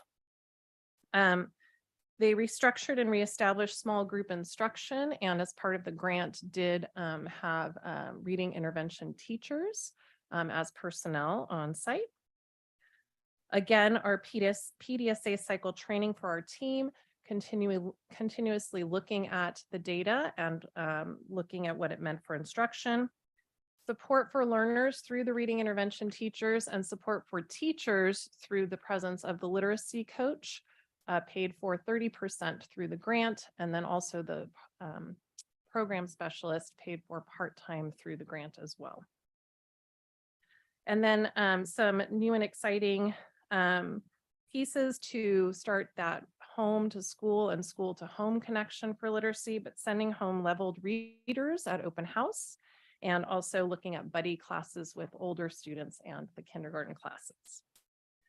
So the next slides are representative of the assessment results. So first, iReady reading overall, you'll see fall to spring.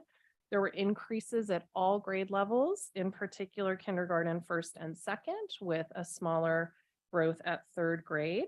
So again, that's measuring how many students are on or above grade level. And then the next slide breaks down by grade level the 6 reading domains that are assessed through iReady. So you will see in kindergarten, all 6 domains increased by at least 15%. In first grade, again, all domains increased by at least 13%. In second grade, all domains increased by at least 23%, so showing the largest growth of the grade levels. And excuse me, second graders have benefited from 2 consecutive years of the literacy grant work being implemented. So that may be part of that, that increase. And then in third grade, you'll see that 100% of students tested out on iReady for phonological awareness. So they all had met grade level in that domain of reading, which is excellent.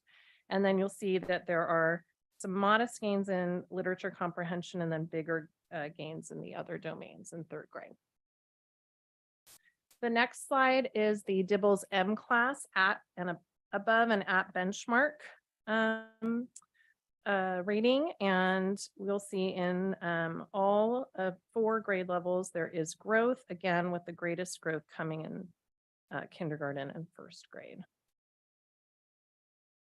The next is a comparison from last year to this year with DIBELS, and you'll see there is some modest growth this year, kind of a maintenance of similar growth rates for the past 2 years. Next slide. Thank you.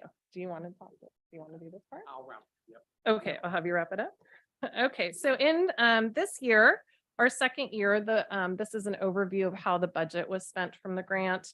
Again, in position control, there were 2 intervention specialists, the TOSA support partially funded by the grant, partially funded by the district, and the program specialist on site. And there was also professional development in DIBELS and iReady, the purchase of Foundations and additional decodable texts to go along with as supplementals, and then also additional classroom materials and supplies. So for example, magnets where students can practice putting sounds together and creating words. as part of the tactile learning. And then moving forward, our next steps for our budget, we are looking to reduce to one intervention specialist or reading intervention teacher. The overall goal is to strengthen Tier 1 classroom instruction, have less need at Bel Air for pull-out intervention for students. We will continue with our TOSA support and program specialist. We will continue with professional development, especially around assessments and cycles of inquiry to look at the data from the assessments. We will continue to support foundations and geodes and other classroom needs. Is this your Thank you. All right. And then as part of the report, we are asked to reflect and think about what are some next steps. So really, we're moving into year 3 of the grant, and the goal is to build capacity at the site with site leadership and the teaching staff, because at the end of next year, we will be exiting the cycle of the grant. So the idea is to strengthen the practices that we've put into place so that those can continue outside of the grant funding. And so specifically building capacity in the strong Tier 1 teaching strategies grounded in evidence-based practices in the science of reading, and also building capacity in using the assessments and analyzing them in teams to determine what the assessments are telling us about what students need next in their instruction. Continuing to monitor student reading growth through these complementary assessment systems. And then really reaching out to our parents and families as partners and engaging them so that we can help develop supportive literacy environments at home and communicate more clearly with our families about students' progress in reading.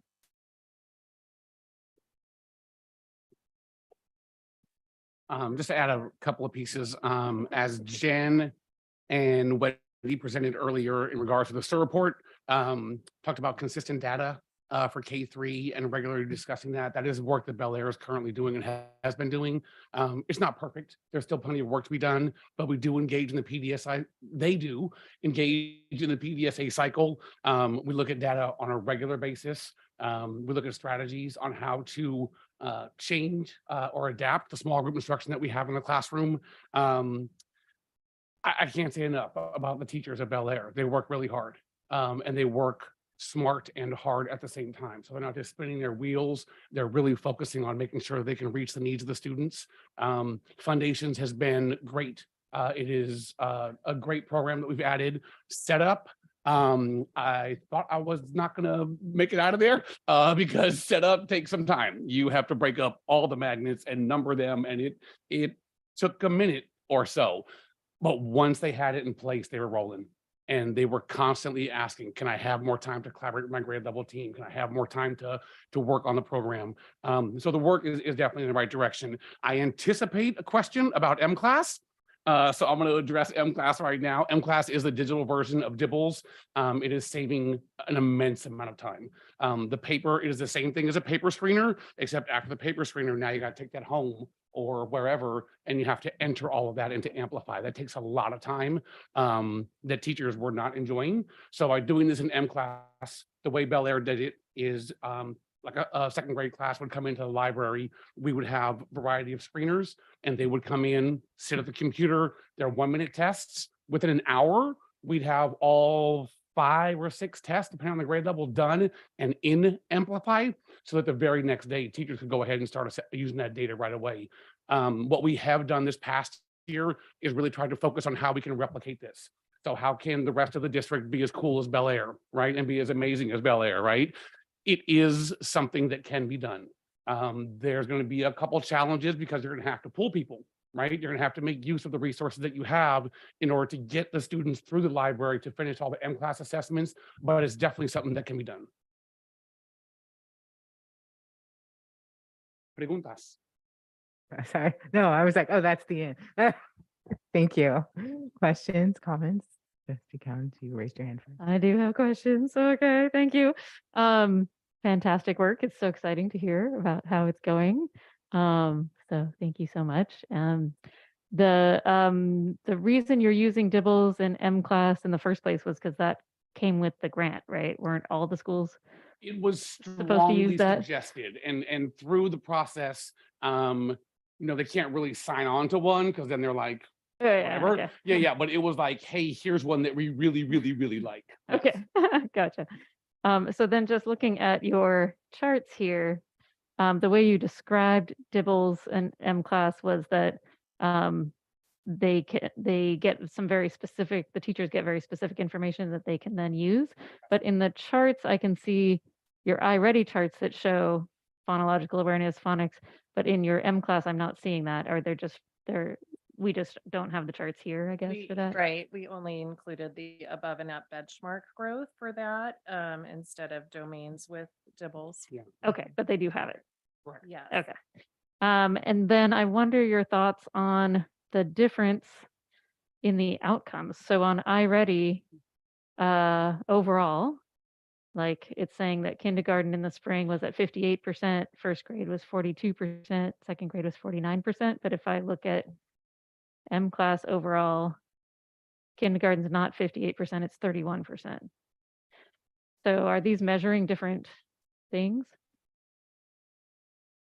They are measuring benchmark versus the at or above grade level. And so I think they're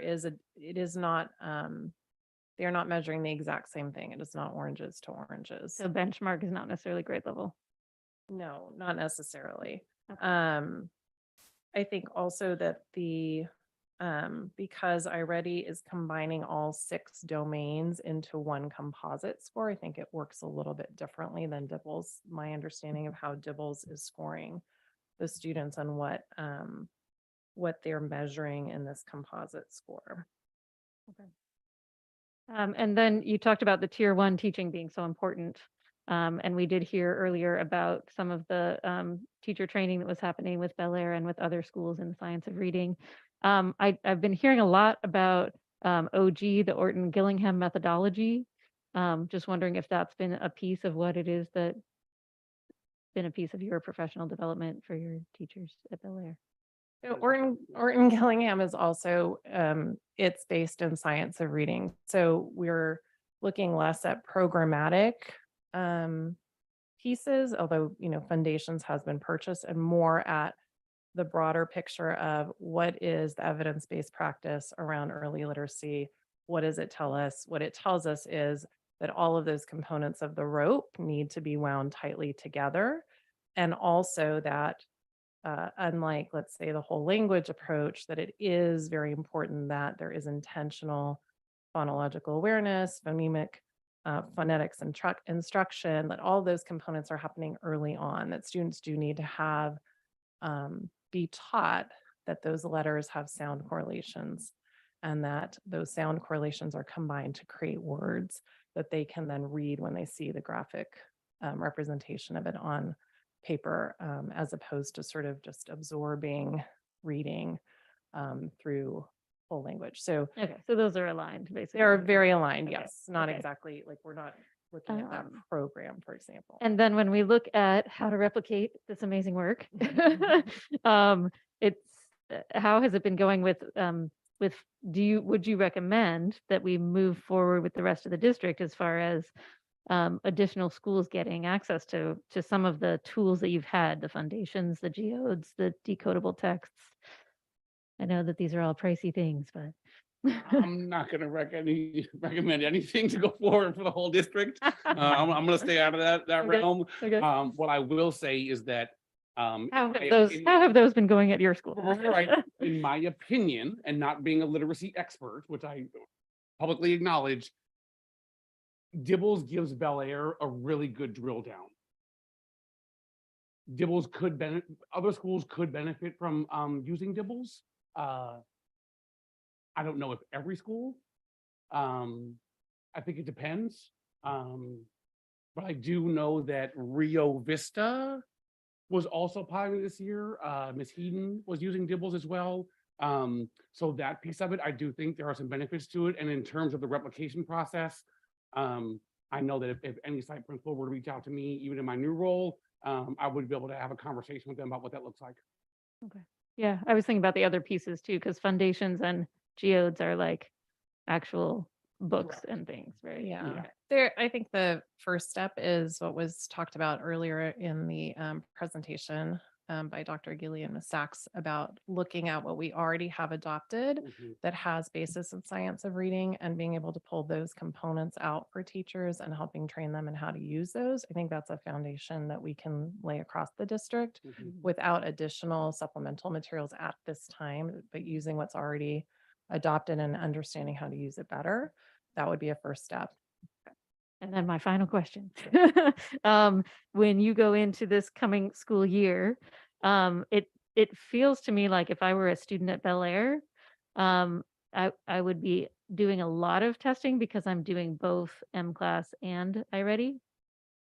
How is that going for your students? Do you feel like it's too much? Like they should, like if you could focus only on MClass, would that be beneficial to your students? Or is there a reason why you need to keep doing both? So when I look at iReady and Dibbles, iReady for Bel Air has been the starter, right? So everyone's doing iReady. In iReady, as you know, it automatically puts your kids in separate groups, right? Level 1, 2, 3, 4. Based on that grouping, when you give those kids another assessment, Dibbles, you are able to really drill down and see exactly what piece they're looking at. I know there's always conversation around over assessing. When you look at Dibbles MClass, it's an hour to do all 6 sections and you're done. And the results are right there. I did not receive, when I was at Bel Air, I did not receive pushback on that. Matter of fact, the teachers appreciated the fact that we were doing more of a drill down. There's pros and cons to iReady. I mean, as has been said previously this evening, but it is still, that's our starter piece, and using both of them right now, there was not any pushback on that. Okay, thank you. You're on a roll. Okay, all right. No, we're good. This has been great. I know. Any other questions or comments? It's really inspiring to see the work that's being done there and to have, this was our second report, right? So ma'am. I really look forward to next year. I'll come just for fun next year. Thank you. I appreciate it. However, for the CDE, we would like to request that the board accept this presentation. It doesn't have to be approved or denied, but I would like to make a motion to approve the annual report and literacy action plan for Bel Air Elementary School Early Literacy Support Block Grant. I'll second that. Trustee Nava Flores. Yes.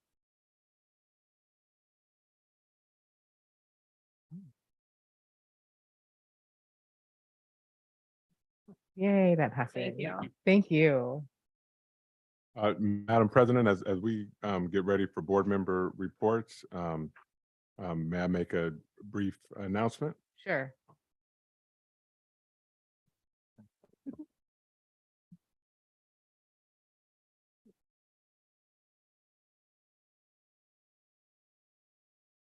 I have here a certificate of appreciation for participation and dedication as our fabulous student board member, and that would be Trustee Nava Flores. And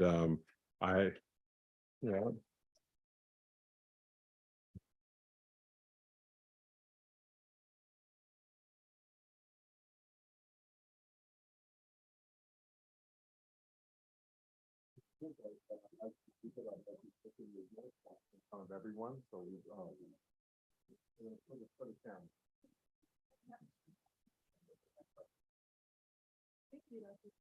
oh, well, it's a whole team effort.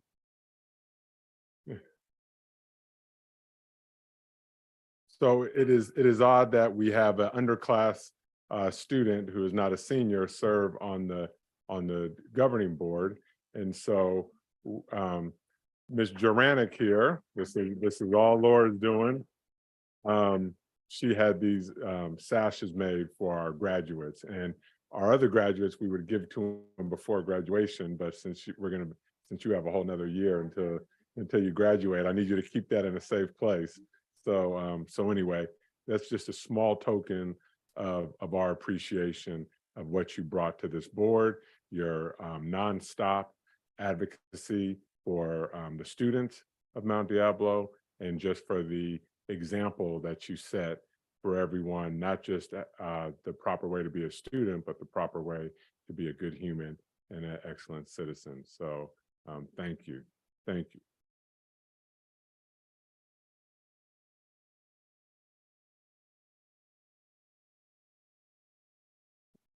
Trustee Nava Flores, you can, Now the cat's got your tongue. You can't do your report. no, That's all you right. can kick us off with our, say what you need to say. All right, so good evening, good night, everyone. First of all, I just want to start by saying happy Pride Month. And I also want to recognize that this upcoming Monday is Juneteenth, and to encourage our schools to educate our students and our staff and all of our members in our community the importance and significance of this day. I want to also spread the word that the Concord Communities Alliance is hosting a celebration for Juneteenth on Sunday, June 25th, from 1 o'clock to 4 o'clock p.m. at Todos los Santos Plaza, and you all are welcome to attend. I want to also congratulate all the recent graduate classes and all the rising classes entering their next school year. So just a real quick brief rundown of what has been happening last month. I just want to highlight that we had our last student advisory committee meeting, and we ended off on a note of improvement and success. What did we do successfully, in our opinion, in our experiences this school year, and what we want to improve on and expand on for the years to come. And a lot of the stuff is stuff that I have continued to bring to this board, advocate and highlight. And that is, of course, and even work that we already are taking action in, like, for example, the resolution that was just passed earlier this evening. And what we will see in the LCAP goal, steps that we're taking into addressing some of these matters. And so some of those matters that were made clear were continuing to expand and include diverse curriculum and the novelist, to encourage student participation in these discussions and to be that voice and that representation, to also diversify literature and LGBTQIA plus in that aspect, and to also enhance our mental health supports throughout our schools, to have a more open space and to have students knowledgeable in resources and rights that they are entitled to. So for example, last school year when Trustee Fowler was a part of the work in passing the mental health school days as an absence, having more students know about that and have access to that resource. And to, of course, also promote civic engagement in our schools. So that can be encouraging students to lead their own clubs, create their own clubs. I'm president of the Social Justice Club at Mount Diablo, and I started that club to encourage that in other schools in whatever form that is. To be a part of student council, ASB, the PTSA, whatever that is, to be a part of decision-making in your school, in the school district, and in your community. So far in the summer, I have met with soon to be student board member Susana Barrios, and I'm looking forward to our future sessions.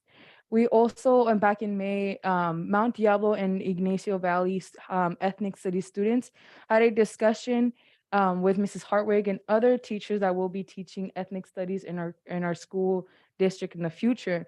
And we were able to provide our voice in what we want to see in the future, what we want to keep, what we want to expand on, and the student experience and how valuable it is to have this class and to expand on it.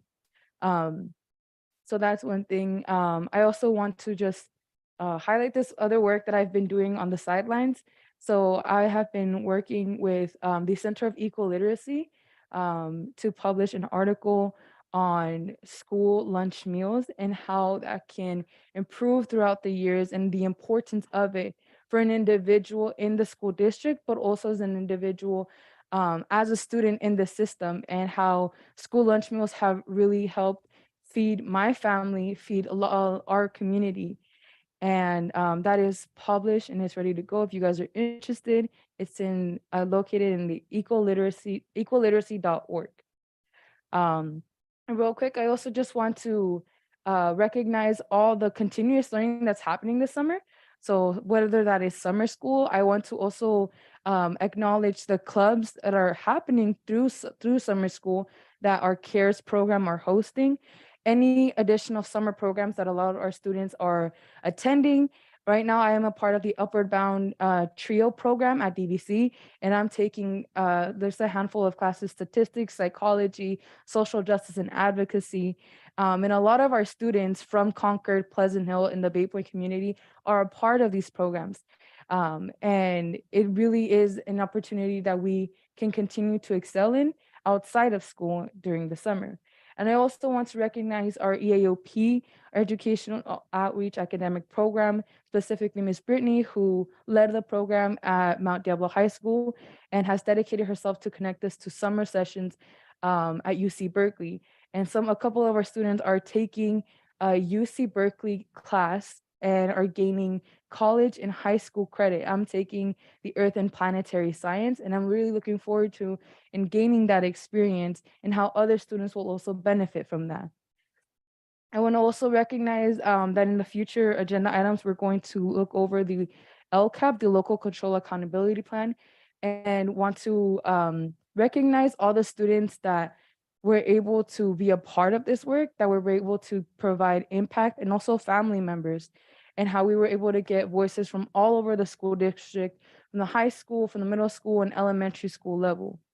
And I just want to end off on a quick note to just, as we are making again decisions for our future, for the future of our students and our education system, to remember what it means to be equitable, to be inclusive, and to have that, continue to give our students that encouragement to move on and to excel and expand their knowledge. And that's all I have for today. Thank you.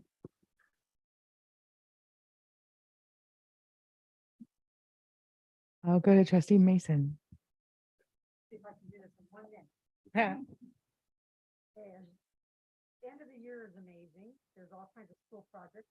We all got to participate in the College Now project presentation. I went to Sequoia Elementary where those students were giving presentations. Northgate High School where they were doing their end of the year project. Lots of celebration of success with our CAC committee, celebration of our Black scholars over at Concord High School. All our committees were working. Adult Ed had a job fair for students and their students. And I went to all the graduations except alternative ed because we were double booked, and I was over Adult Ed accepting that class. But I just want to say it validates all the work we do when we go to those graduations and listen to the amazing, smart kids that are ready to take on all the challenges that face them. And thank you to all the staff, district, schools, and everything that make those such a special occasion for our students. That's about a minute. Yeah. Trustee McFerrin. All right, I'll follow suit. So on May 12th, I attended Mount Diablo High School's Multicultural Assembly. And this is one of my favorite events. It's really a showcase of kind of the incredible diversity of talent that we have at Mount. And of course, our very own Trustee Nava Flores emceed it and did a beautiful job of hosting. And a good time was had by all, which is always fun. And then on May 18th, I visited Erica Shaw and the College Now senior students who held a public hearing focused on a policy proposal that the students created about landscaping our campuses using native plants. And they spoke about the importance of greenery at schools and its positive impact on students and staff with regard to mental wellness. And it was a really exceptional presentation. And it was really good to be included along with the other trustees who were able to attend and Dr. Clark. And then on June 1st, I attended the Progress Flag raising ceremony here at the district office. And I really appreciated seeing such a large and enthusiastic gathering of people, including our friends from PFLAG and the Rainbow Community Center. And then I was able to attend a lot of really wonderful graduation ceremonies for College Now, Mount Diablo, YV, Concord High, and the Bridge program. And I appreciated all of the energy that was there, and especially the student involvement in speeches and performances. So those were exceptional this year. Thank you. Your applause isn't necessary, but Trustee Mayo.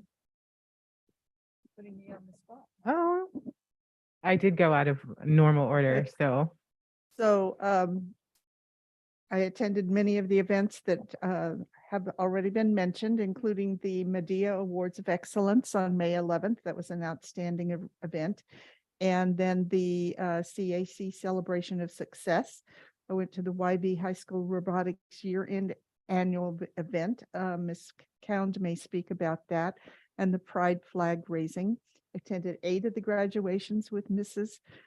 Mason and the 8 of the 9, and was an exhibitor at the Clayton Pride Parade.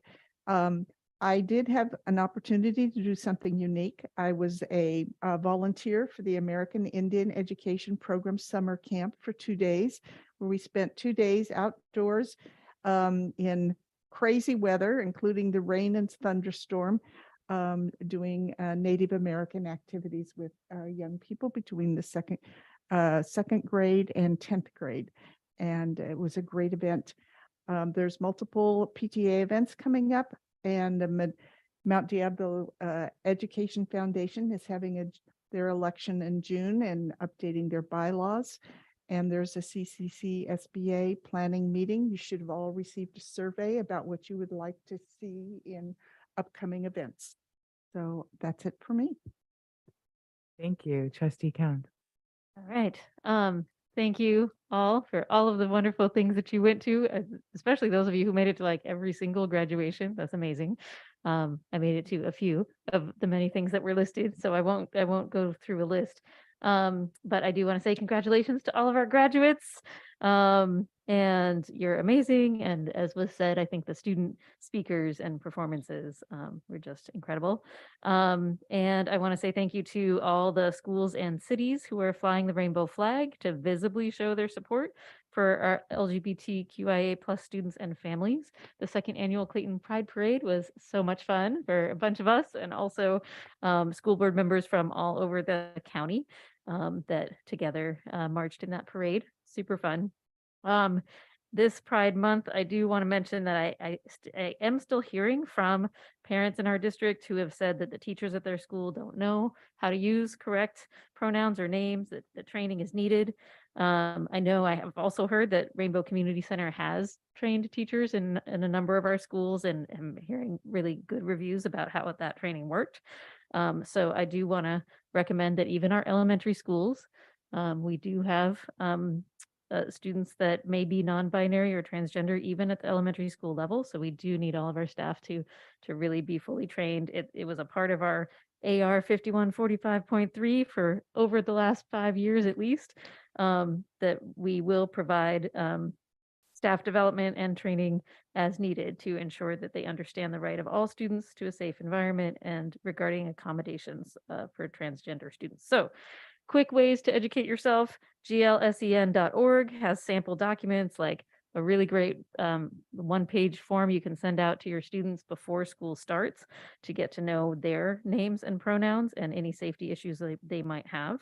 And a sample document for what to give your substitute teachers, because that's another place where we see it falling through. And another quick resource is the Foothill Inclusivity Project. This was a student-led Girl Scout project, Girl Scout Civil Award project, where students put together a staff resource packet for Foothill Middle School, and all of it is available online at bit.ly/Foothill Inclusivity Project, and I'll share this with anyone who'd like to see it. And I'm looking forward to the Juneteenth celebrations at many of our communities, and looking forward to everyone save the date for the parent conference on Saturday, August 12th. Thanks. Thank you. Juneteenth celebrations in Martinez, Pleasant Hill, and Concord. And as far as I know, the first ever for any of those. So that's exciting. So between over the next week, 2 weekends, you can find one near you. I will add that we hosted, I'm like, it's been a long time since we met. Cause I'm like, wait, we haven't met. As you mentioned the things, the one thing that wasn't mentioned is the town hall we hosted on online, which didn't go anyway as I expected. And that is not a bad thing, but it was almost like a talk, someone said a radio call-in show. It was kind of funny. in that aspect because no one spoke up. They all typed in their questions. But we got really good questions and yeah, really good questions from the folks who attended. And they were, I feel like we were able to answer everything because on the back end is everybody who has the answers. So I really appreciate everyone who participated and helped in that. And I really appreciated people participating in general. And I hope that we can continue to do that. And because the Zoom makes it very accessible for families and staff, everyone. Oh my gosh. There was something else I was going to say, but I can't remember that. But so I'll just close with, I really appreciate you all. I really appreciate that we are bored, that we could talk about Pride and that we could talk about Juneteenth and that, yeah, just it's been a week in our state, in a school district in our state. And I'm really glad that we are not there and that we are here. And that's really good for our students, our community, our staff, everyone. So Dr. Clark. Oh, I have one question before we move on to Dr. Clark. We know we're going to need to extend the meeting. Do we have to wait or can we do that now? Okay, so may I have a motion? Let's just say till 11. Do you think that's? I will reluctantly make a motion that we extend our meeting to 11. Second. Laura, is that a voice vote or? Okay, go ahead, Trustee Mayo. If we haven't finished our business, are we able to reconsider the time and extend it later? Okay, I shut up. No, it's a real question. We can. I think we've done it before. We've extended it in the, yeah. So. In the same day? No, we've gone past midnight. I remember. Yeah.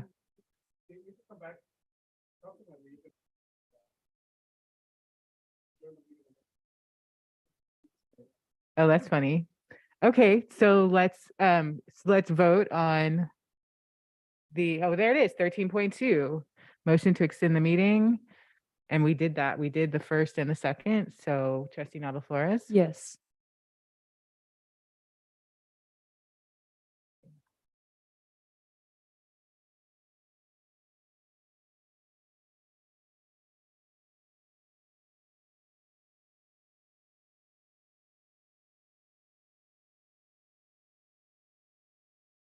All right, thank you.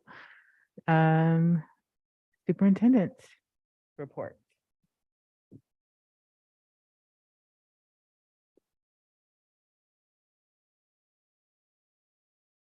Their comment on the superintendent's report? Yeah, but we should hear it first. Oh, maybe they could comment first. Oh. Anita, would you like to, Anita, you can give your public comment on the superintendent report. Okay. So my report is just that I had the wonderful opportunity to attend so many celebrations at the end of the year, whether it was a kindergarten promotion or whether it was a multicultural event over at Mount Diablo High, or whether it was the mini graduations or Black Excellence Award night, the CAC, just all dynamite. And I just have to say that doing this work is not easy. It's difficult work, it's hard work, but seeing at the end of the year, seeing our students and our families so appreciative of the adults within the district who helped shepherd their kids and their families through all kinds of, just events, just schooling, which is difficult for everybody.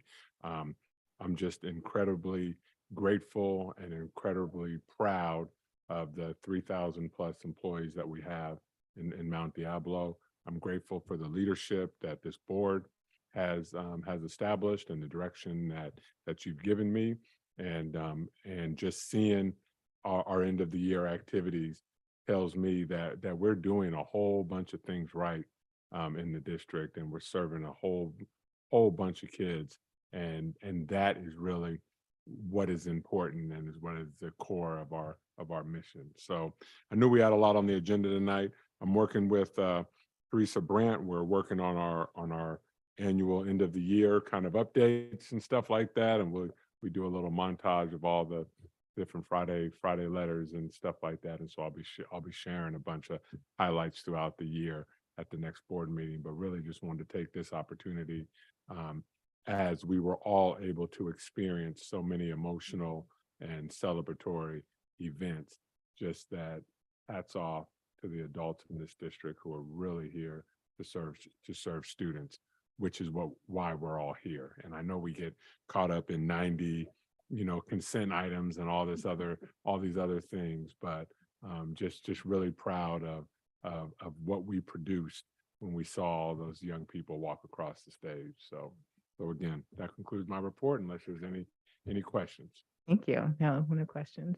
I guess we should say at least thank you for your leadership. 15.0 consent agenda, which excludes 15 point, I can't remember.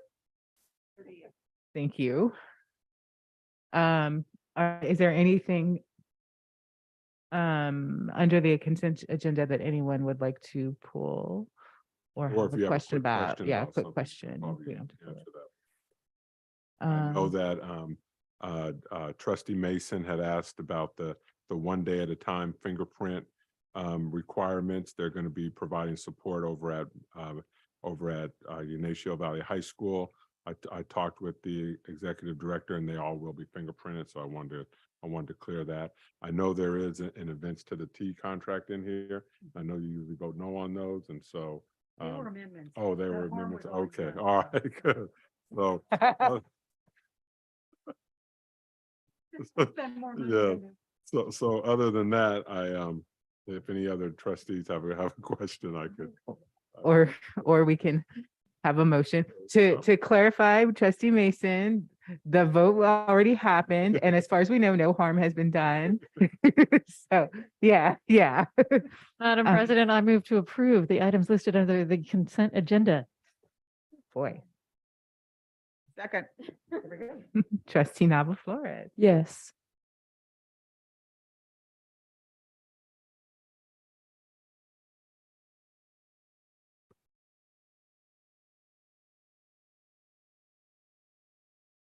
It was a good long read, but we don't need to pull them now. Oh, sorry. That passes unanimously. Thank you all. So now we are to the business of the day. Yeah. Business items. 18.1. Oh, conduct a public hearing and review of the Mount Diablo Unified 23-24 Local Control Accountability Plan. Yeah. Okay. Oh, and they're both public hearings, 1 and 2. Okay. I will open the public hearing.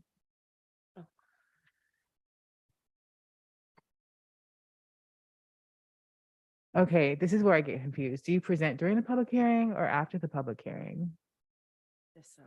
Yeah.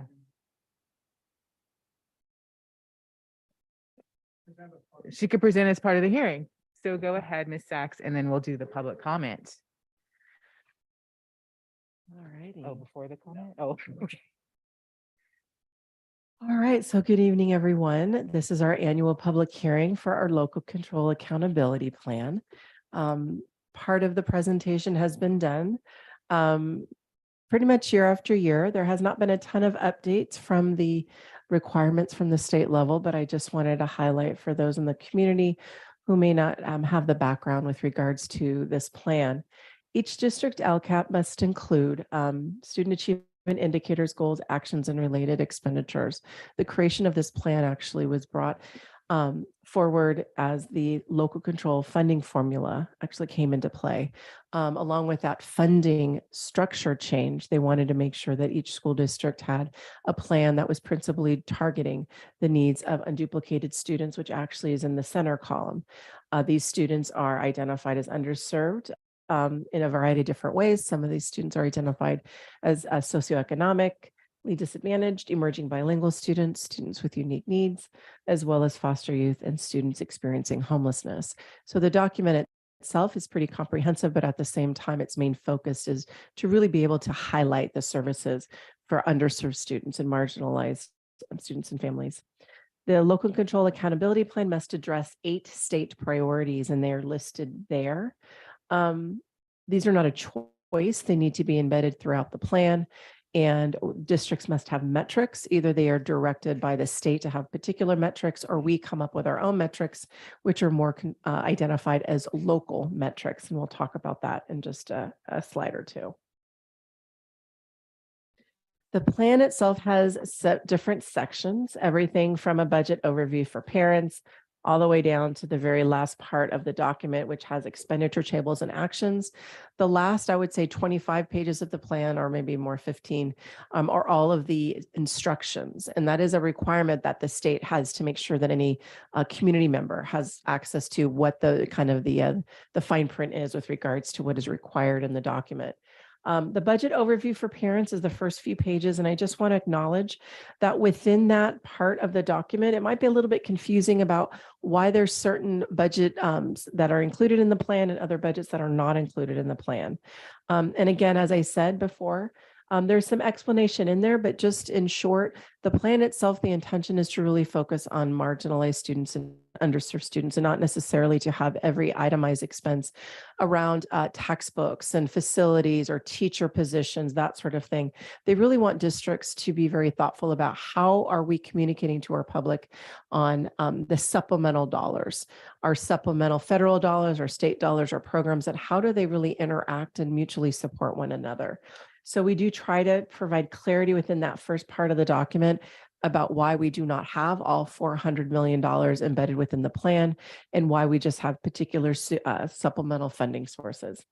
We then go into the plan itself, goes into the overview and summary, which really kind of gives a general highlight. So again, folks, if they want to have just kind of a flavor of the LCAP plan, they can take a look at that second part.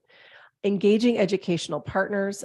We just want to really thank our DLAC, our CAC, our APAC, our African American Parent Advisory Committee, Community Advisory Committee, Parent Advisory Committee, all of the students. We had hundreds of students that provided input. They're all part of our educational partners that did provide feedback. Metrics, goals, actions, and services are described, and these are services and actions that are for this coming year. Actions and services to increase and improve services for for our unduplicated students, which again are the students that I highlighted before. Expenditure actions and tables really is a comparison for what we spent this last year, and then what is our budget looking like as we move forward into the future. So not only does the plan include actually 26 different metrics within the plan itself across 4 goals, but we are also required to evaluate local indicators. And they fall into a variety of categories that we have met. And the check really means that have we measured it, and have we reported it out on it?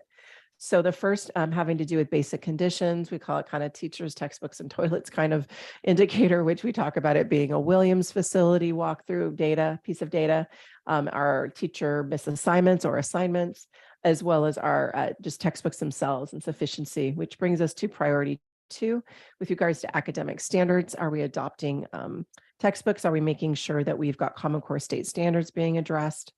Parent engagement. Do we seek parent and guardian engagement? And we absolutely do. What are some of the metrics we're taking a look at that? One example is our APAC that we have just launched this last year. So our district is required, even though the state does not have a metric, that we create our own metrics by which to identify our growth in these areas. We also have our priority 6, the local climate survey. We do have a California Healthy Kids survey, but we do have a locally developed social emotional learning survey that we do assess our students to see how they're feeling. Are they connected to the adults on campus? Are they feeling like they're being supported properly? We not only give that to the students through an online access, but we also have focus groups that we do individually meet with students in order to hear their voice. Suspension and expulsion data is also included. And lastly, priority 7, access to a broad course of study. That broad course of study actually has been highlighted this year with our new Cardonics program, which actually has allowed us to really uncover some interesting things as our master schedules are being built at the secondary level. But it was based on some of the previous year's metrics and data that we wanted to make sure that we had an opportunity to take a look at reviewing the master schedule in such a way to make sure that our unduplicated students are getting access to proper courses to ensure they are college and career ready and they're taking what is necessary for A through G. So again, we have met all of our local indicators. We again have our 4 broad LCAP goals, and I do say 4. We've had 4 for the last several years. As we go through the goals themselves, number 4, goal 4 has been adjusted a bit based on state requirements, highlighting our need to support additional student groups in a very specific way. We are not including 100% of the activities within these plans. What we wanted to make, or the plan itself, we wanted to make sure we highlighted some of the activities in the 4 goals, certain activities that are new or modified based on what's in the past. I just really want to highlight the board's vision and your leadership with regards to making sure our materials are finally being adopted in such a manner that we're very, very aggressive with our timeline, but it is so needed. So that is something that we are continuing to work on. Our alignment of priority standards, and we have benchmark assessments that have been developed by our teachers at our different courses and our grade levels in order to move forward on that. Foundational literacy focus, expansion of our MTSS, our multi-tiered systems of support to build out our tier 2 systems as well as tier 3, but we've kind of starting to tier 1 into tier 2 with that. Expansion of community-based organizations such as One Day at a Time, Family Purpose that have been wonderful partners with our schools moving forward, really supporting doing wraparound services for our students and families. Of course, always wanting to strengthen integrated and designated ELD, expanding our different types of learning programs, circling back with some of our academies and taking a look at how do we provide maximum flexibility with courses for our students, taking a look at our 2 course pathway programs. We're expanding College Now into next year, adding an additional class, which as also meant we are adding a math teacher to College Now, which is pretty exciting. And again, really want to highlight just our really fabulous IT team that just really with the rollout of one-to-one devices, as well as our instructional technology, specifically the Promethean boards. Goal 2, some modified actions, again, really focusing in on learning acceleration, building teacher capacity, as well as foundational literacy. Really allotting structured time, releasing teachers to do that wonderful professional work together as collaborative teams. We're really taking a look at redesigning the work of our equity department. We've been actually supporting our TK, not only teachers, but TK assistants in earning anywhere between 12 to 24 early childhood education units, which is pretty darn exciting, making sure they're fully ready to take care of our youngest scholars. We're expanding safety training for our non-certificated staff. And lastly, expanding the recruitment and retention of our diverse workforce, really making sure that the minute we just welcome our staff members into our human resource department or any of our spaces, that they're provided contact information for our Black Educators Association or our new group, our newly established Association of La Raza Educators, or ARE. LCAP Goal 3 is focusing again on engaging with our parents and community, really our educational partners. And really we continue to try to build bridges with different communities, more engagement opportunities for linguistically diverse communities, such as just having a translator for our board meetings. All of those steps are critically important to make sure that we are being transparent and inclusive. Another highlight I know this year is connecting with families with additional events, such as the cafecitos with Las Consejeras. Am I saying that correctly? Oh, thank you. As well as our Black Excellence Awards, which I know a couple board members mentioned, and how that has really been a way to highlight our scholars. As mentioned, Goal 4 has been adjusted. Now, why has it been adjusted? We have a couple student groups that have been highlighted by the state as students groups that we need to focus in on with regards to how we are serving their needs. 2 additional student groups that have been included in this goal are emerging bilingual students as well as students with IEPs. Some of those activities were in previous LCAPs embedded within the goals 1, 2, and 3. We have been instructed to kind of collect those action as activities and to highlight them in goal 4. So you're going to see if you're comparing LCAP plans, that goal 4 is looking just a little bit different moving forward into the future. Just a couple of things again here to highlight: a program specialist that we are adding focused specifically on academic needs of foster youth and students experiencing homelessness. We had an individual this year who is actually supported by our county as well as CCEE. And we have to say that that work has been extremely helpful, and it's really allowed us to drill in very, very deeply with our student groups that normally just kind of get a bit masked. Additional training will be provided to maintain LRE, which is least restrictive environment for students with IEPs, ensuring that we're really taking a look at pulling them back possibly from more restrictive settings and mainstreaming into a general education classrooms wherever possible. And we are really excited about a pilot program this year to support our students with limited or interrupted formal education. And really, they're sometimes referred to as newcomers, but that's not quite the descriptor. Really, these are students that are emerging bilingual students. They come to us with just a variety of different experiences and possibly some trauma. But again, the reason why we need to pilot this program, we feel very passionate about, is because it's limited and interrupted education. There's been a whole bunch of things in their young life that has really been quite an obstacle and a barrier. And so we're very excited to have this program start. We're going to launch it at Olympic. And then lastly, of course, we continue to try to actively recruit parents and families for all of our district inside advisory committees. We want to do more to make sure we have diverse voices in all of those spaces. So that is an area that we are going to continue to work on moving forward into the future. That's included in the plan. So where do we go from here? I mean, wanting to let everybody know that we have been consulting and collecting data and conversations with educational partners for this entire year, all the advisory committees, board meetings, we collect all of that. And we do have very, though formal collection of input as well as feedback as we go into the spring. The LCAP draft is available. It's available on the website. It's available in the lobby. And we are collecting feedback on that between now and June 20th. The plan itself comes back to the board on June 28th for approval. And that is a hard date because we are working with the County Office of Education. But just we always need to remember that this plan is something that can be adjusted, can be refined. And what we would do is if it's substantial, we would bring it back through the process. We would have a feedback and an input collection process. It would be brought back to the board for review and for approval. So that June 30th date. And this document itself is certainly cannot be looked at and take or just focused in on without taking a look at the budget. They are both mutually supportive.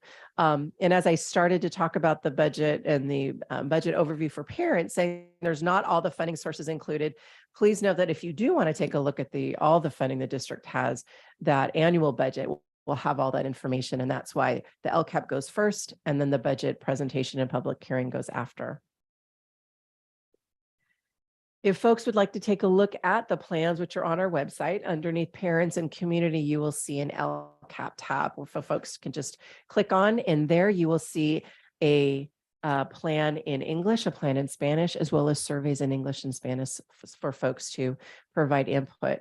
Very soon after we collect that input, we are required by law to provide some responses. And so we work with the team here in order to provide responses to the community. So that will be also available when this document comes back for approval on June 28th. So again, I really want to thank everybody for their input, all of the departments that weighed in and provided us information, as well as all of our educational partners.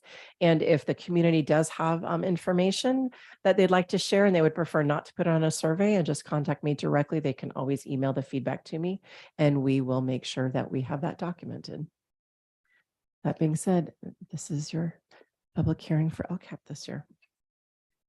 Thank you. I'll take public comment and then we can comment. Anita? But public comment and then go to board comment. Just two quick things on this. Number one, we would have liked to have been to provide input on this, and we were not asked. In the past we have, but I don't know why that was skipped this year. And secondly, in the past, there has been a very clear statement of a goal to attract and retain teachers, and that's not there, which is very concerning since the district is probably looking at vacancies, classrooms without teachers in the fall. And I think that needs to be some strategic planning around that. Thank you. Thank you. Do I close the public hearing? Yes. Okay, thank you. The public hearing is concluded. Trustee Mason. I was just going to say it was one of the best LCAPs. I've read them all. Maybe I was in a happy place, but it just read really clear and it really, really was well done. I thought you could see our direction and the changes we're making. And so I know a lot of hard work went into that. So thank you. Oh, I thought you were, yeah, of course.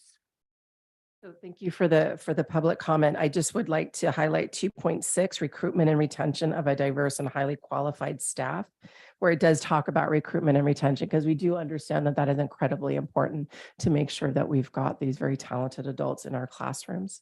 And there were some opportunities for community input, but our public speaker, she is correct that in years past, we sometimes have made specific appointments with our labor partners, and that is not the action that we took this year.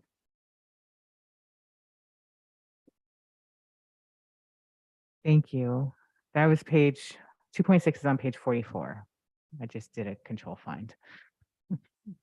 I just want to say, I too think that it's been a significant improvement of our LCAP over the past few years, but particularly this year, there's so many more specifics, I think, that we've had in it of what we have done and what the direction is that we're going.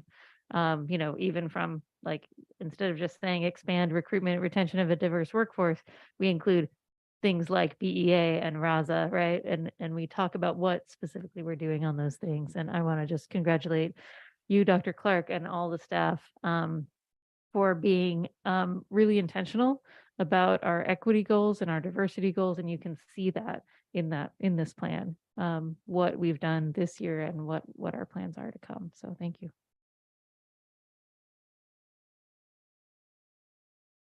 Anything else? So this will come back next time for a vote. So now I will conduct a public hearing on the proposed budget 23-24.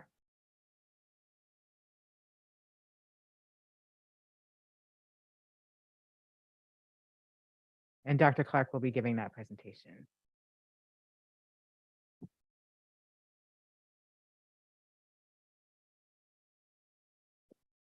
All right, I'm here to present the 23-24 proposed budget.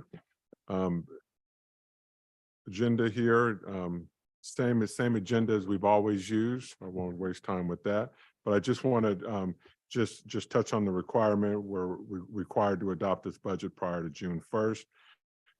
This July 1st, thank you. This is a tentative budget. It's definitely, this is not our budget that we're going to use for the entire year. We have first interim, second interim, things to that nature.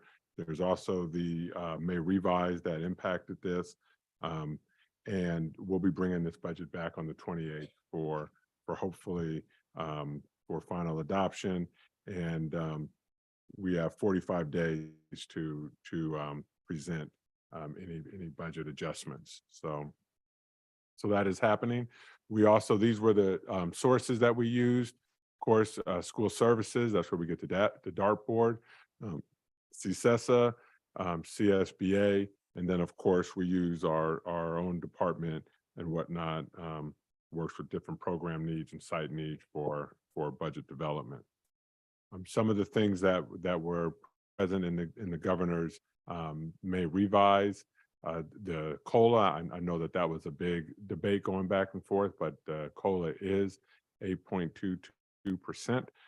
Special education funding did increase by the percentage of the COLA, then that's going from $820 to $887 per ADA.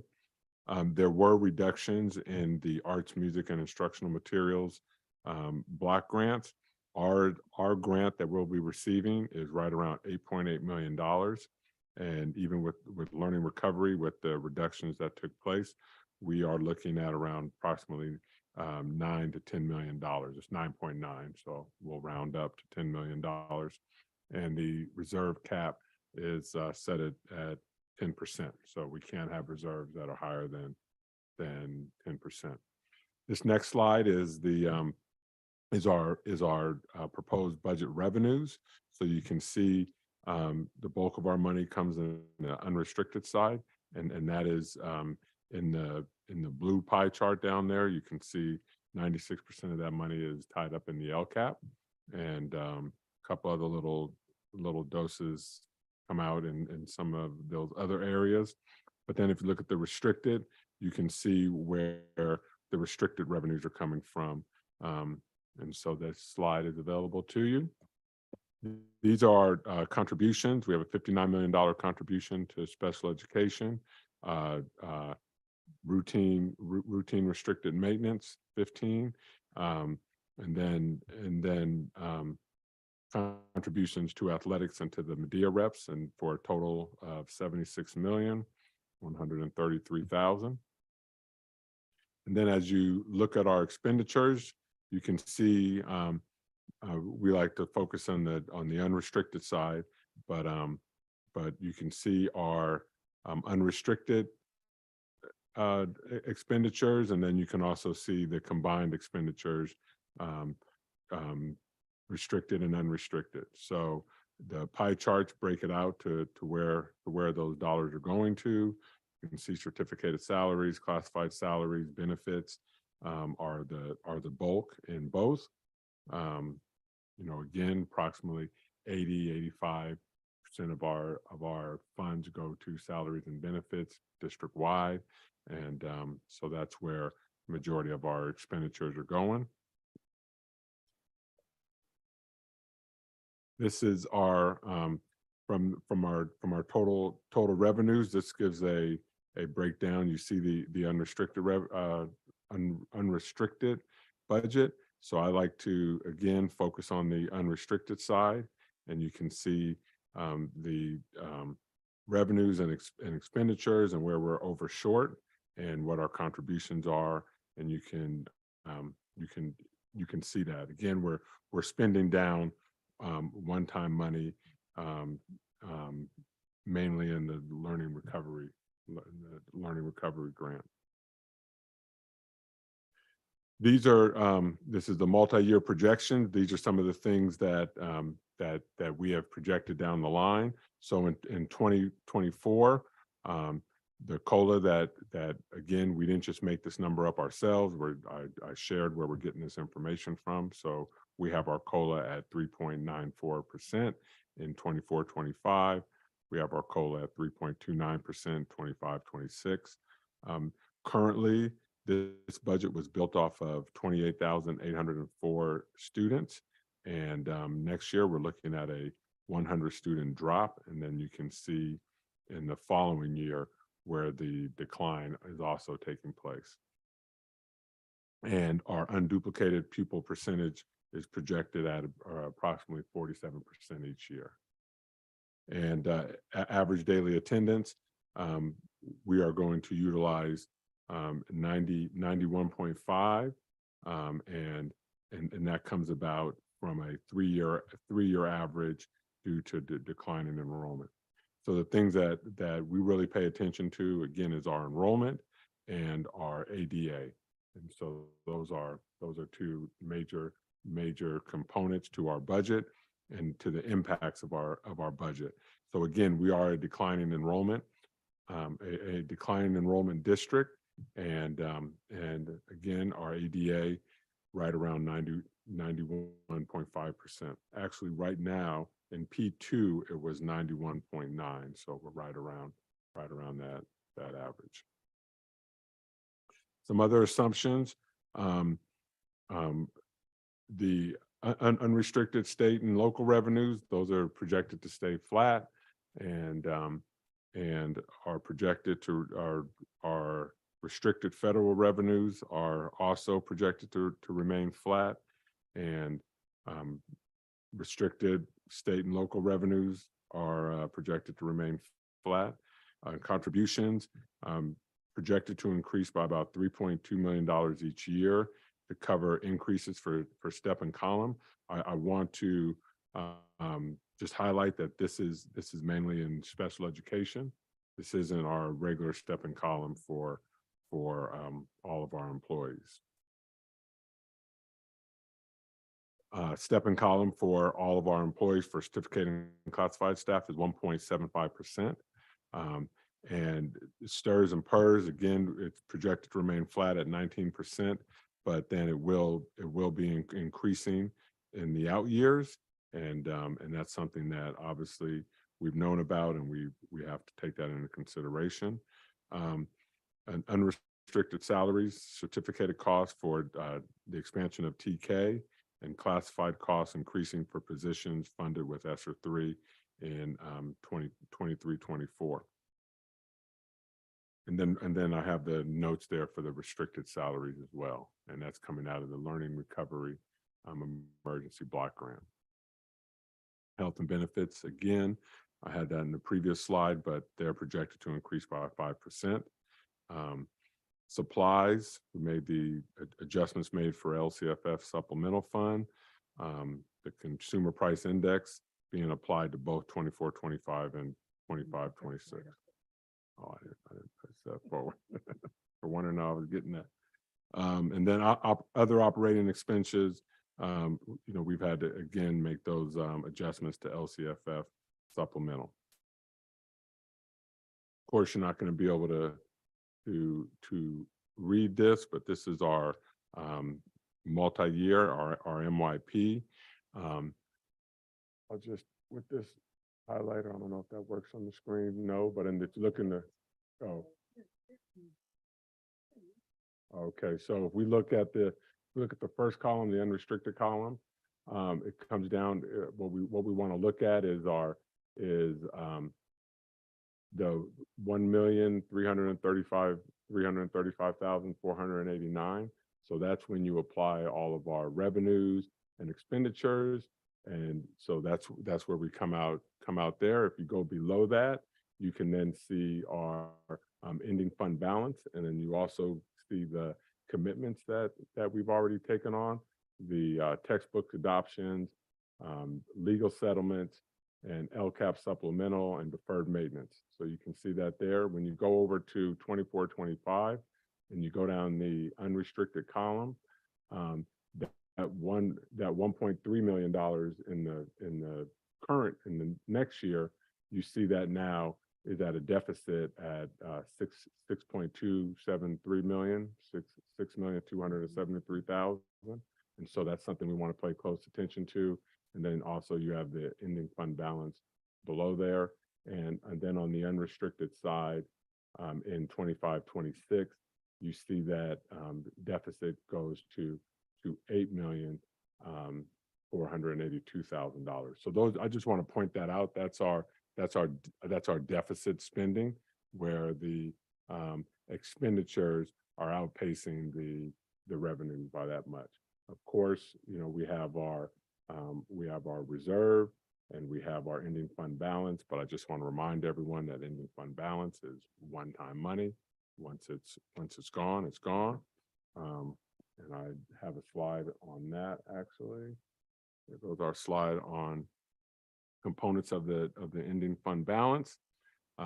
Again, I like to focus on the unrestricted side, and so you can see the unrestricted budget, 79 million, and then 24-25, 73 million, and 25-26, that's 65 million. So again, that's going down due to our commitments.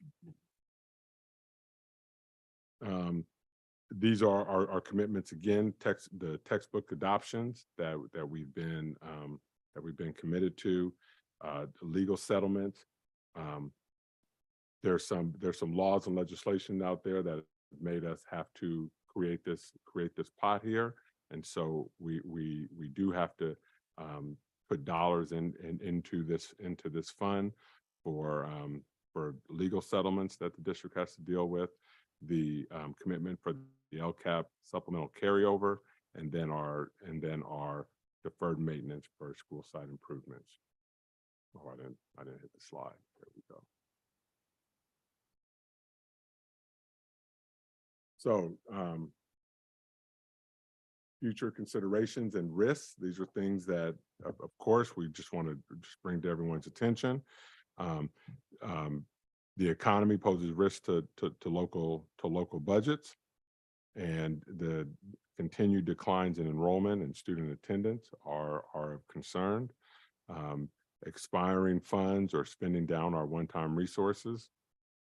And then also just with the final state budget, those one-time block grants that are reduced, or other changes that come from a state budget shortfall, and then the continued cost increases associated with pension and operating increases.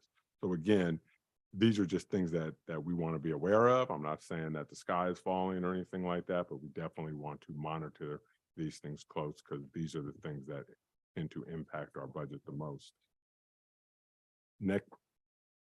Next steps, hopefully we can adopt this budget on the 28th. So of course, if there's questions, concerns, I can take those tonight and get back to you on those. The 45-day revise will, if we need to do that, we'll come back with that in August. Unaudited actuals, as we're closing out our books, we'll do that in September, and the first interim will come in December, and then we'll be ready for the governor's January budget. Now we can conduct a public hearing. We have one public comment, Anita. Last one tonight. The estimated actuals for this year project that the district will receive $22 million more this year than will be spent on our students. That was with a budget that originally planned on spending 12 million more than received. That is a swing of $34 million. This shows us two things. One, the plan was not based in reality. And number two, management is failing to make investments as planned. Yes, you have a positive certification and approval of various authorities, but the real purpose of a well-done budgeting process is to make sure that the district is meeting students' needs to the fullest extent possible. This year's money for this year's students. $22 million that could have been spent on students this year and wasn't. That is enough to hire over 150 more teachers. 3 more teachers per school. To teachers and parents who saw all year that students' needs were not being met, this is heartbreaking news. The neglect did not need to happen. With better planning, students' needs could have been met. As you restart the budgeting process for next year, I encourage you to take charge of this process, to be clear that students take priority, and to hold management accountable for more accurate budgeting and implementation. Thank you. Thank you. I'll close the hearing. I open up the floor. That you can bring back next time. And I'm not an accountant, so I don't know the technical term, but they predict a COLA. What is the predicted cost of doing business? Because I know when I go to the grocery store, I'm spending a whole lot more than I was a year ago. So we must be suffering the same thing as a district, I would imagine.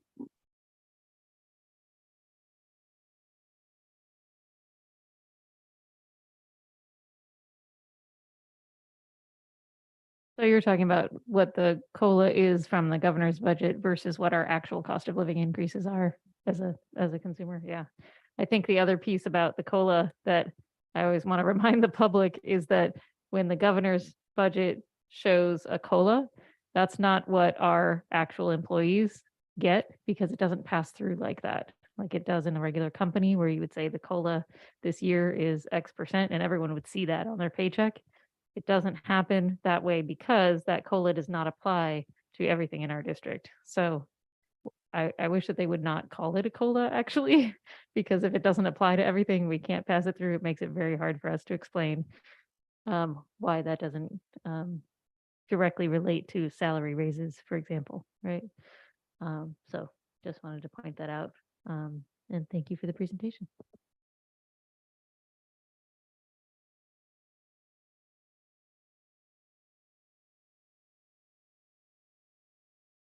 Yes.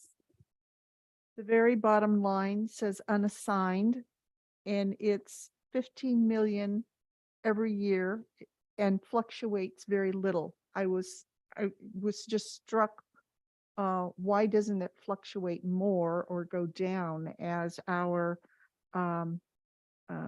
we're spending down all of our funds. So I'll need some help understanding that.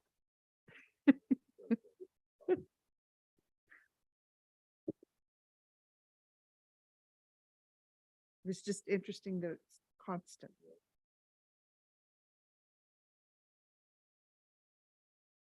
It's a lot of work, so thank you to all the departments that have put the effort into this. No other questions or comments? Okay, we're fading. 18.3, public hearing. Review and approval Mount Diablo SELPA's annual service plan and annual budget plan. We'll open that hearing.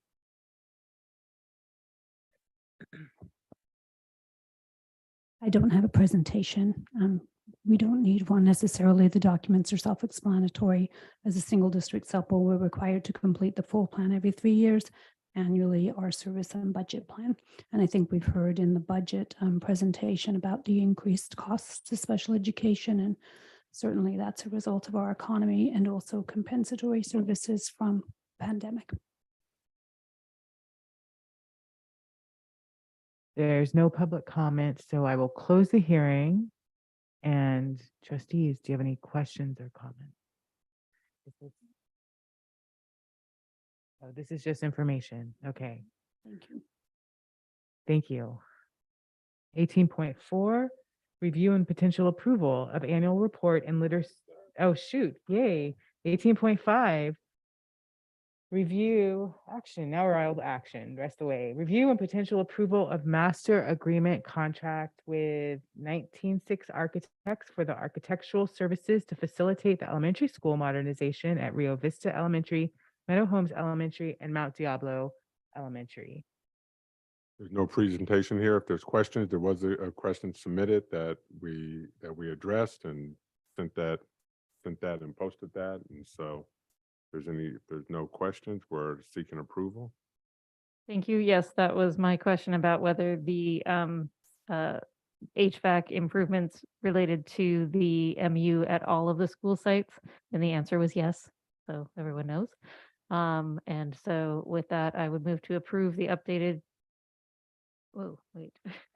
I would move to approve the master agreement contract with 196 Architects for the architectural services to facilitate the elementary school modernization at Rio Vista Elementary, Meadow Homes Elementary, and Mount Diablo Elementary. I'll second that. Trustee Nava Flores. Yes.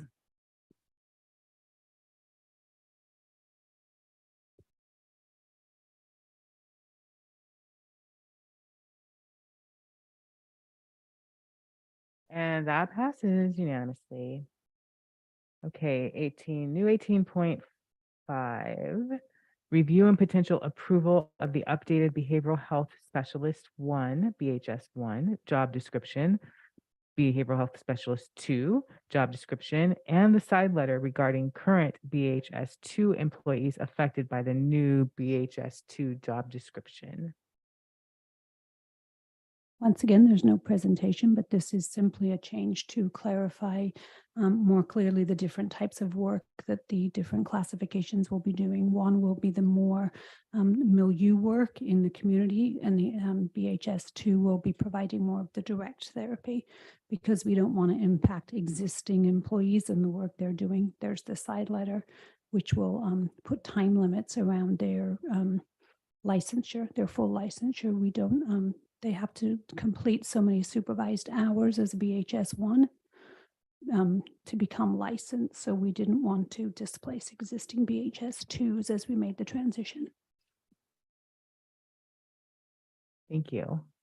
Any questions, or I'll entertain a motion? I move the board adopt the job description as presented. I'll second that. Trustee Nava Flores. Yes.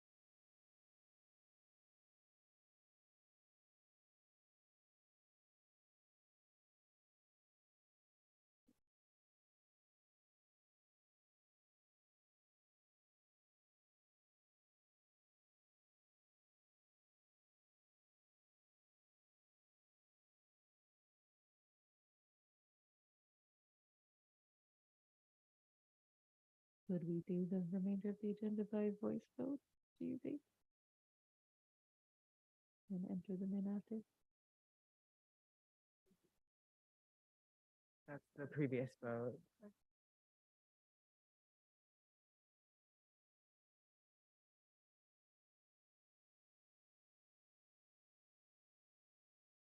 That's it.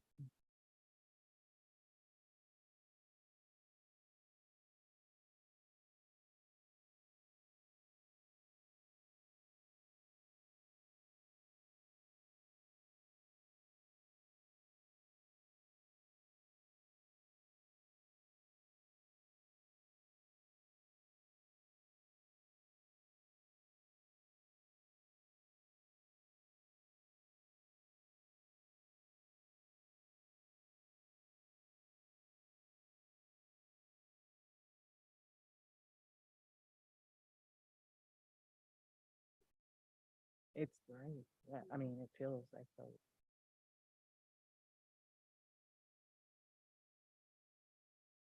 So should we just?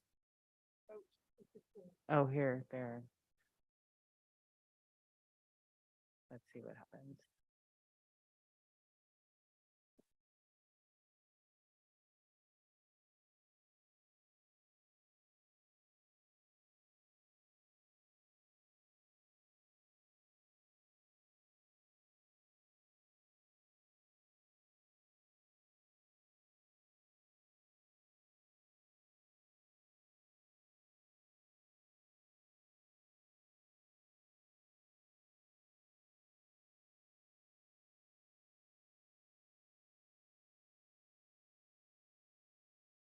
So do we need to voice vote on what, on the behavioral health?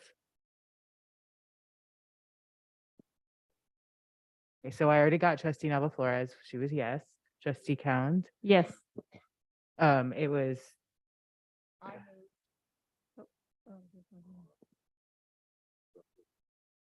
don't remember. Okay, trustee Count. I know. So on This is on behavioral health. item 18.6 behavioral health, my vote is yes. Trustee Mayo, Yes. trustee McFerrin, trustee Mason, Yes. and I vote yes, and that passes unanimously. Mayo and Mason.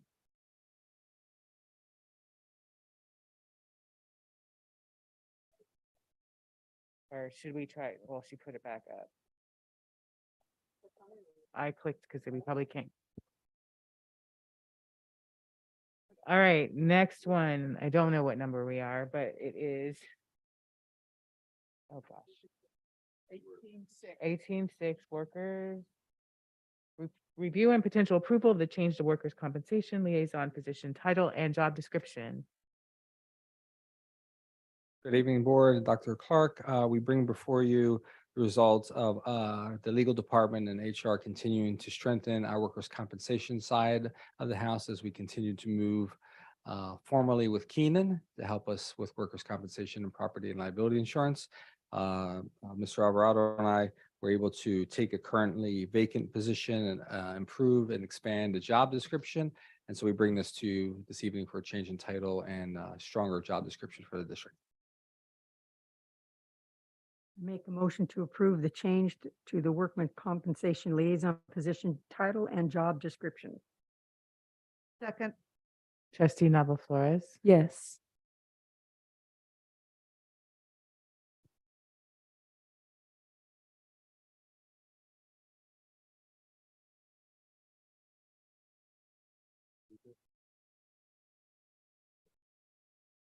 and Mayo.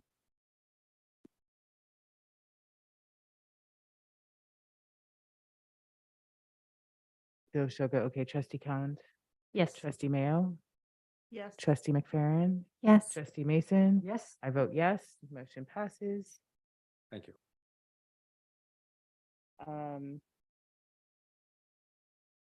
18 point. No, we just did that. So now we're on 7. Review and potential approval of extension of summer pay rate increase through August 4th, 2023 for particular staff performing summer work with students. I'm just staying here for the rest of the Okay. night, so we'll go fast. This is regarding the CSACE Focal Scholar Program had requested to do an early back program. They had initially wanted to do a summer program, but they didn't want to force the students choosing between their regular summer program and the early back program. So by doing it this way, the students get to participate in both. And so this just extends the summer work in 4 days. You've already approved it through the end of July, and this just allows them to go through August 4th to participate in the early back program. Great. Thank you. Madam President, I move to approve the extension of summer pay rate increase through August 4th, 2023 for particular staff performing summer work with students. Second that? Trustee Nava Flores. Yes.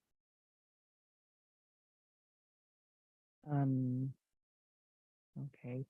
Trustee Count, Yes. trustee Mayo, Yes. trustee McFerrin, Yes. trustee Mason. Yes. I vote yes, and that passes. 18.8, thank you. Proposed update, administrative regulation 6164.4, referral for special education services. And this is information. This is just information. No questions. 18.9, review and a potential approval of update to board policy 511.1, residency. Yeah, Right. so this is, we can use a motion. I make a motion that we approve the update to board policy 5111 and administrative, 511.1 residency. Second, Trustee Nava Flores, Yes.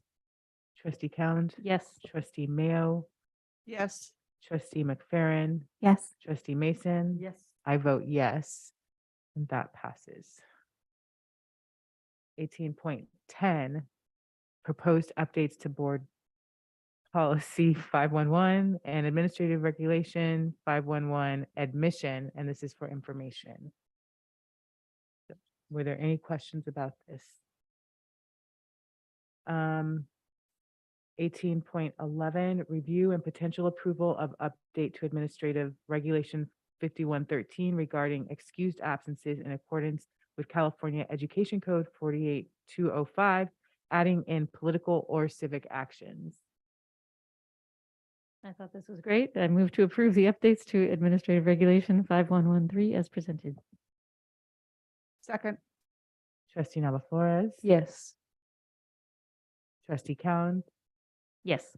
Trustee Mayo. yes. Trustee McFerrin. Yes. Trustee Mason. Yes. And I'm so excited to vote yes, especially because the naysayers, then when I heard this in committee last year. So that passes 5-0. 18.12, review and potential approval of updates to board policy 6173 and regulation 6173, education for homeless children. This is action. I move that the board approve 1812 as presented. Second that? The second is by trustee Mason. Trustee Nava Flores, Yes. trustee Count, Yes. trustee Mayo, Yes. trustee McFerrin, Yes. trustee Mason. Yes. And I vote yes. And so that passes. And finally, 18.13, review proposed updates to board policy 6173.1 and administrative regulation 6173.1, education of foster youth. And this was for information. So are there any questions? So all of these information ones will take up on the 28th to vote. So we've had our chance to review and ask questions, and we'll be ready to make a decision. And we have 5 minutes left. So we did it. We don't have to extend. Nervous there. I know. Well, because technology was not our friend tonight. So I think, is everyone good with adjourning? We have 4, I think. They're right here. So stick around for a moment and we are adjourned.